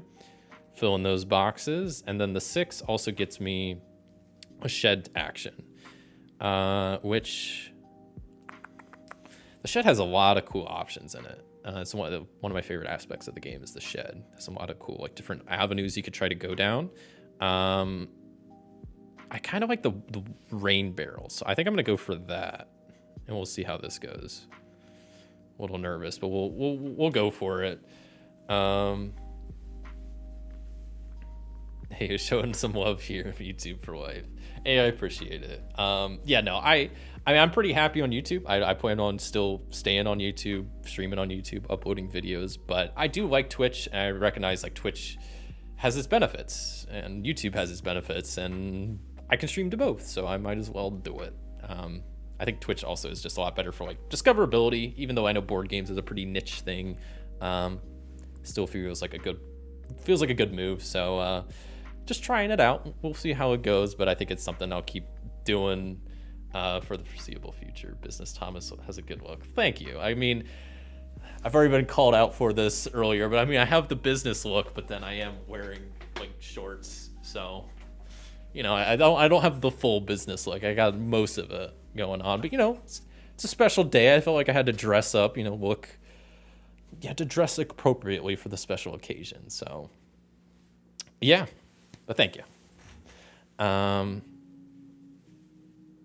Stockbroker interview, but in 2020 look. Exactly. Yeah, the Zoom meeting interview where you just, you know, you don't see waist up. Yeah, I got some like crazy socks on too. So yeah, it's just how it goes. Okay, let's continue on. So Farmer Edith is going to choose this, which I forget, she does 2 things each time. 2, doesn't she? She doesn't just choose one. See, I'm sorry. It's the one thing about picking games like this is like sometimes I haven't played them in a while. I had to double check rules. She always takes the garden action first and the rondo action second. Okay. And then the garden action she crosses off. Right. Okay, it's all coming back to me now. So she takes this in the 3 section. She always crosses off the pumpkin's tallest to shortest first. So she's crossing off that. And then since the blue pushpin is in the apiary, she's taking the apiary action, which since this is a 3, she's crossing off the topmost wax spot. Hopefully I'm doing that right, but I think I got it. Only thing missing is the Crocs and the half empty 6-pack off cam. Yeah, I don't have Crocs on and 6-pack. I just got a bottle of water here today. So yeah, no 6-pack, but maybe that's a different stream.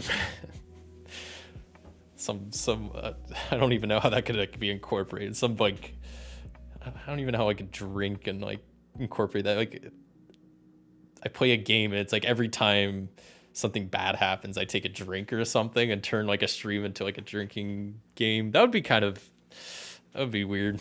That'd be fun, I guess. I don't know. I guess my second action, I have to take the 5 on the plant and water. So I'll start growing my pumpkins and some corn there. And I have to do that again. So I'll go more corn and more corn. Really get the 5 area going. And then that means she takes the 6 that's on compost, right? It was a 3, 5's the 6, which I played these in the wrong spots. The 3, the 5, the 6 is on the shed time, and she should be here. I kind of misplaced those. So the 6, she's coming here, crossing off that pumpkin, and then shed time, a 6 on this is the casserole dish. Where the heck is the casserole dish? I don't see it. I'm blind. I don't see. There it is. Okay. I don't know. One thing I kind of like this solo mode because it's just like thematically, I find it kind of amusing that it's just like I'm just trying to have a chill time, plant a garden. You know, I'm not bothering anybody, and then Farmer Edith is coming by, like kicking over my crops, smashing my casserole dishes. Like it's kind of funny. I don't know. It's the end of the round, so we do end of round action, which is shed, and I will go ahead and build the rain barrel, which is kind of nice to have first round. So on to round 2. Let's go ahead and roll up these dice. Okay, so what do we roll up? A 2, a 4, a 3, and a 4. So we go 2 here, 3 here, 4's here, and then she moves here. It's round 2, so they get first pick. They always start with the golden pin. So they'll take shed time 2. So then the 2 area, she crosses off my pumpkin. And then 2, she also destroys my pie safe. It's just, I don't know why. It's funny. It's funny to me. I could do shed time or the apiary or fruit. At this point, I did pretty good on my shed, getting the rain barrel up pretty early. So I'm gonna go maybe apiary and fruit in zone 3. So I'm gonna start on the pumpkins and the corn in area 3. An apiary or fruit. I'm gonna go with raspberries. We'll go fruit and raspberries so I can start getting some goods because I have 0. And especially there's gonna be a farmer's market at the end of the next round, so that'll be that. Rip the pie safe, gotta lock up those pies. Well, now I can't. My pies are just open for grabs, and yeah, I guess the pie safe was not safe from Edith. It must have been a shitty safe if she was just able to like bust it up. Yeah, hold there. What was this here? Side 2 isn't my life. So next it's back to their turn. They're taking the 4 here. So then they come over to my pumpkins, knock those out, and then they're smashing my trimmer. I was about to start building that. Well, that sucks because I really wanted to build the string trimmer. Because I like trying to do one of the victory point options, either the string trimmer or the new tractor. New tractor is always tougher to get, so I was like trying to go for the trimmer. But I guess that's not an option this time. That leaves me with this 4 and this shed time. So I will plant pumpkins here and some more corn. And then for the shed time, I guess I could try to work towards the new tractor. Like that's gonna be tough to get, but that's 18 points if I can get it. So maybe I'll go for it. It's the lock that was the problem. It wasn't locked. No breaking would have been necessary. Yeah, that's fair. With Hadrian's Wall, Dinosaur Rolling Rights is my favorite Rolling Right. Yeah, see, Rolling Rights, there's a lot of good ones. Like, I like this one. This one's good. Railroad Inc. is probably my favorite simple one. Hadrian's Wall is always a classic to me. I really like the solo campaign. The main game is fun. But I also like Twilight Inscription is one that I feel like doesn't get enough love. I really like Twilight Inscription. I've played it a ton. I think it's such a cool concept. And especially this is coming from, I've never played Twilight Imperium. So maybe there's a lot of like the references I don't get. And like, maybe I wouldn't appreciate it as much as someone that has played it. But I think Twilight Inscription's great. Welcome to the Neighborhood is a good flippin' right. I'm not crazy about it, but I think it's good. What else? I got a lot of rolling rights and flipping rights. Welcome to the Moon. I haven't played a whole lot. Yeah, I do have Gone Sean Clever, which I'm terrible at. Like, I think it's a cool game, but I'm just so bad at it that it makes me feel dumb every time I play it. I don't feel clever. Dinosaur Rolling Right. That's one I've been wanting to try. There's also like a Dinosaur Island, isn't there? Because I've heard that's good too. I definitely want to check those out. Yeah, Gone Sean Clever does not make me feel clever. Metro X is interesting too. I don't know if I've heard of that one. Because that's another... no, it doesn't sound familiar. Because I know I have also Next Station London. Yeah, I got a lot of rolling rights and flipping rights. They're good. They're a good type of game. Yeah, they're kind of the same. Rolling rights, flipping rights, it's all the same. Obviously, it's not the same, but like they're similar enough. But yeah, what do we got? Okay, so the end of the round, rain. We got rain. Rain is a good thing. So we'll start with area 3. My first pumpkin grew, so I get some goods there. Corn's growing more there. Area 4, corn's growing, pumpkin's growing.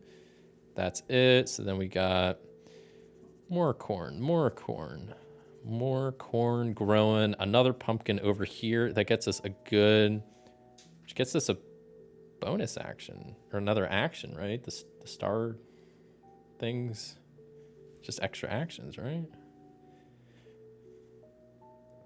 I'll come back to that because I forget. We get more corn growing there and there. The stars are just extra. It's just straight up extra actions, right? Am I crazy? This shows how long it's been since I've last played. A bonus action to spend immediately. Spending a bonus action allows you to fill the next empty spots anywhere in perennials, apiary, fruit, or shed. Oh, I can use it on the shed? Well, I'm going to use it towards my new tractor then. Heck yeah. And because I have my rain barrel, I can water another zone another time. So I think because area 5 has the most corn, I'm going to go there. So I'll grow there, there, and there. Rain barrel already coming in clutch. Love to see it. On to round 3.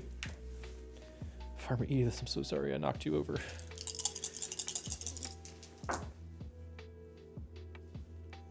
The Clever Games, I found the online versions for free, so I got rid of my physical. Yeah, and I know they have like app versions too, don't they? Maybe that's a game I just would rather play on the app. I don't know. And I do like, I have the box version of the Ganshan Clever. I have the print and play version of the second one, Dopplet So Clever. I haven't tried Clever Cubed, and they just recently came out with Clever Forever, right? So if any of y'all have any inputs on how those compare, let me know. I haven't tried those, but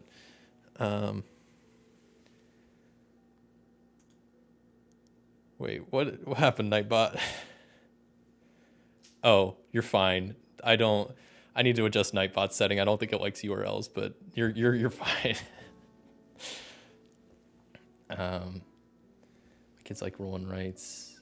My other board games. That's unfortunate. That is unfortunate.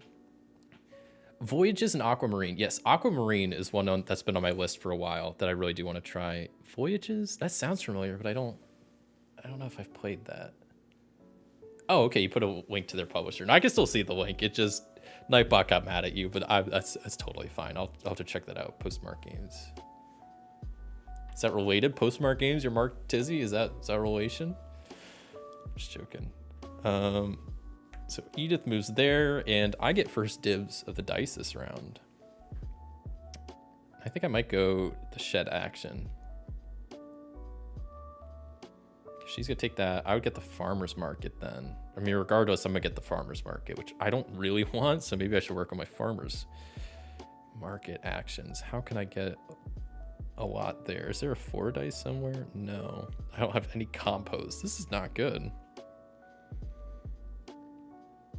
I guess I'll take the 5 in the shed time. So I'll do that first. I will plant some beans in my area 5, and then shed action. I'm gonna keep working towards my new tractor. I'm already halfway there. Like, we're good. That new tractor will be here before you know it. Clever Cubed is my favorite, then Clever Forever, then the old ones. Really? So the newer ones you like better than the older ones? Well, I'll have to try that because I've only tried the first 2. I haven't tried the 3rd one and the 4th one. Not too busy making computers do things they don't want to do for customers to make a game. I feel like, I'm curious, Mark, what do you do? Making computers do things? IT, or is that more like software development? Kind of curious now. I think Edith is taking this dice. So what was that? That's on the apiary. So zone 2, she's knocking out my corn. And then apiary in zone 2 is the topmost honey slot. She's knocking that out. Damn. Now I get the lowest one, which is this one. So I will go ahead and plant more pumpkins, and then farmer's market. I do have at least 4 goods, so I will get 1 perennial and 1 compost. On the perennial, I will choose I'll go with the daffodil to get another shed action to start working more towards that new tractor. I don't want to miss out on it. Okay. I could post links of the games online here if you want. Maybe you can. I think Nightbot might get mad if you post a link, so you might have to like split the link up so it's not all URL. But if you want, yeah, that's fine with me. I run a software consulting. That's cool. That's pretty cool. My full-time job is, I don't know if I've talked about this much on the channel. My full-time job is I do software development. So I can relate to computers not doing the things that you want them to do. Playing Turing Machine. I don't know if we'll have time for tonight. I think this will probably be my last game, but I do love Turing Machine. Turing Machine's a classic. It was one of my favorite games. It's kind of moved down on the list, but it's still one that I really like the theme of, and I like playing it. But it's one that always like breaks my brain a little bit every time I play it. Oh, wow. I relate. Computers. And this is last Edith action, right? Because I went first. So she's doing the 3, and then on the plant and water, she's just doing it again. She's coming up here and ruining my corn again. And we do the end of the round, which is farmer's market, which I get another compost and another perennial, which I'll go to the Hyacinthia or Hyacinth, which gets me 2 more goods, which is pretty good. And we're on to round 4. All right, I'm gonna try speeding through these. Oh yeah, Nightbot's gonna complain, but I can still see it.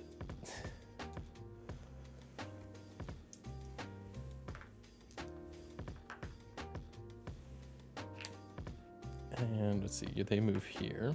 But thanks for posting that. I'll have to check that out later. Because I definitely wouldn't mind, like, if I can try them, you know, before I play it. It would be nice.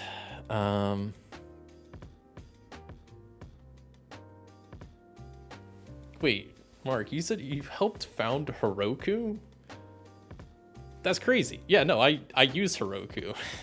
That's great. Wait, are you serious? That's wild. Because yeah, I use Heroku. That's like what we use to help deploy and whatnot. That's really cool. Dang. That's sweet. Yeah, it's a good product. Saves me time. Not anymore, but yeah, that's cool. That's cool. Nightbot seems okay with it so far. We'll see. Yeah, I think Nightbot not happy. Oh, it just gave like a warning. Yeah, okay. I don't know. I was setting up Nightbot to like have like minimum restrictions, so I was trying to make it not like overdo it. What are we on? Round 4, so they go first. So they're taking the 2 compost, which means they're crossing out a 2, and then they're getting rid of one of my bonus actions. That's like my least favorite one, is they get rid of my bonus actions. And I guess I'm doing this 5 and apiary fruit for the rest of the game. So area 5, I'll plant some more corn here. And then apiary or fruit. I guess I'll go fruit and do some more raspberries to get more goods. Because I like having a lot of goods. I'll have them go 5. They're gonna cross out some of my beans. I guess we'll go with this one. And then what's this? 5 on the fruit is the rightmost blackberry. Righto. And then my last one, I'll real quick finish this up. Another 5. I'm actually gonna use compost and change that to a 6. Plant more corn there. And then another apiary or fruit. I'm just gonna do fruit again and more raspberries. That's 1, 2, 3. Almost enough for another bonus action. We are flying. Working on a new thing. Anchor bot dev with some other old school Heroku right now. Also consult for render.com. I have contractual connections to Heroku anymore. Interesting. I've not heard of render.com. What was it? Anchor.dev? What's that about? I'm kind of curious. That's crazy that you helped found Heroku. I was like, yeah, this is stuff that I use. That's really cool. All right, it's time for rain. So let's get some rain. So these pumpkins are almost grown. Area 3 needs some work. There's not a lot going on there. 4. Okay, this is good because we got daffodils have grown. So that's 3 more. 2, 3. That also gives me a bonus action to do something. I'm gonna get some raspberries because that's 1, 2, 3. That gives me another bonus action, which I'm gonna get more raspberries. 1, 2, 3. I love the raspberry combos. I don't know if I already did this, but I'll go ahead and fill that in for that. We'll go top down real fast. Boom, boom. Boom, boom. Area 5 is looking real good. Nothing's growing there yet. I gotta remember these like in between bonuses. I sometimes forget about those. That, and then I can water again since I have my rain barrel, of course. Yeah, I don't know. I guess I'll go area 6. Go there, there, because not only I'll get 3 goods from that, which 1, 2, 3, that'll give me another bonus action, but then this tulip also grows. What's the 2 get me? That gets me fruit, which I can get 3 raspberries. And I still have my bonus action, which I can use to fill in raspberries. Whew, it's a crazy turn. What are the things you can't do with bonus actions? Kind of forget. It cannot be spent in the garden. That's weird.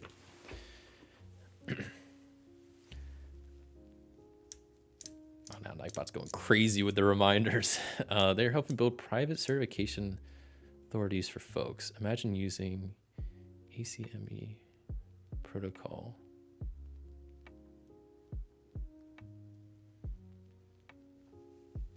Render is a PAAS/Heroku competitor. Oh, interesting. So you helped found one company and then you're helping him and starting to make a competitor for them. That's kind of funny. Private certification authorities. Okay, are you talking about like certifications for like websites? I've never heard of ACME, so I'm a little unsure of that.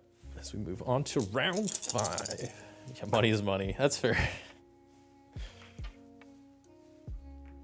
Do this. They move there. Round 5 means I go first. I'm gonna go with the shed action first because area 1 is also looking rough as far as plants. I need to plant some more stuff there. Get a shed action. I'm 1 shed action away from my brand new tractor. They're taking the gold pin, right? So they're taking the 6 here. So they're going to my area 6. They're messing up my corn. And then that's on the apiary. Apiary with a 6 means they're the topmost split hive. Okay. That means I get the 3 in the farmer's action. So up in area 3, I can plant some. Actually, I'm going to use compost to change that to area 2 because I haven't planted anything in area 2. That's not good. And then farmer's market, I'm at 32. So I can at least get a perennial and a star action on a fruit, which is good because I can use my perennial to get a hyacinth. That gets me 2 goods. And then I can use my bonus action to get raspberries, which gets me 3 goods, which is another bonus action. And then I'll use that extra bonus action on some peaches because I want to get some more water abilities. That means the last one is 3 for them. They go up to the 3 area, cross off the corn, and then that's the farmer's market, so they cross off a perennial. A 3 is the iris. And then we do a farmer's market ability, so I get another. Oh no, I bumped up. So I'm above the 35. So I got 2 perennials and 1 compost. Holy cow. I'm gonna do double daffodils to finish off the new tractor. And I get a compost. Nice.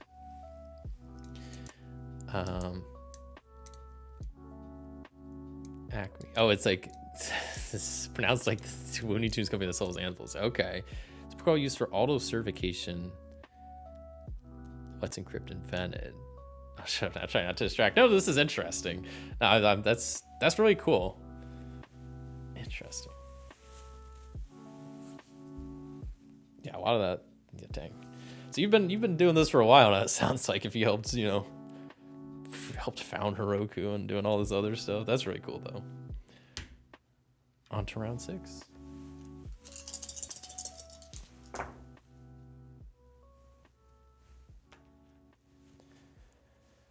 Four and 6. This moves here. Even number means she goes first, so she's doing stuff in the 1 zone. So she's crossing off pumpkins and crossing off that. I get next picks. I'm gonna go with zone 6 and plant some more beans. And that was on the 1 compost and 4 goods. So I'll definitely gain another compost and 4 goods. 1, 2, 3, 4. Awesome. I get a bonus action. I'll use that for watering. And I will water. I'll go area 1.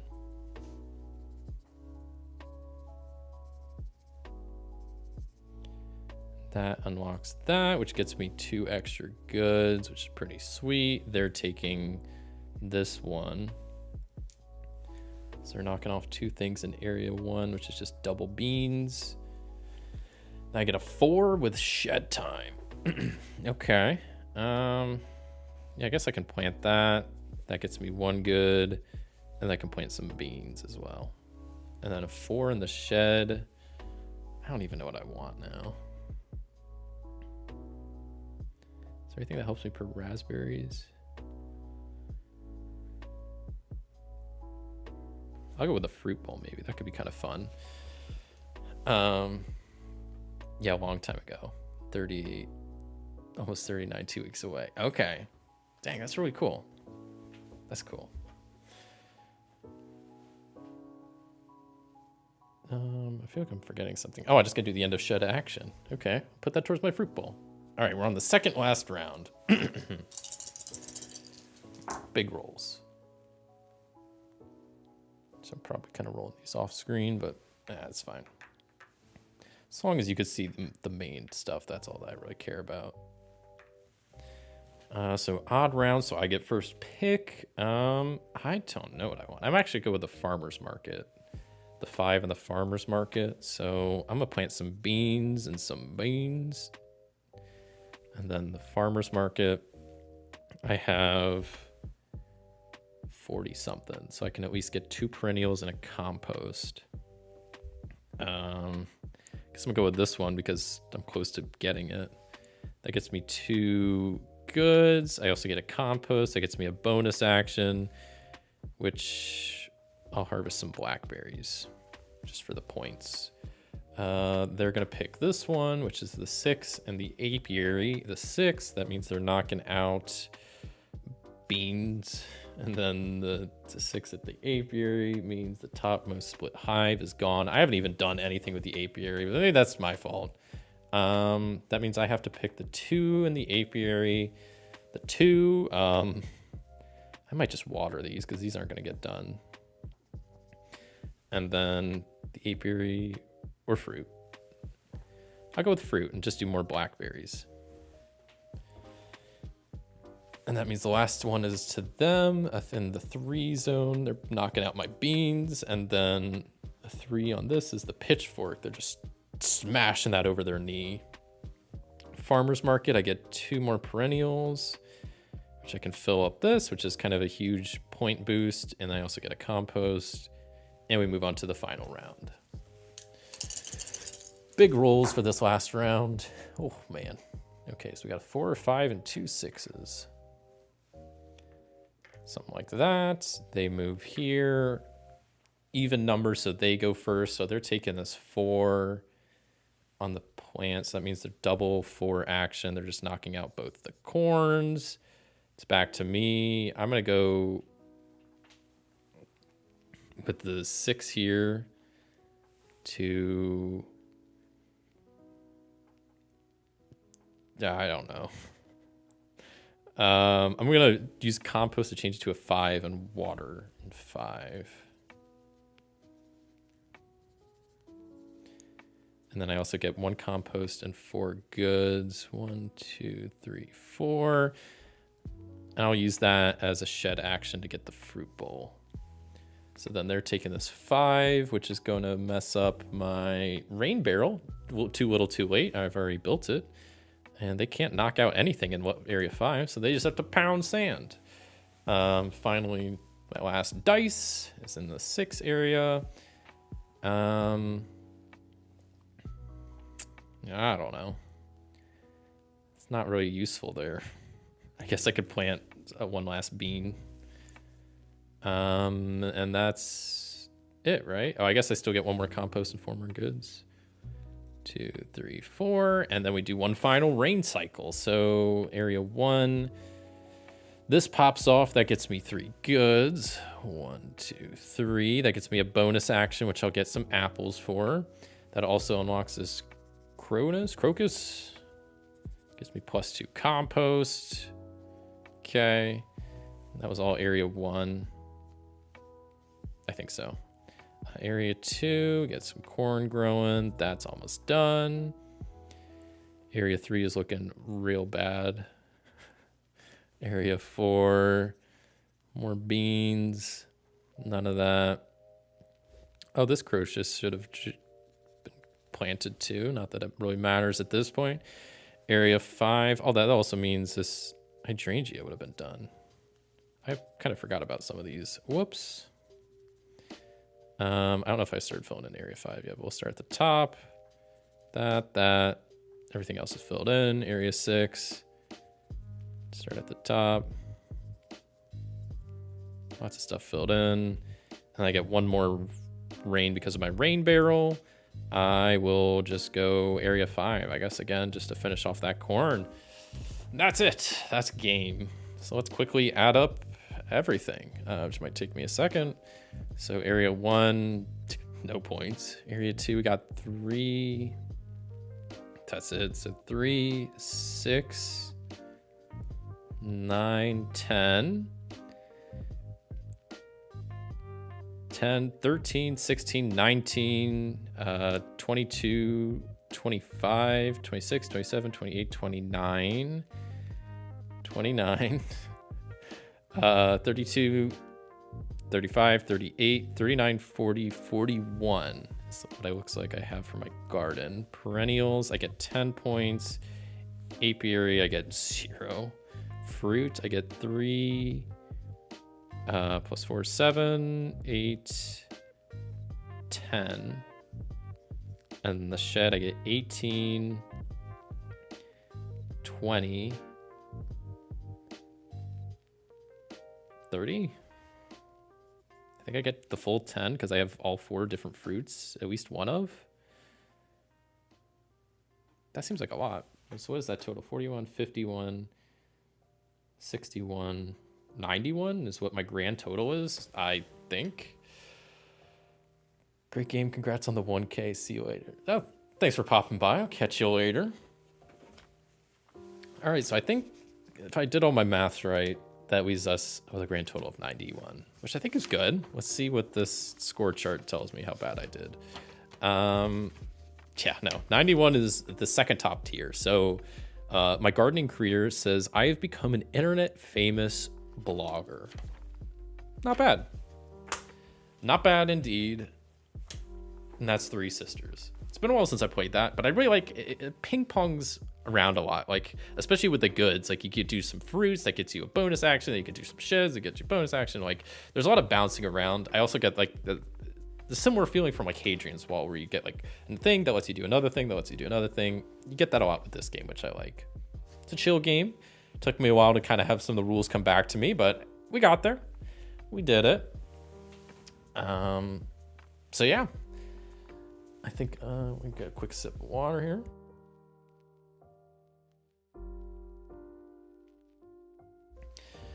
All right, and I guess I will quickly hop over to this screen and do a quick little update on what's coming up on the channel this week. So, as I kind of mentioned this throughout the stream, but I'll quickly talk about that.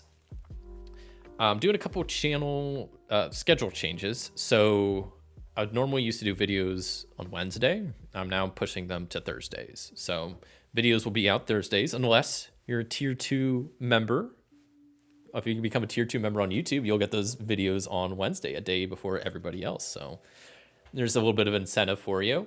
And also all future solo gaming Sundays will first be both broadcast to YouTube and Twitch. This seemed like it worked pretty well. So I'm going to fix any kinks that happened and try to make it a little bit more smooth, add some alerts, but I plan on doing this for the foreseeable future. And I also think all solo gaming Sundays going forward will be starting at 5 p.m. Eastern time, which once again, if you're not in Eastern time, I will have my schedule posted in the Discord and that will convert it to your time zone. So there's another reason to join the Discord. So this upcoming week on Thursday, I will have a video of me doing another card game that you could play with just a standard 52 deck of cards. And the one I'll be playing this week is called Aces Up. I got this big book of card games from a bookstore like last week or something, and it has a couple of solitaire games, and this is one in there that looked interesting to me. And the first couple plays, I wasn't sure how much I liked it, but after I got a few plays, kind of learned it a bit more.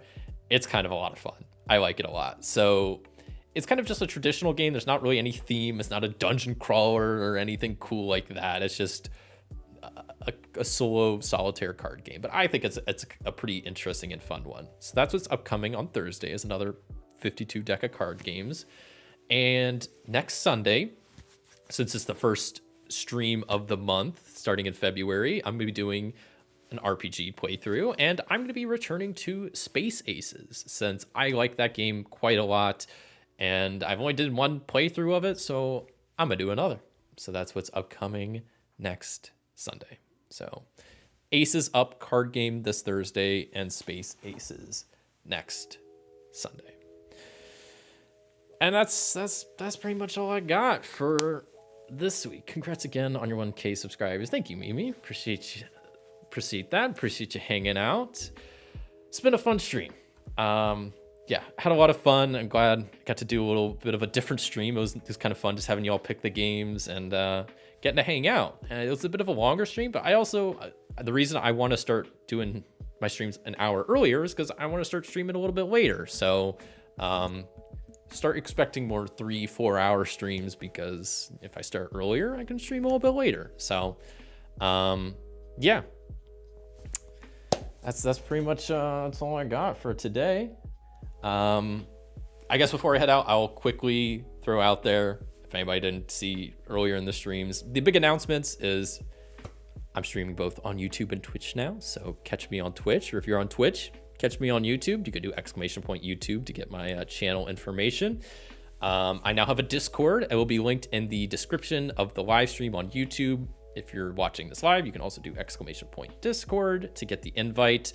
And in the Discord, I will be posting, you'll get notifications for when I go live, when I post videos, and I'll also be posting my schedule there with your correct time zones, which Discord figures out. And also there's just channels. If you want to come hang out, talk about games, post about games, that's the place to do so.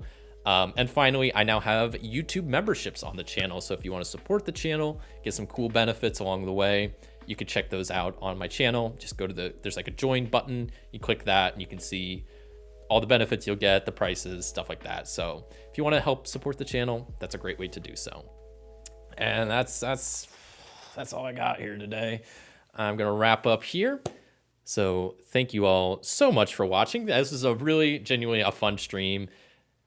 Tomorrow marks the 2-year anniversary of this channel, and it's been a great 2 years. It's just been so fun. I've really enjoyed streaming and doing videos and hanging out and connecting with you all, and I look forward to more of it in the future. So thank you all that helped make this possible, and thanks everybody that hung out with this live stream. It's always fun live streaming with hanging out with other people, chatting, you know, getting suggestions for games. That was a lot of fun. I maybe want to do more stuff where I could do polls and do more live interactions like that. I think it was a cool idea, and I definitely want to try to do stuff like that more in the future. But shout out to everybody that popped in live. Like, let's see, we got a lot of people that came in live today. We got Mimi and Ina and Chalky. What else? Got Katie K, who also gave a super chat earlier, so thank you, Katie K. Mr. Rao Gaming popped by, which is always fun to see. Tom Chick, Brudile, we had Kardik popped by earlier, friend of mine. So yeah, and then we had everybody. I was just scrolling through the YouTube. ID Jester, shout out to you. And then we have everybody in Twitch, so lots of new people. Also, Primary Guy, who was stalking me and knowing what I was doing with my shorts, apparently. And yeah, Grizzly Diz and Indecision and Katie K, all of y'all. Mark Tizzy, of course. SC Isn't My Life. SC2. Is that StarCraft 2 Isn't My Life? Is that what that's supposed to be? Yeah, thank you all for stopping by, hanging out, and making this such a fun stream. I really appreciate it.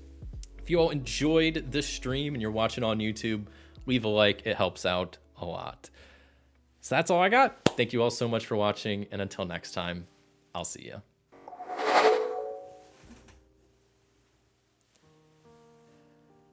Have a good week, everybody, and go go play some games. Maybe hop in the Discord, share about your gameplays.